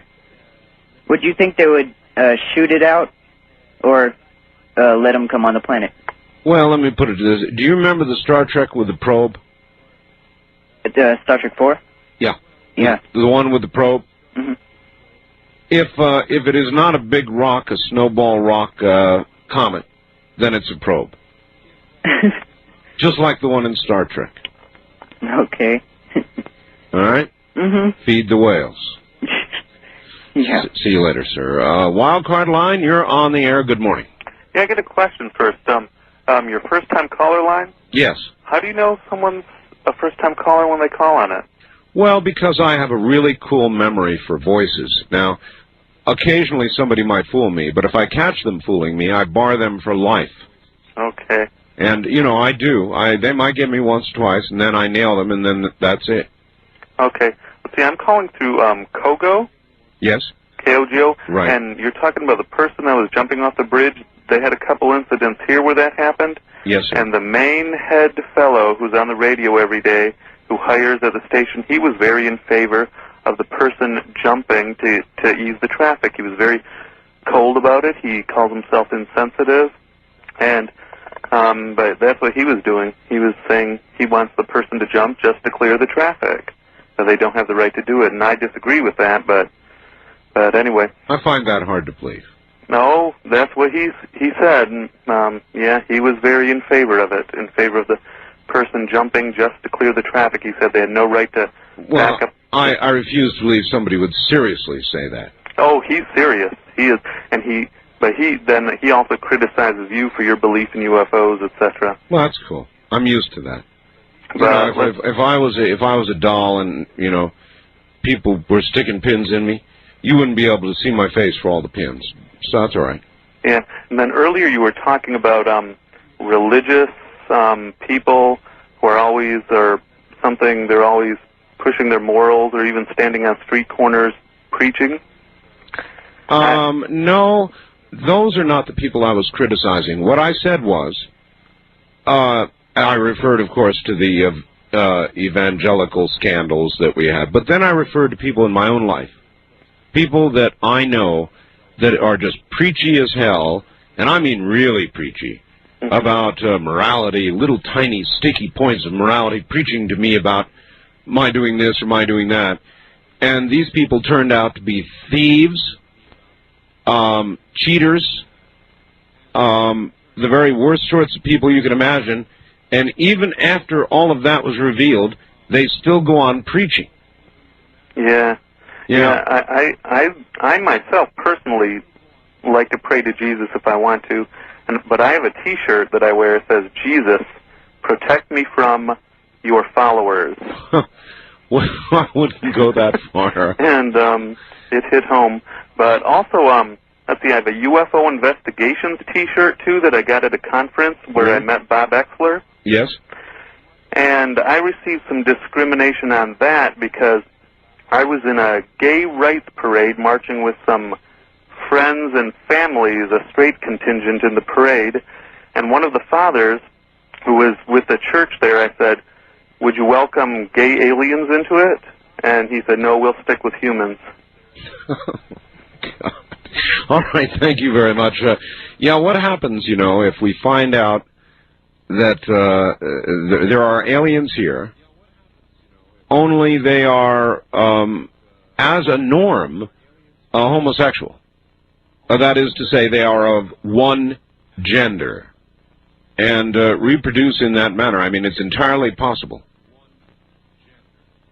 Two questions, then. A, would we reject them and go to war immediately with them?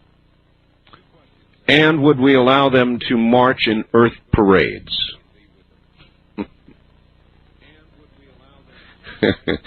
Yeah, I get criticized all the time, you know, because I allow anybody to talk about anything here on the air, and whether that includes aliens or whatever else it is we happen to be talking about, and if you've been listening for a while now, you know it's anything on any given night. So who cares? I mean, life's too short. You know, I'm 50 years old now, and I am bound and determined to do this program the way I want to do it, which is to have it be an open forum, which is to have unscreened calls. And if some of these heroes out there who are criticizing me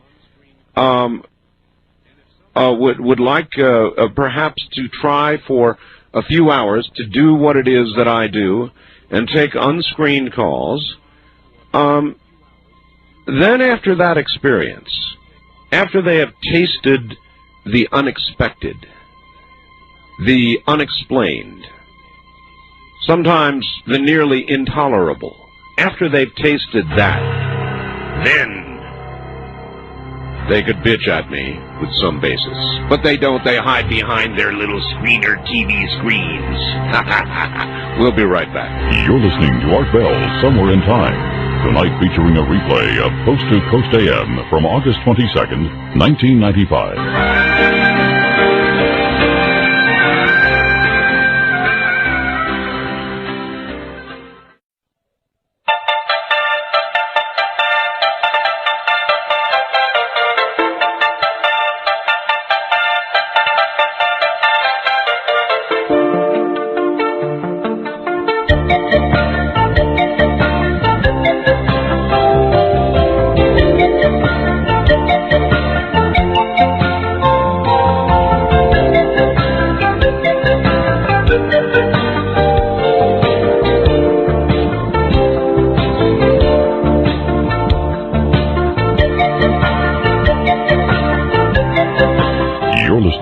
Art Bell, Somewhere in Time on Premier Radio Networks. Tonight, an encore presentation of Coast to Coast AM from August 22nd, 1995. The board operator at KCMO in Kansas City, this is reference a call we got a lot earlier. Somehow, at the beginning of the program, KCMO got a switch in the wrong place or something, and there was rock and roll music on there for about 10 minutes, and then they got my show back on again. He called up and said, sorry. New at the job, threw the wrong switch. See, that kind of thing happens. So there you are. I will be on KCMO, Kansas City, during their morning show, I think around 9:30, somewhere in there. So if you're in Kansas City and you stay up that late, I'll be on the air. Probably a lot of people who listen to KCMO at 9:30 don't even know who I am. Night creature that I be.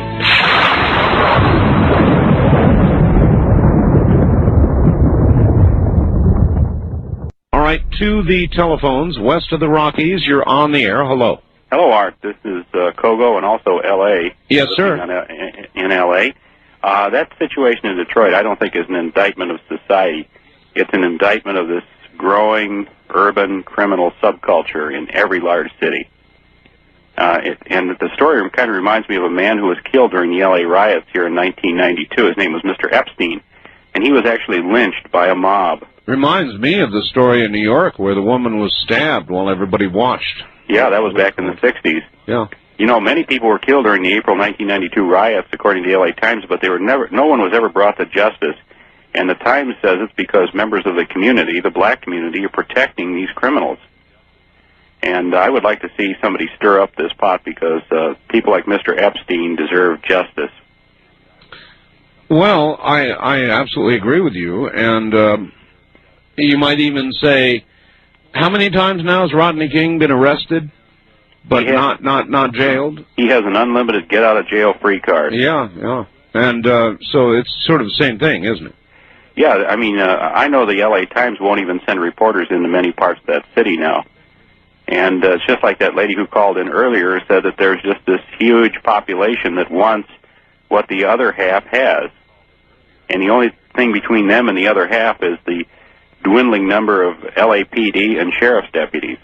That's a true statement. Yep, that was a good letter. As a matter of fact, thank you. If I can find that letter, I'll reread it. But even now, yeah, here it is. I'm going to reread this. You people in L.A., you'll love this. Hi, Art, love the show. I'm an ex-wife of an LAPD officer. I can tell you my opinion of the whole O.J. Simpson, Mark Furman mess. I believe O.J. did it. And he will get off because of sloppy and or questionable work by LAPD, the coroner's office, crime lab, and prosecution.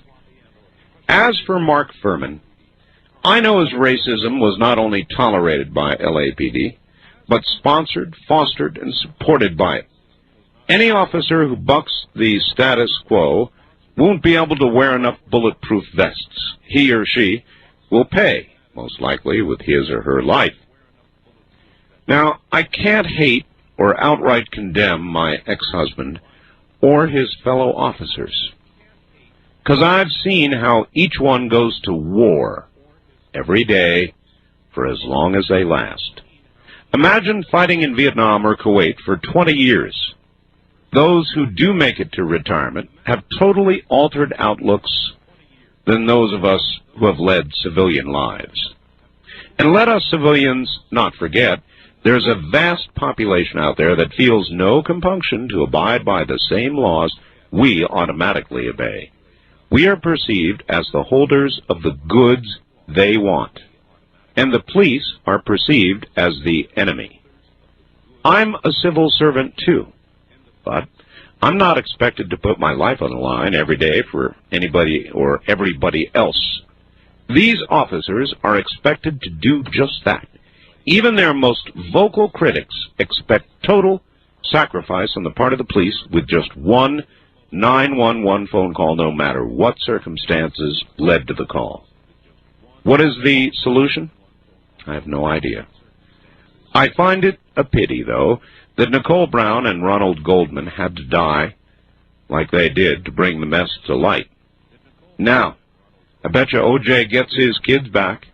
There is absolutely no justice here on earth. Maybe when O.J. meets his maker. That's Jan from San Francisco. West of the Rockies, you're on the air. Hi. Hello. Hello. Is this the Art Bell Show? Yes, it is. Turn your radio off. Yes, it's off now, sir. Okay. Hi. You were soliciting comments earlier about whether this is a quickening or not. Right. Yeah. Well, biblically speaking, and I'm not here to oppose nobody's opinion or nothing, but this is my opinion. Biblically speaking, Jesus said that we were in the last hour, or the last minute of the last hour. I don't think all this is really new. I really think instead that because of our modern technology and stuff that we're just hearing about it more. But that's not to say that I'm in disagreement with the fact that it's happening. Actually, I'm saying that it's been happening for a long time. Well, actually, I'm saying I've been doing this talk show for 11 years. During that 11 years, sir, I have had constant modern communications available to me, television, radio, wire services, all of the, with the exception maybe of Internet that's come lately, but otherwise, right. I've had access to information for 11 years solid, doing a show every night, 5 nights a week. Right. This show, and then 6 nights a week otherwise. And I'm telling you that all events are indeed accelerating. It is true. No, I believe. I didn't say I didn't believe they were accelerating. I'm just saying that these events have been happening on an accelerated basis since that time. Do you understand what I'm saying? Yes, and it sounds like just like what I'm saying. Yeah, exactly. I'm agreeing with you. I see. And I wanted to say one more thing. As far as not just children's eyes being glued together and such, but that the one gentleman earlier that commented on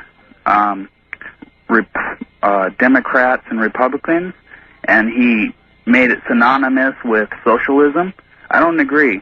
I think you can be a Democrat and not be a socialist, and I think you can be a Republican and not be a socialist either, or the opposite of.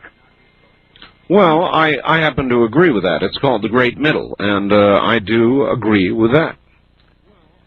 Dear Art, all those subhuman spectators should have their eyelids superglued together.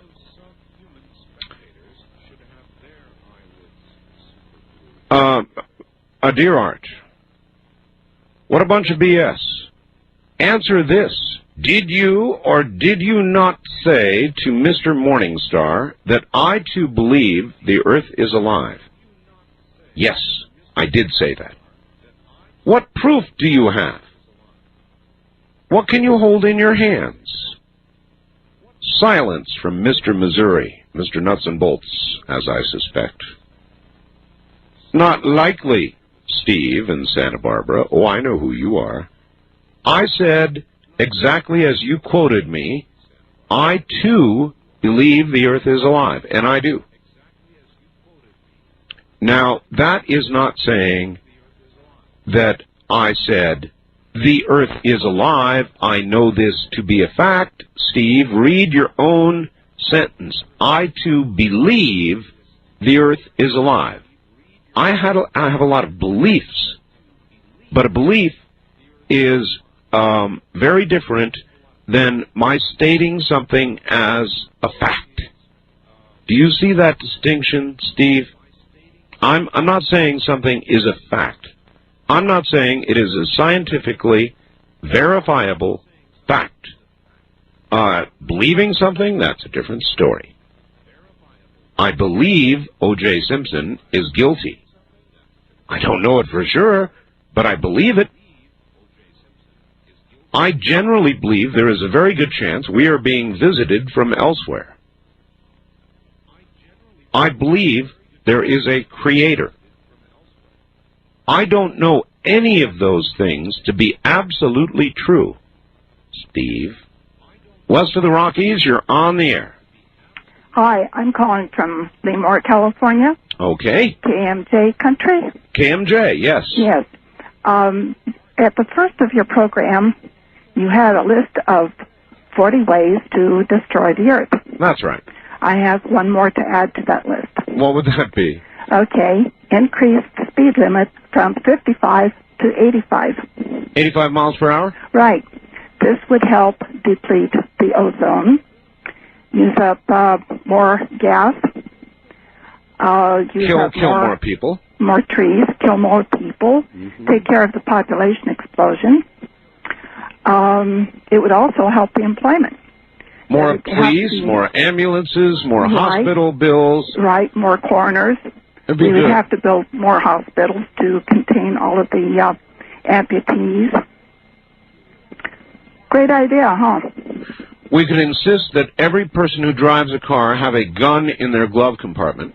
At least one. So that traffic disputes could be settled with more finality. Right.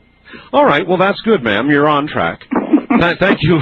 I enjoy your program. Keep it up. Thank you. Have a good morning. Art, I took a spin on your webpage tonight. This is one of the best I've ever found. Myron McLeod and Keith Rowland have done a nice job with it. Keep playing in Peoria. Don. Thank you, Don. I have not been on my own webpage. Isn't that pathetic? I'll have to do that. Here's yet another entry in the message from another star system. If I were sending it, it would be, quote, could you come over and play? Patricia in Woodstock, Illinois. Could you come over and play? Yeah, but I can't stay the night. Wildcard line, you're on the air. Radio Free America. Well, there's a voice. Well, I tell you what, it's harder and harder to get through to your program. Well, I'm glad you've made it. Well, I'm glad we got to hear from the sociopath from Kansas City. It sounds like he's drinking his midnight cocktail of sour grapefruit and lemon. Ooh, he did sound sour, didn't he? Oh, he cracks me up. Hey, that Noah's Ark story, quite interesting, especially your caller last night, who seems to know a little about what's going on over there, and the sonic reading that he was talking about. That's why I let that call go on for a bit. That was a good call. Oh yeah, Art. I'm going to lobby here. I've really wanted you to do that on either this show or on Dreamland, to have that guy that's doing the research. I'd love to. Also about the Ark of the Covenant. Yep.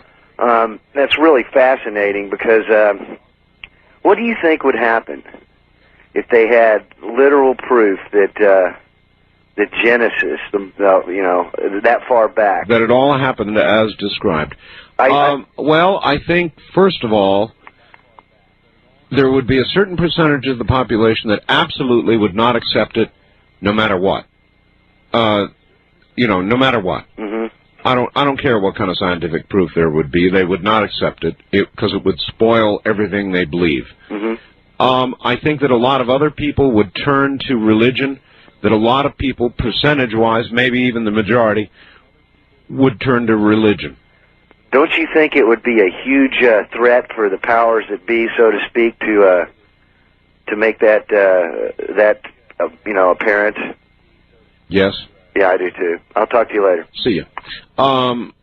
If they find the Ark on Ararat, and they're going to be, the digging is, as we speak, beginning.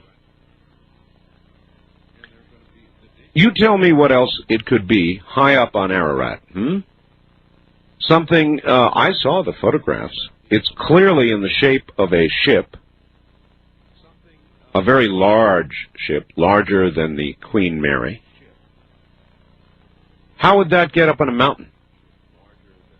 I believe the stats I heard quoted the other night on Encounters were that it is better than 100,000 to 1 that it is not anything from Mother Nature. Okay? Think about that. 100,000 to 1 that Mother Nature could have formed this perfect ship-like object up there on Mount Ararat. Coincidence that it was seen right after the earthquake there on the day the nation of Israel was formed? Boy, that's some coincidence, huh? East of the Rockies, you're on the air. Hello? Mr. Bell. That's me. Yeah, I have a lot of empathy for you with the gentleman that called in and complained about you raising the subscription. Oh, yeah? I mean, hasn't he ever heard of inflation? You know, I subscribe to Harper's. I pay like $10, $12 a year. New Yorker, I pay like 33 cents an issue. They've been in business for 100 years. You're trying to put out something new. Yep. You know. What I wanted to talk to you about was, you know, the woman in Detroit. Yes. 33-year-old. You recall Kitty Genovese in New York City? I do, yes. There were at least 40 people. You know, this occurred, you know, in the middle of the morning, too, where a man was beating and raping her in front of a brownstone. That's right. And everybody watched. They all looked out their windows. They looked out. I think a couple people called, but in New York City, sometimes the police are, you know, a little slow in getting there. But they were so slow that he came back an hour later. You know, let me say this. And killed her. Sir, let me say this. Then, that many years ago, that story stood out. That story was horrifying and not typical and not something you heard every day. I know, and we were all shocked as hell, and nobody's ever forgotten it. Now, today, this kind of story is becoming routine. Right. Now, you know, you're on KRAM here in St. Louis. St. Louis, yes. You know, and I have you on most nights. I fall asleep, you know, it's on low, you know. The people that follow you come on from 6 to 9. They're young people that have been fired from several stations here in St. Louis. Well, most people in radio, sir, have been fired many times in their career. But, I mean, they're two individuals that their producer announced. This is how I found out about this yesterday morning at 6 o'clock, because I hadn't read any papers over the weekend. Their producer announced it, and then they laugh and make a joke of it. And this Steve and JC that are on here following you on K-Ram made a joke about, you mean... laughed about the woman in Detroit, you know, because their whole show is, you know, they're in their mid to late 20s, and the whole show is just nonsense. Is it a shock jock kind of thing? Yeah, right, exactly. And I couldn't believe, it's hard to imagine anything at all. Thank you for the call. Funny. At all funny about that situation. It is so sad that I worry. I worry for all of us. And as I said, the New York City incident, you recall how shocking and awful that was. Today, I can hardly come on the air without hearing about some 5-year-old's eyelids glued shut by daddy. One child who kills another, a lady jumping off a bridge. mama throwing a baby out of a window, crack mom. You know, I really could go on and on and on. In other words, what once was shocking and very unusual today is becoming, I guess we're all getting a little numb. And I'm sorry, but it's getting to be the norm. I'm Art Bell, and we will be right back. You're listening to Art Bell, Somewhere in Time on Premier Radio Networks. Tonight, an encore presentation of Coast to Coast AM from August 22nd, 1995.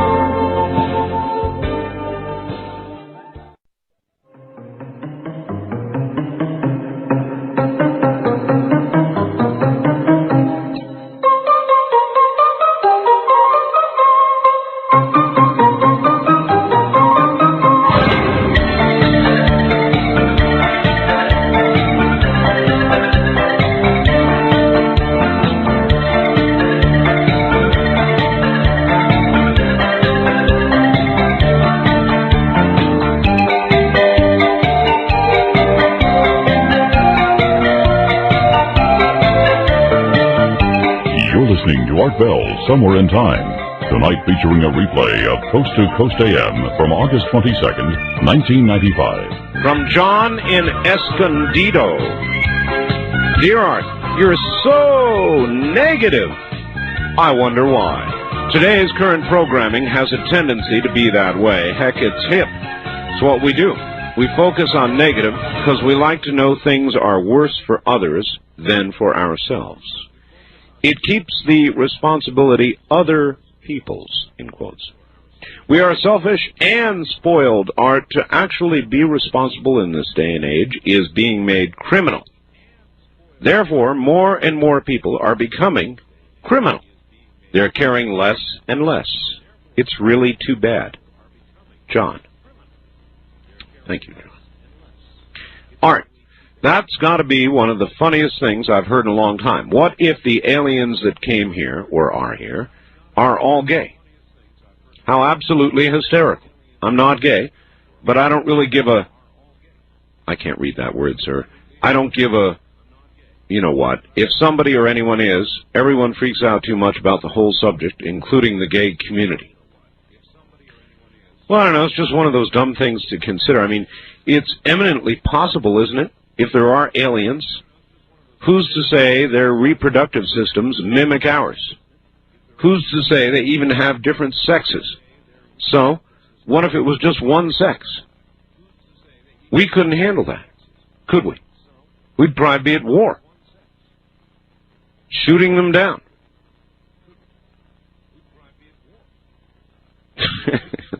It's nighttime radio. Somebody else here asking about the ratings. You know, I don't. It's almost a good subject. I don't know why the ratings are so high for this program. Everywhere, not just in one place, but everywhere. The ratings are just absolutely flat out, unbelievably high. You tell me. There's people that are getting angry at me for it. They're actually getting angry at me for it.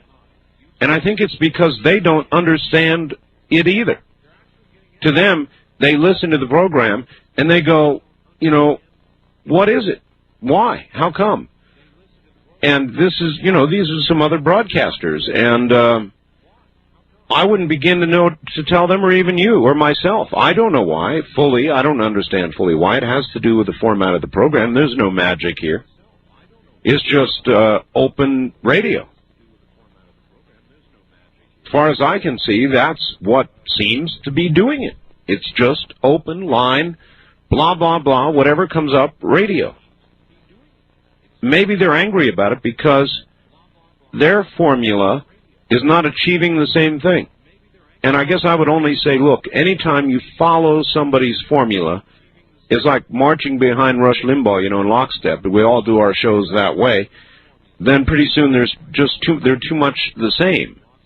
There's just one Rush Limbaugh, not a million of them out there. And there's, I'm thankful, I think, just one of me. And so I do the program the way I do it, and I'm thankful that it works this way. I don't want to make anybody angry about it.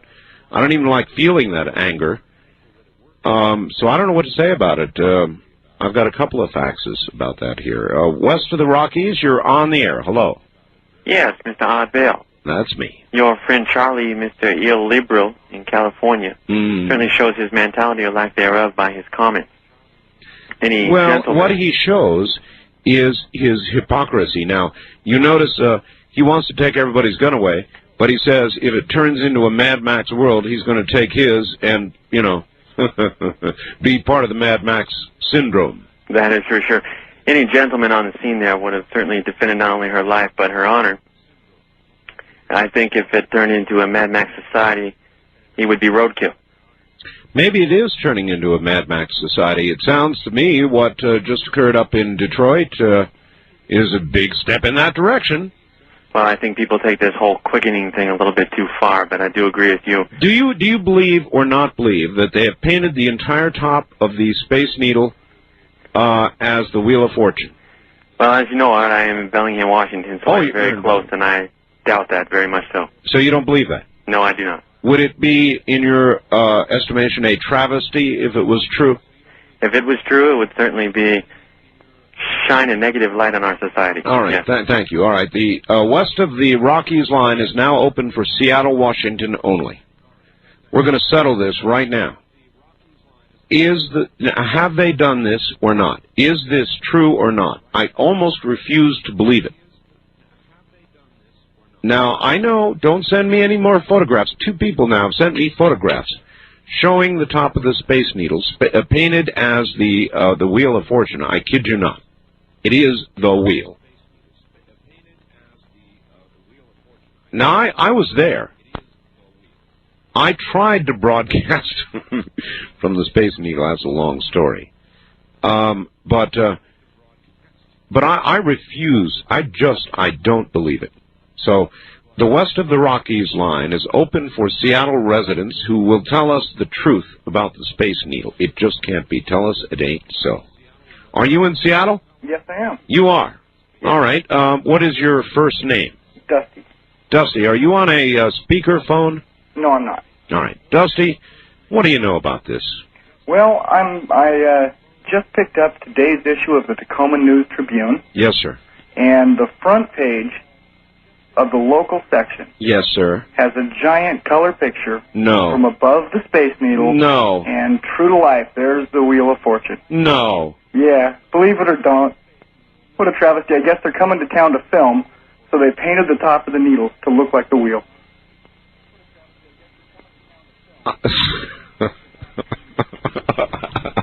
Actually, I guess it would have been yesterday. It's the 22nd issue of the Tacoma News Tribune, Section B, front page, big color picture. You swear this? I'll fax you a copy of it. No, I've got a copy. I mean, if this must be the picture. Oh, God, I've got it here.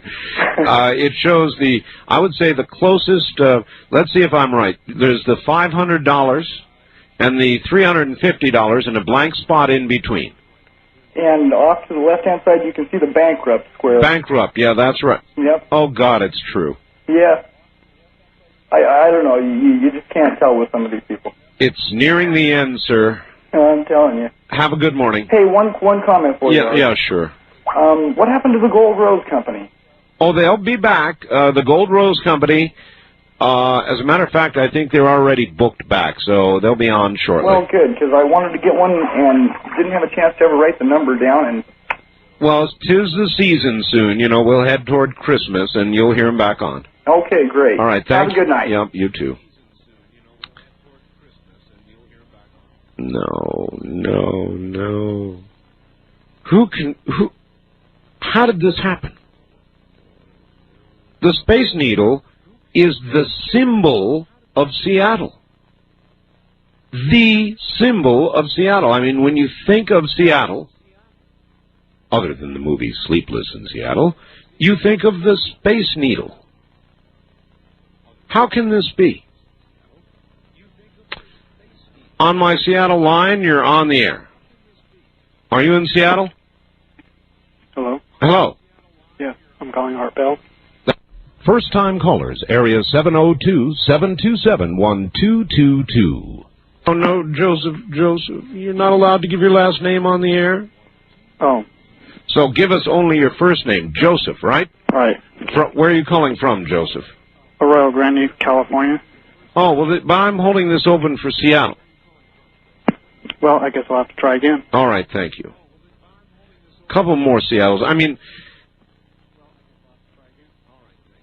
I sort of halfway think people are screwing with me here a little bit. It's just one of those things that couldn't be true. On my Seattle line, you're on the air. Hello.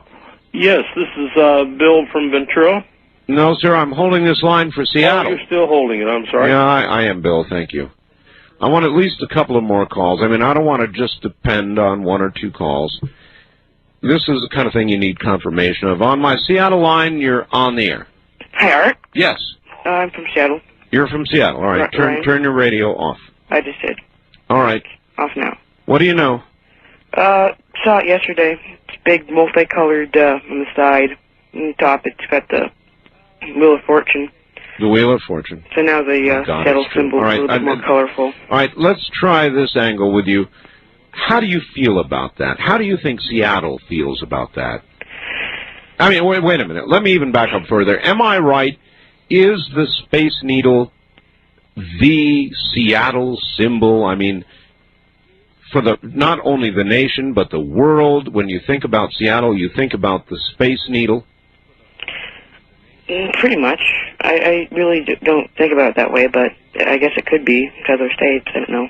So is there a sort of sacrilege to putting the Wheel of Fortune on it? I think it's kind of stupid.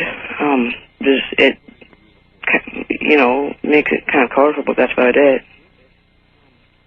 Does it sadden you as a Seattle resident? Yeah, pretty much.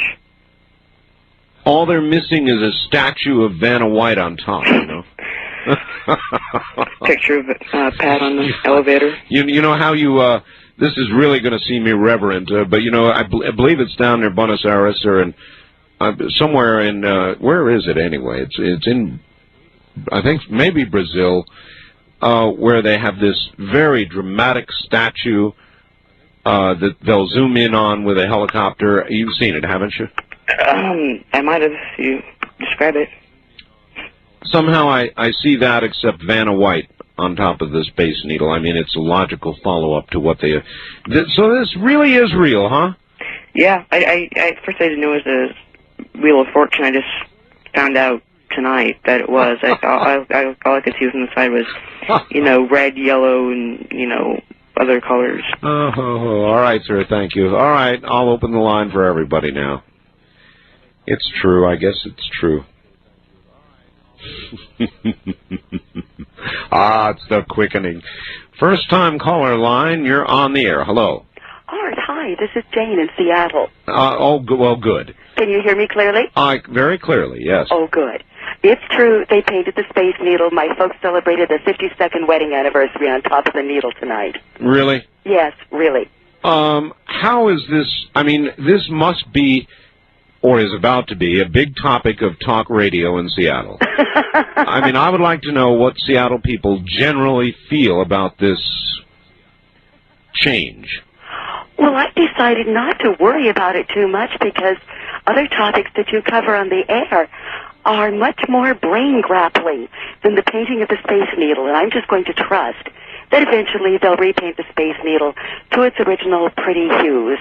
After the flap of Wheel of Fortune is over with, I'm trusting they will repaint it back to its typical Seattle grace. Well, as I look at the picture here, they could actually turn it into a, in Las Vegas where they have the wheels that you spin? Yes. And a little ball could roll out from the top. Anyway, you did have something more serious, even though to me, I'll tell you, this is serious. Anyway, go ahead. Oh, that's all right. I was just addressing the seriousness of the issues you usually cover on your program. And, well, we cover anything, and I got this picture of the Space Needle, and I don't know, it seemed like sacrilege to me somehow.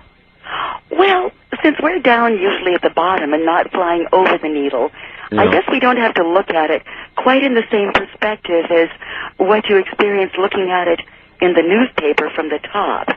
And I find it rather interesting and somewhat humorous, and I really can't take it that seriously because up to this point I've not flown over the needle, but it looks like I was over the needle about 2 weeks ago coming back from... Well, now, wait a minute now. The restaurant is above that, right?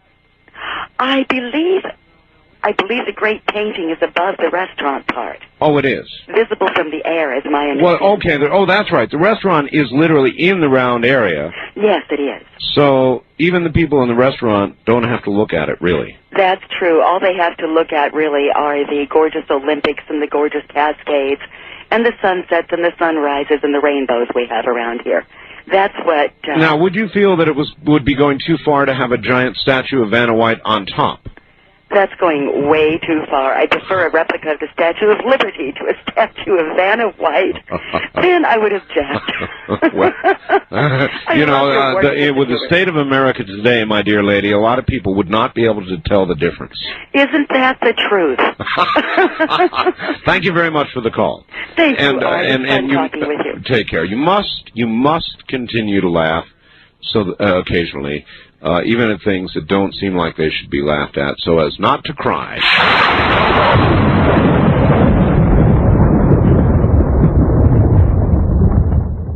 Hey, I forgot to tell you, I got a copy of Patrick's check. You know, Patrick of last night?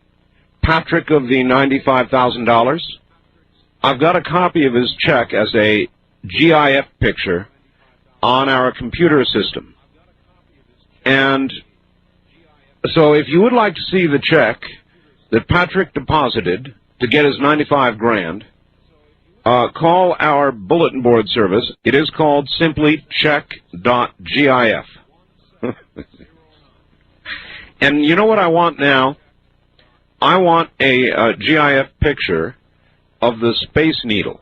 Anybody who can send that to me, attach it to email or something on AOL. If anybody's got a good quality picture, I mean, this is the most incredible thing you've ever seen in your whole life. I would love to have a photograph of that, a good one, as a GIF photograph, and I will put that up on my bulletin board, too. It's actually not my bulletin board, by the way. It's put on by a kindly gentleman here in Pahrump, Nevada. Actually, he's a pretty cool guy. He's a retired FBI. See the kind of friends you have, Art? East of the Rockies, you're on the air. Good morning, Art. This is OJ in Kansas City. How you doing? KCMO, doing fine. I think I'm going to be on the morning show there this morning. Oh, for heaven's sakes. That's what I said. You stay up that late? Well, it's 9:30 there. It'd be 7:30 here. Yeah. That's not so bad. Right. You know, it's not as easy to be chivalrous and save damsels as it used to be. Apparently. Not even in vogue anymore. No. First of all, you have to have a fairly large arsenal to carry around with you, because the first thing you have to do is kill the perpetrators so they can't sue you. Then you have to kill the witnesses so they can't finger you. Then you have to make sure there aren't any TV people around. It's not as easy as it used to be. Well, you're exactly right. Unfortunately, that's true. A little cynical presentation, but the truth of the matter is that there is a step from that, or in other words, not participating, not jumping into the middle of it, but gee whiz, folks, to cheering and chanting for someone to kill themselves. Now, please. Lord. Yeah. I tell you, I'm going to do the right thing no matter what it costs, but I hope it doesn't present itself to me. I'm too young to go to jail. All right, thank you for being there. Yeah, thank you for calling, sir. Have a good morning. on the first-time caller line. You are on the air. Oh, Art, let me turn my radio down. That's good. Do that. Whoops, sorry. That's all right. You are a first-time caller, Yes, right? I am. Uh-huh. First-time caller on any show. Oh, my. All right. I wanted to tell you about a little tip for disciplining kitties. I heard you mention one time you had to spank yours every once in a while. Yeah. Just keep a little water gun next to you. You don't even have to get out of your chair. Well, see, I have no problems of that sort. The problems occur, my cats are inside cats. Mine too. I don't let them out. And if they make a run for the door, Oh, I see. then they get themselves a swat on the tail end. And cats take it rough. Yes. I mean, they really do. They sulk. Yes, they do. But I thought you meant like furniture scratching and that kind of Well, I thing. mean, it's for, no, it's for their own good. Oh, absolutely. Yes, it is. Yeah, mine are indoor cats, too. And I wanted to mention one more thing. Yes. Asking one time about what you thought people would do if there was a comet was going to hit the Earth. Yeah, if you had days or weeks or months or even years. Yeah. I think they say all people are really three people. The person you think you are, the person other people think they are, think you are, and the person you really are. I think we'd all become the people we really are. And so then what result would that yield? I think that people would just be surprised. The masks would all come off. I mean... Well, okay, I'm trying to pin you to the wall here. When they did, Mm-hmm. what kind of society would we have? I mean, would everybody quietly go home to be with their loved ones? Some would. Would there be mostly rape, pillage, Mad Max time? Or? I think most of them would probably go home to be with their families. How much Mad Maxing would there be? Oh, probably less than there is now. Really? I think so, uh-huh. Well, that might be all right for a period of time. Yeah, I think that when it came down to it and you knew you only had a certain amount of time, the things that were important in life would come out. All right. We'll be right back. You're listening to Art Bell, Somewhere in Time. Tonight featuring a replay of Coast to Coast AM from August 22nd, 1995.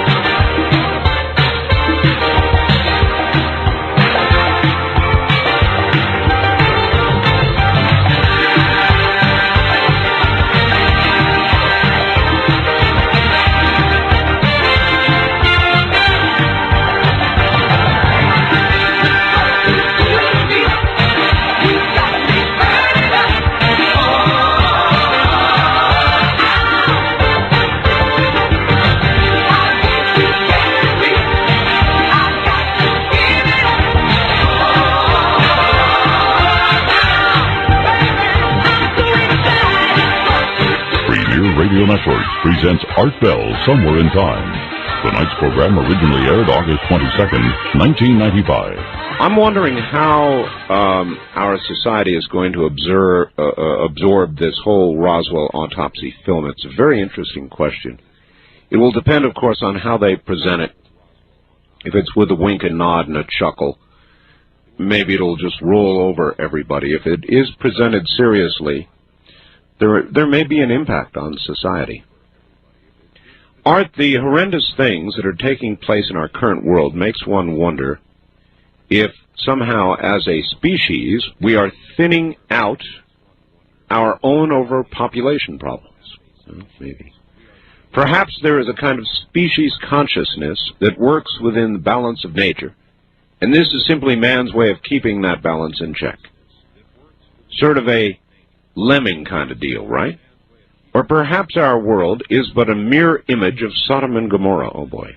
Remember, there were many atrocities taking place there, from open murders, child molestation, homosexuality, bestiality, stealing. Are we doomed to repeat the past because we did not learn from history? But, just like in Sodom and Gomorrah, remember God sent his messengers to collect and rescue the few godly people from that place before God utterly destroyed it. Something to think about. Carol, KFYI. Well, could be. Could be that if they discover it is indeed the Ark on Ararat, that people will begin to do some deep thinking. In other words, at one point previously, God saved those who were in the Ark, sort of drowned everybody like so many ants in a bucket with a bucket of water tossed on them. I mean, that's about exactly what it amounted to, right? So if they find the Ark up there, and that's true, it's going to provoke a lot of very deep thought, isn't it?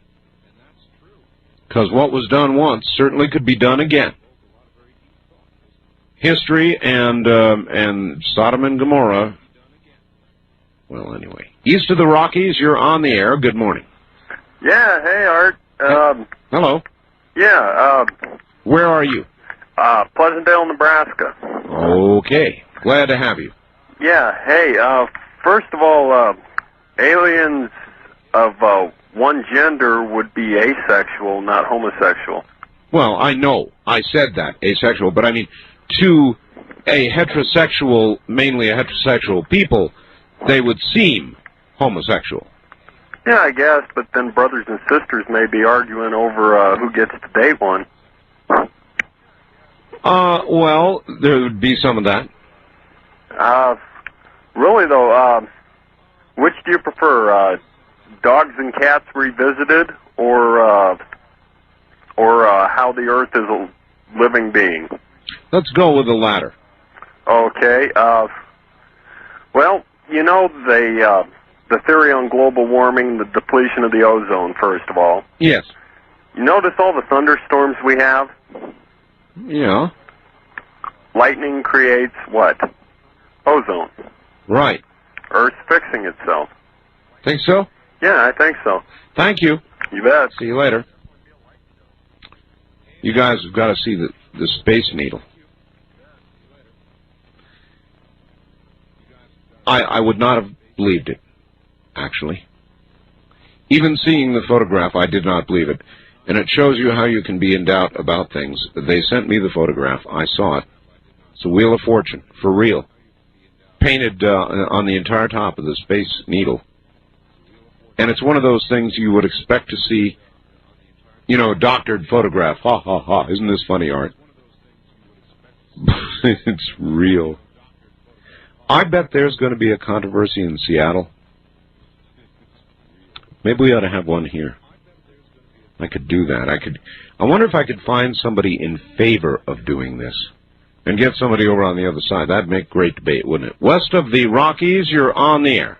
Yes, Art. This is Steve calling from Tempe, Arizona. Hi, Steve. Yes, I'm kind of curious about this film of the alien autopsy. Yes. Are they going to make it available to the public in its complete, you know, what they have left of the film? Well, I don't know whether we're going to get it all, but I know we're going to get a good, healthy dose on August 28th. It's being promoted now on Fox. Are they going to actually show a good portion of it, or are they just going to give us a little tease? I think a pretty good portion. Huh. That's going to be interesting, then. Are you or your show or anybody affiliated with you going to be are you going to be making the videotape itself available to the public? Well, no. The owner of the copyright, who gave us permission to publish, Santilli, is already making it available. You can get a video or something. I thought maybe he would. Or if you're smart, you just run your VCR when they broadcast it on the 28th. I'm planning on that anyway, but so there you are. I was just wondering if they're going to show the craft pieces at all. You know, somebody sent me a wonderful gift. Thank you. I don't know about the pieces. I think they may. Somebody sent me in a glass tube allegedly the symbols that were recovered on a piece from Roswell, and I have that. And they do look kind of like hieroglyphics. That's as close as I can come. And it is supposedly an accurate reproduction of those, and I've got that. It's encased in glass in a tube. It's really kind of neat. Wildcard line, you're on the air. KQMS, Radio California. Well, hello. Hey, you know why your show's so good? No. Well, because you focus on the callers, and they feel important. That's why. Okay. I'm not It's sure true. that's true. I mean, I'm not even nice to everybody. I know, but the callers are kind of like the show, and you're just there. Yeah, that's true. You know, I really don't understand this whole theory about if we find out, like, there's aliens and extraterrestrial life, that the world's going to fall apart. What are we, like a bunch of kids finding out that there's really no Santa Claus? Yep. I think that's ridiculous. I think everybody's blowing that part way out of proportion. Well, then you don't properly understand the religious beliefs of people and what would happen when they're challenged. I mean, look at the wars around the world, dear lady. They're fought over differences in religious views. Well, then maybe it would be a good thing. Well, but don't minimize it. I mean, if something came along that destroyed or strongly challenged religious views, I assure you, blood would flow. Alien and human. Alien, I know. I think that people are so stubborn that it probably would make any difference at all. And they go right on believing whatever it is they believe. You know, saying, well, you're not real, or something like that. Well, I'm sure, you know, a lot of that's going to go on after the showing of the Santilli film. I know, I can't wait to see that. Is it like on a show, or are they just showing it? Well, it's a special. Ah, okay. Because I don't really watch TV very much. Well, be sure to watch this. I will. Good night. And good night to you. It will depend on the presentation. But there's going to be a lot of reaction to it, and a lot of it is not going to be positive. Which probably means that even if there really was sudden absolute proof of aliens, a substantial portion of the population simply would refuse to believe it. Or anything else like that. I mean, maybe we have arrived in the day and age where no matter how good the proof of anything, it will not matter. People will doubt. For me, there is a threshold of proof, a scientific proof. What is science? It is the ability to prove something by repeating it and achieving the same results time after time. You can prove something. So there is a threshold. It's a fairly stiff and a severe one, but I will accept something as scientific fact at a certain point. That threshold for me has not been reached with regard to aliens, or abductions, or crop circles, or life after death, or our maker, or a lot of things. I have not reached that threshold of proof. And I hope that you understand, some of you. I am intensely fascinated with and pursue these topics. Do not translate that to, I'm saying it is so, because I won't do that until I get to that threshold of proof. West of the... Oops, would have been. Wildcard line, you're on the air. Hi, Art. This is Dick calling from Kaneohe, Hawaii. Well, hello. Hi, how are you? Very well. You've discussed this, and I've missed it. But this is something I'd like to bring up concerning the pictures of the aliens. Sure. There have been so many people who claim to have been abducted, right? Yes. Have any of them looked at the picture and said, oh, these are the people that have been coming and getting me? Nobody I've talked to yet. Well, one lady. What did she say about it? Those are the people that got me. Roughly that. Yeah, I did talk to one lady who said that. Mm-hmm. Yeah, it seems that if there are the thousands of people that are being abducted night after night, that some of them would come forward and say yes or no.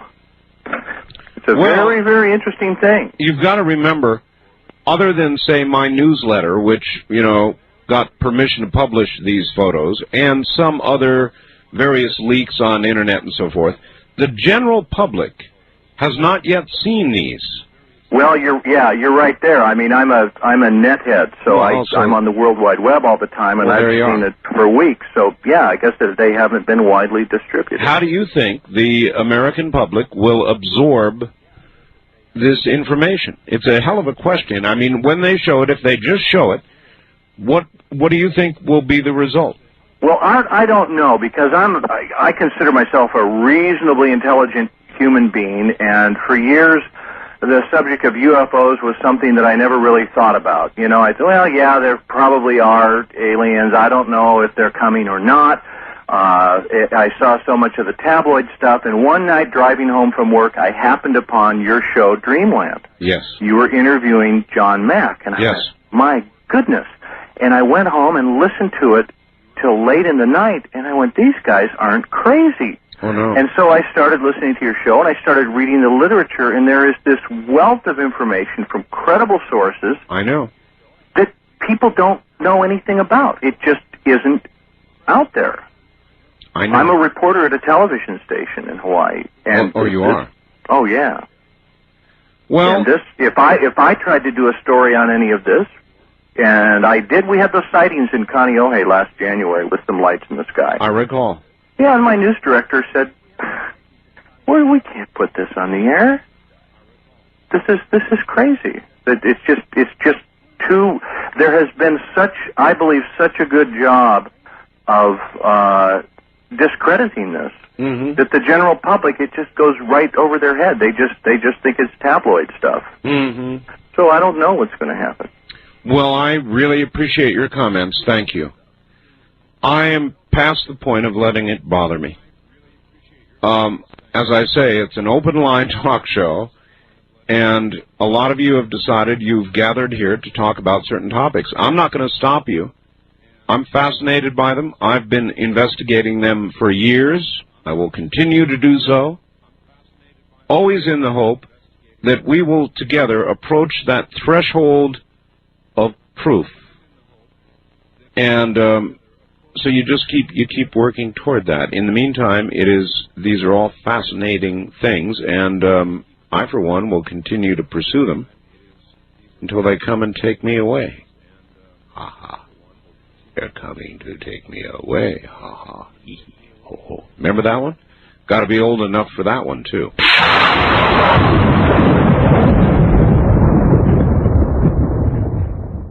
Wildcard line, you're on the air. Yes, good morning. Calling from KEX, Portland. Yes, sir. The only thing that I find surprising in that Detroit fiasco is that popcorn and candy apples weren't sold at that thing. It seems that lately, you've talked about on your show before, the desensitization of human life in this country seems to be rampant. Yeah. I volunteer for a child abuse hotline about 4 times a month, and the rancid, disgusting pus of behavior I hear, it saddens me. Okay, here's another one. I mean, these are just all over the place this morning. Listen to this. Hi, Art. Here's a local news story you may want to comment on. A local man with learning disabilities is being tried for the child rape of his 15-year-old daughter. However, the girl is refusing to testify. She does not want him convicted. So, the judge has thrown her in juvenile detention and or under house arrest until she takes the stand. It's been about a week so far, and she is still not willing to testify. Dale, listening to KVI/Como. Sad commentary. Yeah. Also, if I may add one story to the two you mentioned earlier about the Portland and Washington area. Sure. I think last week a 16-year-old boy and a 17-year-old friend killed the parents of the 16-year-old, and then if that wasn't bad enough, they took the 5-year-old little brother and drowned him in the bathtub. My God. I don't, like you say, maybe that quickening thing, maybe there is something really to that. Like I'm sorry, but I think there is. Yeah, life doesn't mean anything to a lot of people, and I'm not saying everybody, but like I say, that hotline I work for, there's a lot of people that just don't give a rat's, I know. I thank you for the call, sir. The quickening is real. It's real. I've been doing this particular talk show, for 11 years now. 11 years. And I can tell you, during that 11 years, I've always had access to all the news that is the news that's worth reporting, as they say. And events, crime, social misbehavior, the lessening of the worth of life, our political system, our institutions, everything, events have been accelerating and deteriorating, and it is real, and I choose to call it the quickening. It's just a word, but it describes a whole range of events that are accelerating at an incredible pace. It is something to see. Wildcard line, you're on the air. Hi, Art. Hello. KMPC Land. In Los Angeles. Yes. Hey, remember when they were talking about, this goes back a little bit in time, but about how the, I guess gang people were putting the damper on drive-by shootings, in L.A.? Well, it was the Mexican mafia, sir. Yeah. Well, the thing is, I think that's a bunch of hooey, because they had recently, within the last 2 weeks, a shooting up in Boyle Heights where a 14-year-old kid was killed. The news crew went around and started interviewing the people in the neighborhood, and they said, if anything, the shootings on the street are worse than they've ever been. So I think there's a little bit of fallacy there as far as, what effect this has been having as far as, Well, maybe it had an effect and a very short one. Yeah. Hey, when you were talking about genderless aliens. Yes, that's right. Well, what would these prophylactic companies do? They would still need prophylactics, sir, because even aliens of a single gender, which presumably would have, fingertip to fingertip, or whatever it would be, however their mating habits would be, would still have concerns about not wanting to have little alien children when they didn't want to have little alien children. So no doubt those companies would simply adapt. And I don't want to say any more about that. We're going to break here, and we'll be right back. You're listening to Art Bell, Somewhere in Time on Premier Radio Networks. Tonight, an encore presentation of Coast to Coast AM from August 22nd, 1995.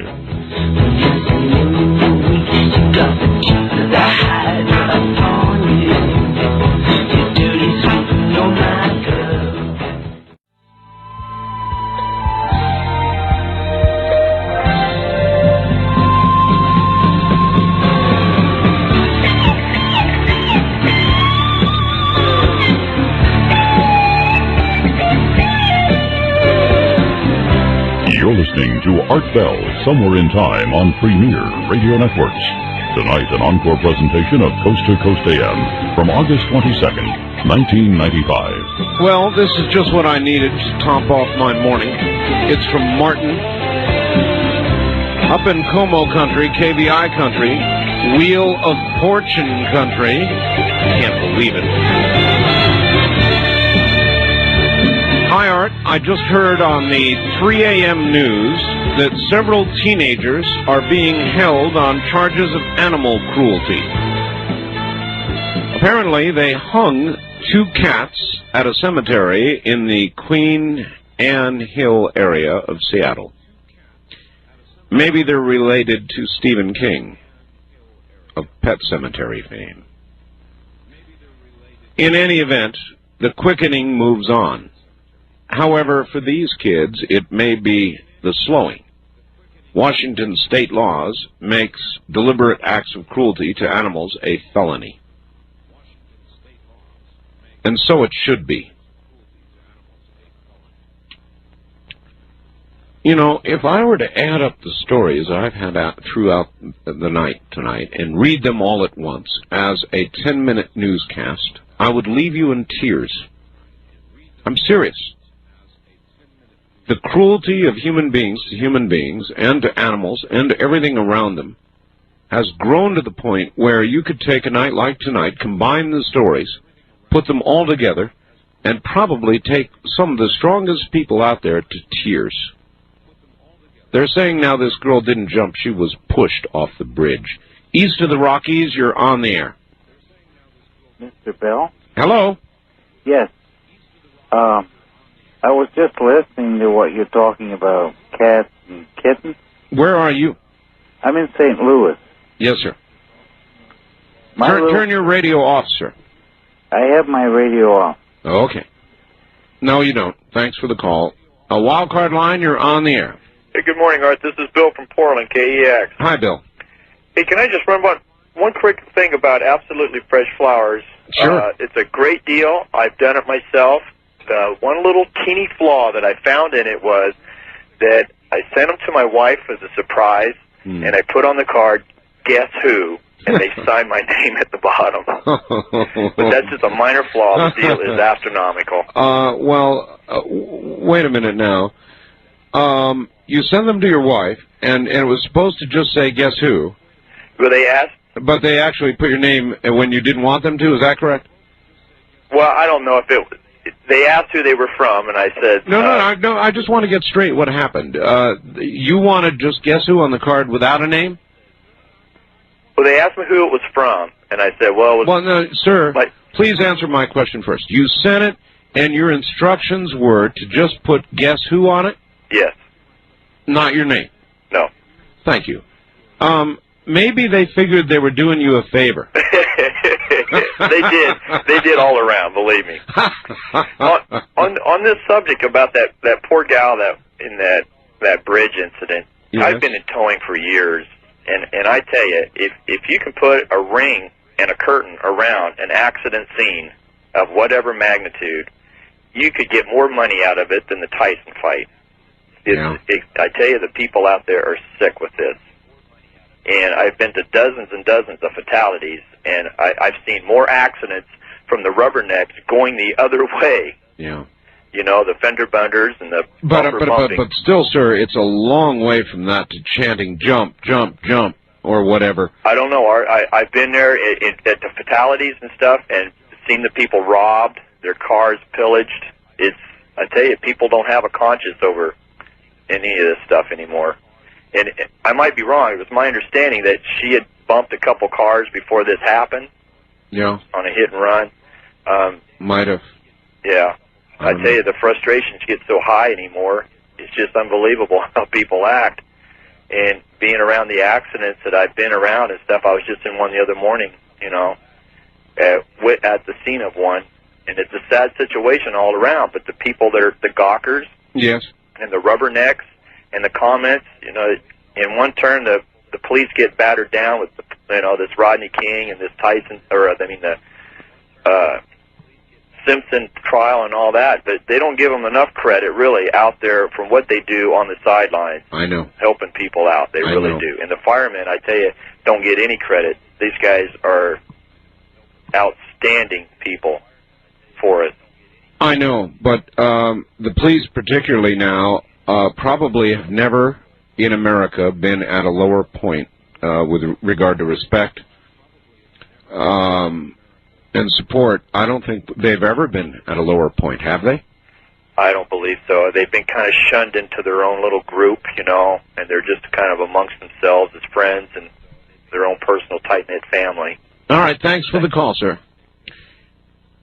From Steve. Now, Steve is the guy who faxed about the living Earth. Remember Steve? He was the guy I put on the air with my guest Sunday on Dreamland. Dear Art, he says, point taken.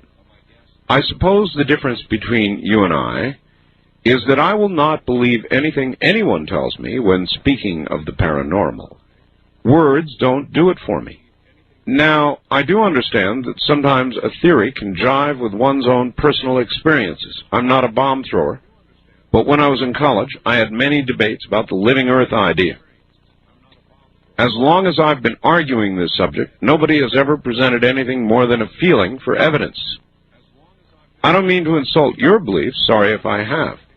I've been around the world more than once. I've seen things that I would not think could happen. I just think it's important to separate what is known from what could be. It could be the black helicopters are out there to do unspeakable harm. But we use our common sense to judge these claims. So, let me ask you this, and I don't mean to be confrontational, in all seriousness. What experiences of yours, or things you have learned, that lean you in the direction of believing, not knowing as fact, the Earth is of a consciousness? What is it that makes you not dismiss this as just so much rubbish? I'm genuinely interested. Steve in Santa Barbara. Boy, Steve, here we go again. First of all, I'm not suggesting, Steve, the Earth has a consciousness as you and I define it in our human condition. However, the Earth is a balanced ecology. Call it nature, call it God, call it whatever it pleases you to call it, but there is a balance that exists, and so that in a very real sense, I'm not saying there is a consciousness, I'm saying that the Earth is an organism itself, a living, thriving organism that reacts as an organism would, perhaps in self-defense, perhaps in effect in gratitude, if challenged, if irritated, that it would act to correct its own environment. As the caller said, lots of lightning, lots of ozone. Lots of hot weather that will end up in effect, balancing something else. It's the best I can do, Steve.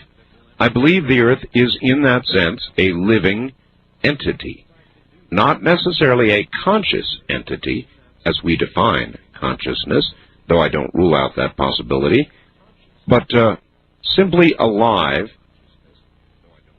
in the sense I just gave you. Best I can do, Steve. First-time caller line, you're on the air.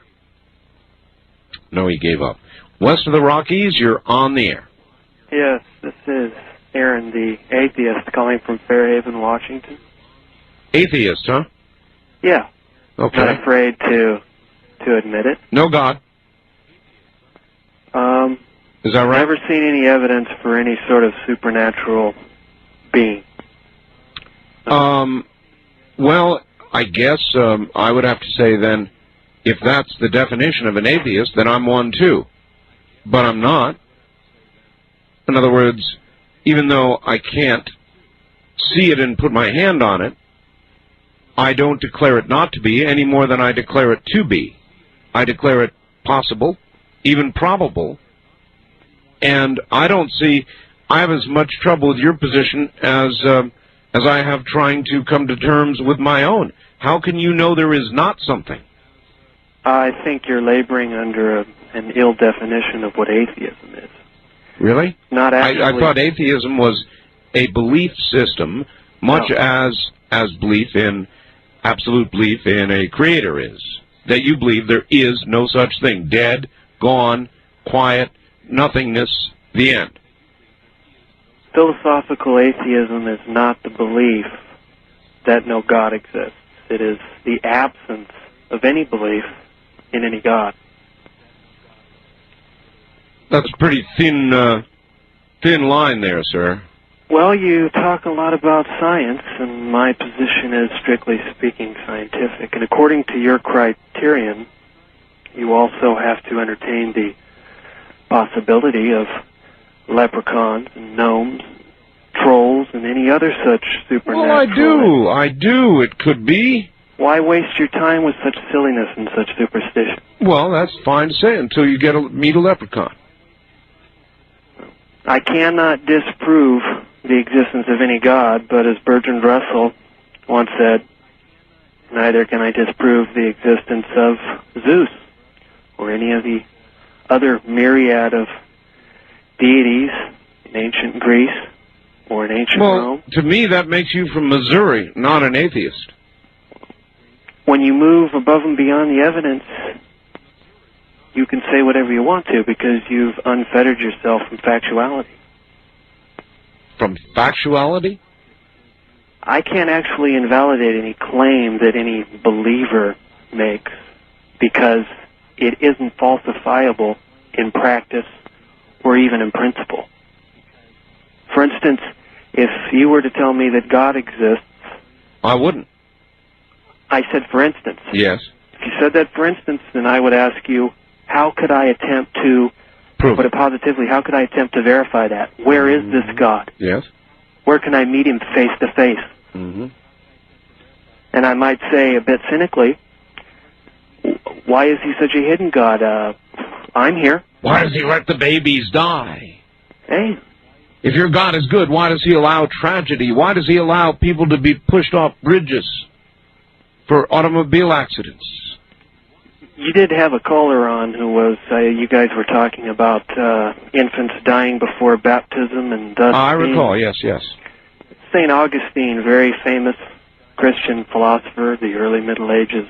He was very adamant and explicit that any infant that in fact perished before baptism was condemned and consigned I'm aware. to eternal fire. Yes, I know. This is a Christian doctrine, and it's easily ascertainable throughout the good book.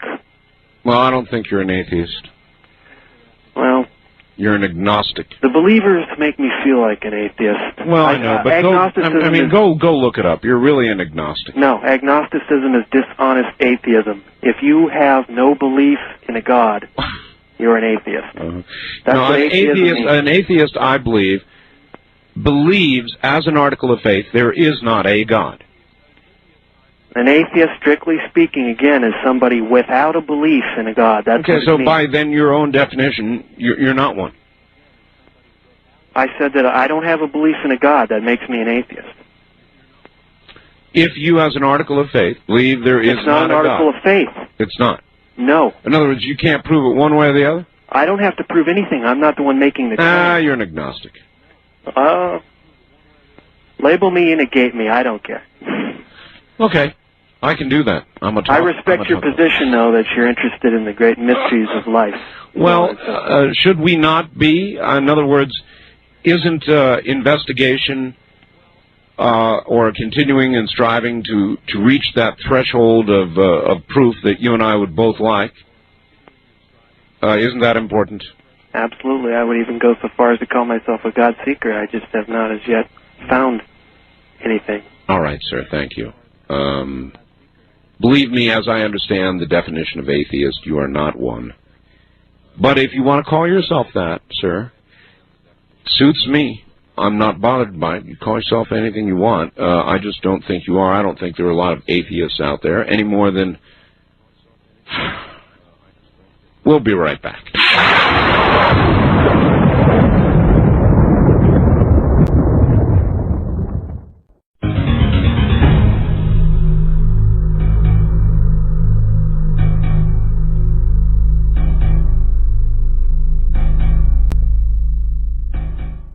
East of the Rockies, you're on the air. This is the postman calling from Memphis. Oh, well, good. Turn your radio off. I got it off. That's This good. is my first time calling. Oh, from Memphis. Glad to have you, sir. Well, we almost didn't have you. We started off with a top 70s music format on a news talk station. That was kind of strange. Well, somebody threw the wrong switch or something. So I got a hold of their news desk and asked them to look into it, and they said they would. So how long was the top 40 on? About the first 10 minutes of your show. 10 minutes, huh? I guess we didn't miss too much. I got you on WOAI, though. Well, we live in the electronic age. Right. I just don't know what else to say, except I wasn't prepared to get through this early. Well, when you're dialing over there, you know, then you should imagine you might get through. Yeah. Making positive thinking come through. Mm-hmm. You were talking about people and religious people pointing Well, I work with the Postal Service. I see a lot of the religious tracts come through, and one of the things I notice is whether they talk about themselves and their own beliefs, or whether they spend a lot of time putting down the other beliefs. How it tends to be, like Jimmy Swaggart pointing his finger at Jim and Tammy Baker, and then a few months later saying, "I've sinned." Yeah, I know. Look, sir, thank you. I take it right down to my personal life. I told you. There's a couple people, maybe even 3, in my life that have been that way. I mean, you almost can't be around them because they're so damn preachy about morality. And I'll be damned if they're not the ones who turned out to be thieves, dirty dealers, totally screwing over their neighbor and their business associates every opportunity they got. In other words, the lowest of the low and the preachiest of the people I've ever known. It's there are a lot of people, and I don't mean to disparage them, who are quietly moral and quietly ethical, and I applaud them. But I'm telling you, look out for the ones that make a lot of noise. At least that is my personal experience. West of the Rockies, you're on the air. Carson, California, Art. Okay. Yeah, that is west of the Rockies. It is, yes. And your telephone is still no better than it was 2 years ago. Well, Art, I don't have time to hook up my real phone. I mean, it's a real phone, but it's anyway. I just wanted to say that Chuck Harder has Stanton Freeman on. He's down at the Telford Hotel doing a seminar for the next couple of days about Roswell and so forth. Oh, yes. And I was hoping you'd try to get him on your show if you could this week or sometime soon. Well, I've had him on many times. Yeah, well, it's good to have on again. Yeah, well, let Chuck have him for a while. Okay, anyway, about that story in Detroit, I was absolutely flabbergasted when I heard about it yesterday, and I don't know what to say except I think that... well, do you think people who cheered this on should somehow face some legal penalty? Well, I don't know what you could charge them with, Art, because it's like they're almost cheering on the murderer. I mean, they according to the yesterday's account, even though it got straightened out today, one of the accounts had the woman hanging on the railing for dear life, and the attacker was beating her on the fingers with a crowbar till she let go and dropped into the river. That was the other account, which I was a more chilling account, and I just assumed that was probably what happened, along with the cheering and the clapping and the laughing. And one bystander tried to get someone with a cell phone to call 911, and they refused. While this was going on. Hey, sir? Yeah? What do you do when you're constantly throwing conspiracy theories up against the wall and they won't stick? You chuck them? You chuck harder. Oh, well, yeah. I'd part of that. And have a good morning, sir. A wildcard line, you're on the air. Hello. Unbelievable. Really? See, you're easy to get hold of. Well, there you are. This is just only the second time it rang, and it probably only redialed 12, 13 times. Well, it's kind of like a lottery.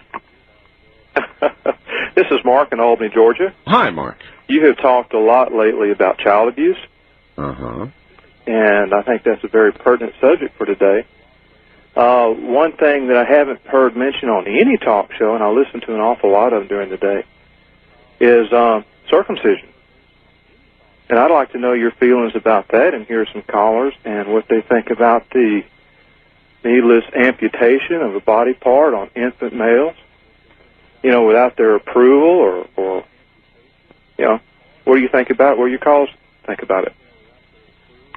Well, I don't know if I care. In other words, a lot of people consider it a medical procedure that is performed for cleanliness throughout life, and I don't think it constitutes abuse. So I don't, from an abuse point of view, my answer would be I don't think I care. It's up to the parents, huh? Well, I just think. Well, I disagree with it's not that. abuse. I don't think that amputation of a body part should be It's up not. to the parent. It's not amputation. Amputation is when you actually remove a member. That is not what occurs, sir, and you know it. Well, all right. Well, I thank you for the call, but I don't follow your abuse charge, and I don't think it's a big, important, or even very tasteful issue. And I think it's up to the parents. That's what I think. East of the Rockies, you're on the air. Hello. Good morning, Art. Hello. Hey, I was listening to you the other night, and a gentleman called and asked you if you believe that aliens had anything to do with our evolution. And you commented that... I said I don't know. Well, I was just wondering if you believe, in your personal opinion, if they've had, in the past, far past, if they've had any manipulation on our progress. Beats the hell out of me. I said I don't know. I meant I don't know. I have no proof of it. I have people who come on and talk to me, all kinds of guests with all kinds of credentials, who say all kinds of things. Do you...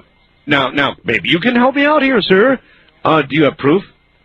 Well, I don't have, tangible proof, but I've been doing a lot of reading, about like Mayan calendars that go 400 million years into the future. They have astronomical maps. Yeah. They have... yeah, and we got the Bible, too. Yeah, well, and they also calculated thousands of years ago the rotation of the moon, which today, if they calculate it, they differ by like 0.4 seconds. I've got books that could convince you about anything if you want to read them. But, until I can put my hand on it, until I see scientific proof, one way or the other, my answer remains, I don't know. Okay, can I ask you one other question? Sure. I heard the story about how people believe that they may have found Noah's Ark on Mount Ararat. Yeah, oh yes. Okay, now, did I hear you correctly when you said that satellites found it like in 1947 or 48? No, I said there was an earthquake on the very day of the creation of the nation of Israel in 48, and that then later they found the Ark through satellite imagery years later. Do you know how long they've seen the, or have known about it? Since, now they're... No, I really don't. Not that many years. And they are going on a dig, and we'll know soon. And can you imagine if it is Noah's Ark?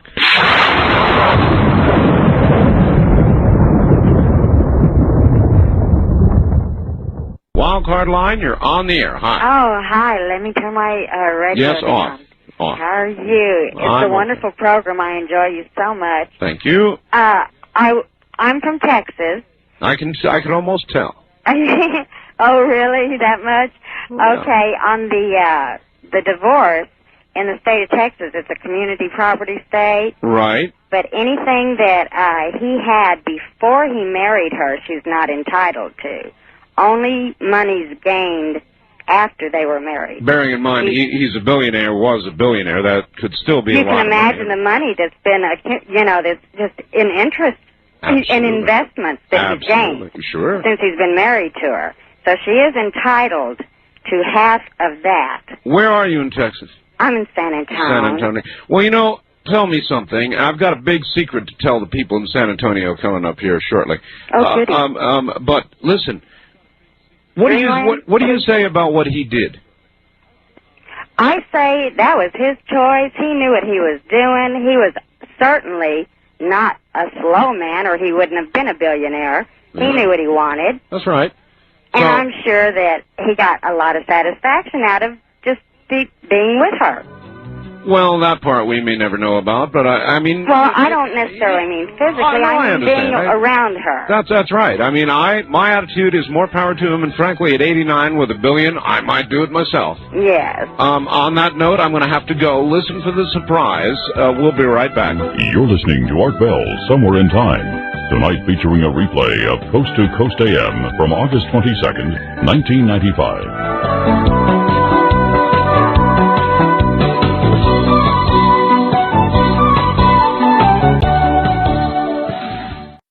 From the Radiant Solar Solution Studio, this is AM 720 KDWN, Las Vegas, a Beasley Media Group station. You're listening to Coast to Coast AM with Art Bell, live on the CBC Radio Network. To call the show toll-free from across the nation, dial 1-800-618-8255. The wild card direct lines are area code 702-727-1295. That number is 702-727-1295. And if you've never called the show, try the first-time caller line at area code 702-727-1222. Anybody east of the Rocky Mountains can use the first-time caller line at area code 702-727-1222. When your call is answered, please turn down your radio. Each caller will be allowed up to 3 minutes, giving more listeners a chance to join in. And now, enjoy Coast to Coast AM with Art Bell.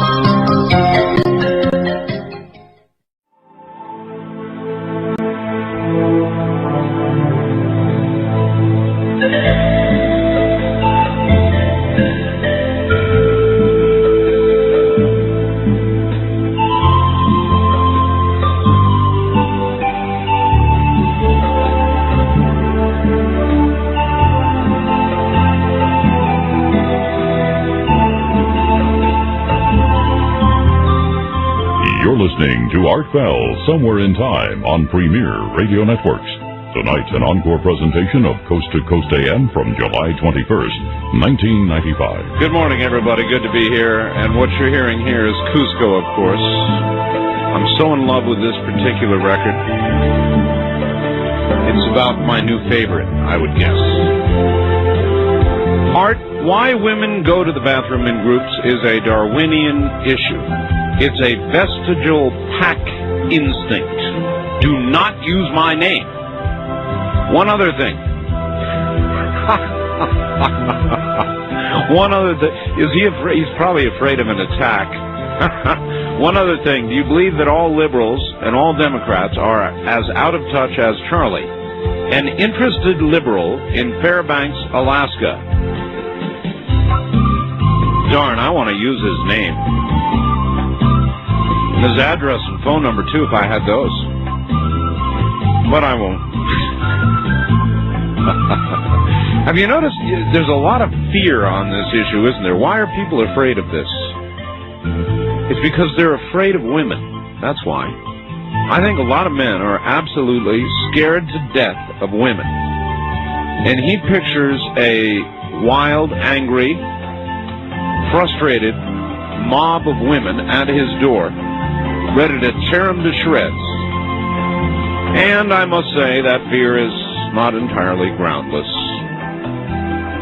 East of the Rockies, you're on the air. Hello. Hey, yeah, I got a couple of questions I want to ask. Well, all right, where are you? This is Kip from Decatur, Alabama. Decatur, yes, sir. Yeah.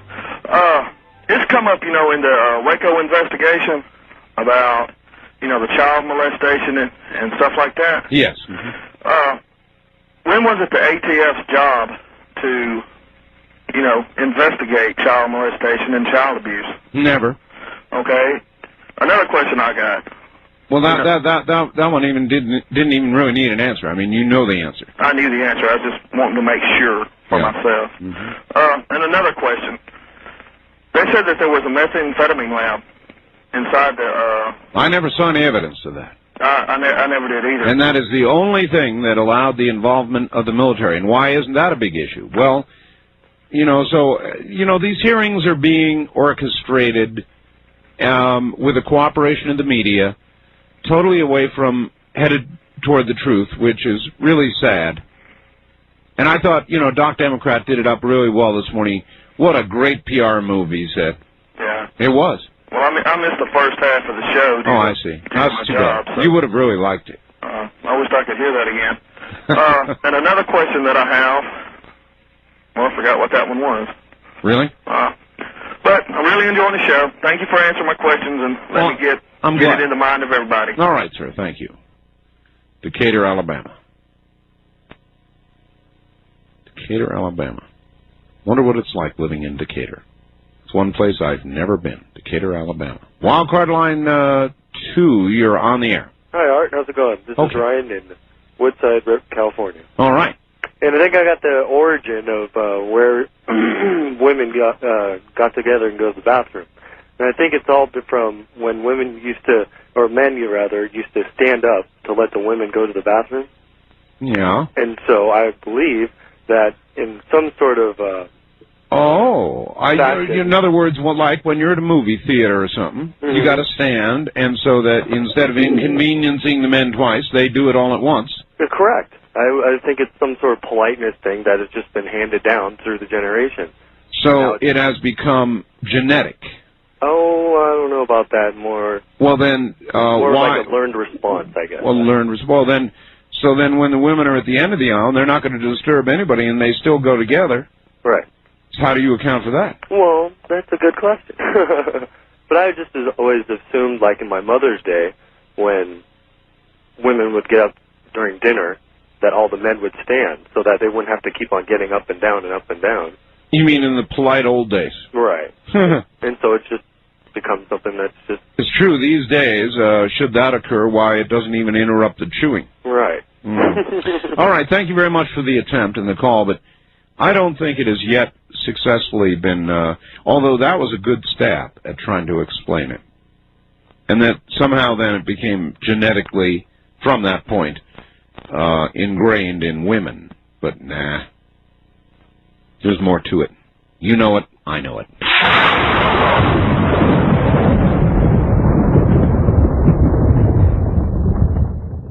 Dear Art, I'm about to say something totally different about your Roswell pictures that I've been studying for about 2 weeks now. These pictures do not have the fake look of a Hollywood backdrop, and they have an air of authenticity about them, yes. You may have given your pictures the wrong name. I think you should have called them Los Alamos. I might be a total paranoid or cynic. You be the judge. With the recent disclosures about the secret radiation experiments on unsuspecting and innocent citizens of the U.S., I believe we might be witnessing a small child who's been fed plutonium or some other toxic nuclear material. This was just acknowledged by the government a couple of weeks ago, and is in a government-run laboratory being studied for the purpose of effects of radiation on the human body. The body looks as if in the advanced stages of some type of muscular deformation possibly caused by radiation poisoning. After watching the workings of government my whole life, I don't believe this is so far-fetched. Ivan, in Lincoln, Nebraska. Ivan, the only argument that I would have with that would be that the 6 fingers and 6 toes, while not impossible, are almost impossible. And that even given radiation, it would make you sick or give you cancer, but the radiation given to an existing being would not grow additional digits nearly as I know. And east of the Rockies, you're on the air. Hi. Art Vale. Yes. I'm a first-time caller. Where are you? I'm PJ, and I'm in Memphis. Memphis, Tennessee, and the mighty WMC. Yes, I've been trying to get you for an hour and a half. Well, I'm glad you made it. Did a lady call you and talk any more about the reason why women went to the restroom in twos? Yeah, there's been quite a bit of discussion about it, but I would say there's been no obviously true reason given. Oh. Well, of course, I haven't been able to hear you for the last 50 minutes. Well, that doesn't matter. I mean, if you've got the answer to the question. A lot of times, Yes. ladies go to the restroom in twos because Yes. if they've never been there before, they don't know if there's doors on the stalls or if the lock on the door is broke. And women are a lot more modest than men, and they don't like for other ladies to open the door and walk in on them. Yeah. Well, nobody likes that. Think men like that? They don't like that either. Yeah. There's easy ways to handle that. You put your foot up there and or your hand, and you just hold it closed. That's all. Well, sometimes there's not enough room to put your hand up there and still sit on it. Well, see now, you're like some of the other callers that have called. Mm-hmm. You know, that doesn't, I mean, I'm sorry, it just doesn't ring true. I mean, as the reason. Because the issue here, and there really is an issue, is that women are actually breaking into men's rooms. I've done it. See? Now here's another one. You've actually done that? Yeah. How could you do that? Well, if I need to go bad enough, it's either, you know, go right there so everybody can see me or try to find some place I can go. That's a good answer. But what I meant is, I mean, well, I guess I have to accept that answer. Generally, the places I've done it is like in bars or places where there's only like, you know, one or two, you know, toilets in the place. And where you can lock the door when you get inside? Right, Okay, but something like that. But now in a public place, like at a sports arena or something like that, I've never done that. Yeah, well, that's what they're talking about. They're talking about... Well, see, there's another thing about ladies. Men, 90% of men do not wash their hands after they urinate. Now, see, how do you... But 99% of the women do because we have to. Oh, well, all right. All right. Thank you very much for the call. I appreciate it, but I don't believe it. It is unfair and sexist to suggest 99% of the men do not wash their hands. I don't even think that's accurate. I don't even think that's accurate, and it's just another sort of lame offering about why women take longer. It's not true that 99% of the men don't wash their hands. Just not true. First-time caller line, you're on the air. Art Bell. Yes. It's great to hear from you. Let me turn my radio off. Yes. All right, I have the answer as to why women go to the bathroom in Paris. God knows this has got to be solved shortly or the program's going to end and we'll never know. Why? All right, I'll make it quick. The reason for it is I've gone with some friends of mine to a lesbian bar, and what it is that the women go in Paris for the single fact that they're afraid of someone, like it's a numbers group thing, you know what I mean? If they're like in numbers, it's a lot safer, so they're worried about being approached when they go in. If the women's... Oh, come on. I'm serious. If the women's... I went to this bar and I didn't know it was a Sir, bar. hold it.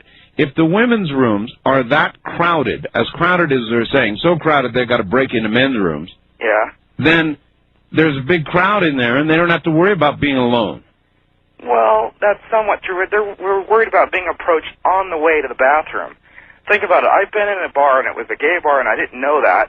And I'm serious. Friends of mine, me and my roommate and I, which is a guy, we went to the bathroom together for the single fact of being afraid of being approached by, you know, a gay person, being male, of course.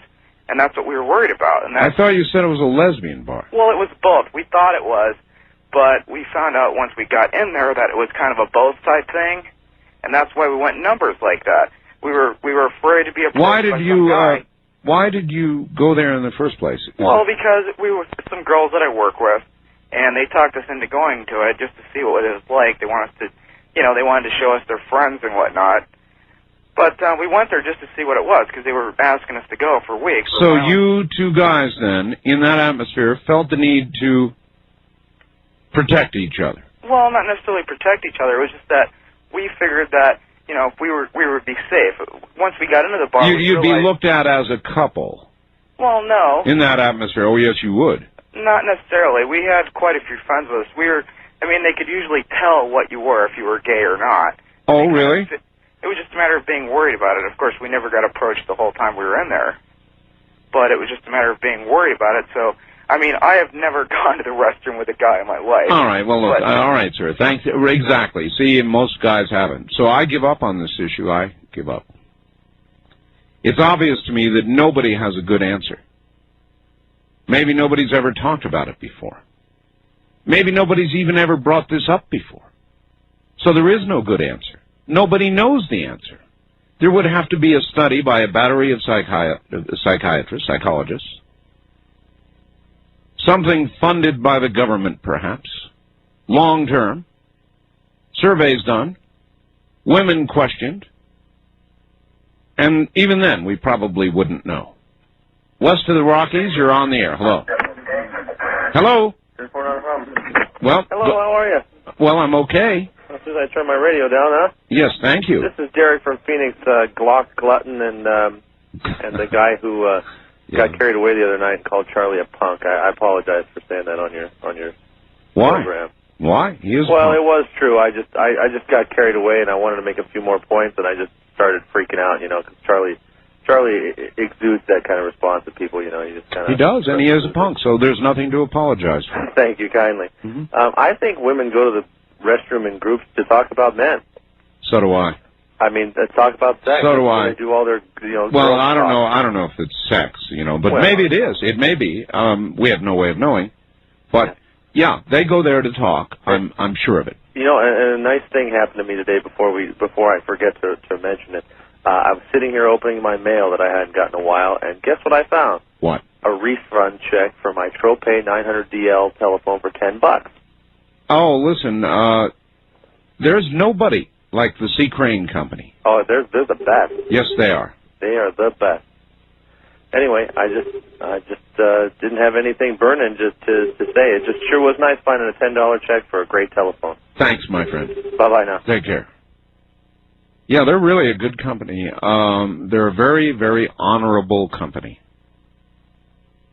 And the thing about C. Crane is that they're in business more because they love the business. And that's why you get such good service. They started that whole trip, so the whole idea was to find the best product no matter who it was and sell it. And so for that reason, they don't form relationships with companies. They don't become, quote, distributors, and where you have to carry products and that kind of stuff, because then you got to carry junk. You want to be able to go out and find and test and sell the best, and you have to remain independent in order to do that. Wildcard line, you're on the air. Hi. Hi, Art Bell. This is Pat in Lodi, California. Hi, Pat. I just bought myself, in fact, as a result of your having piqued my interest in a shortwave radio. So now I'm needing to hook up an external antenna. What kind of radio did you buy?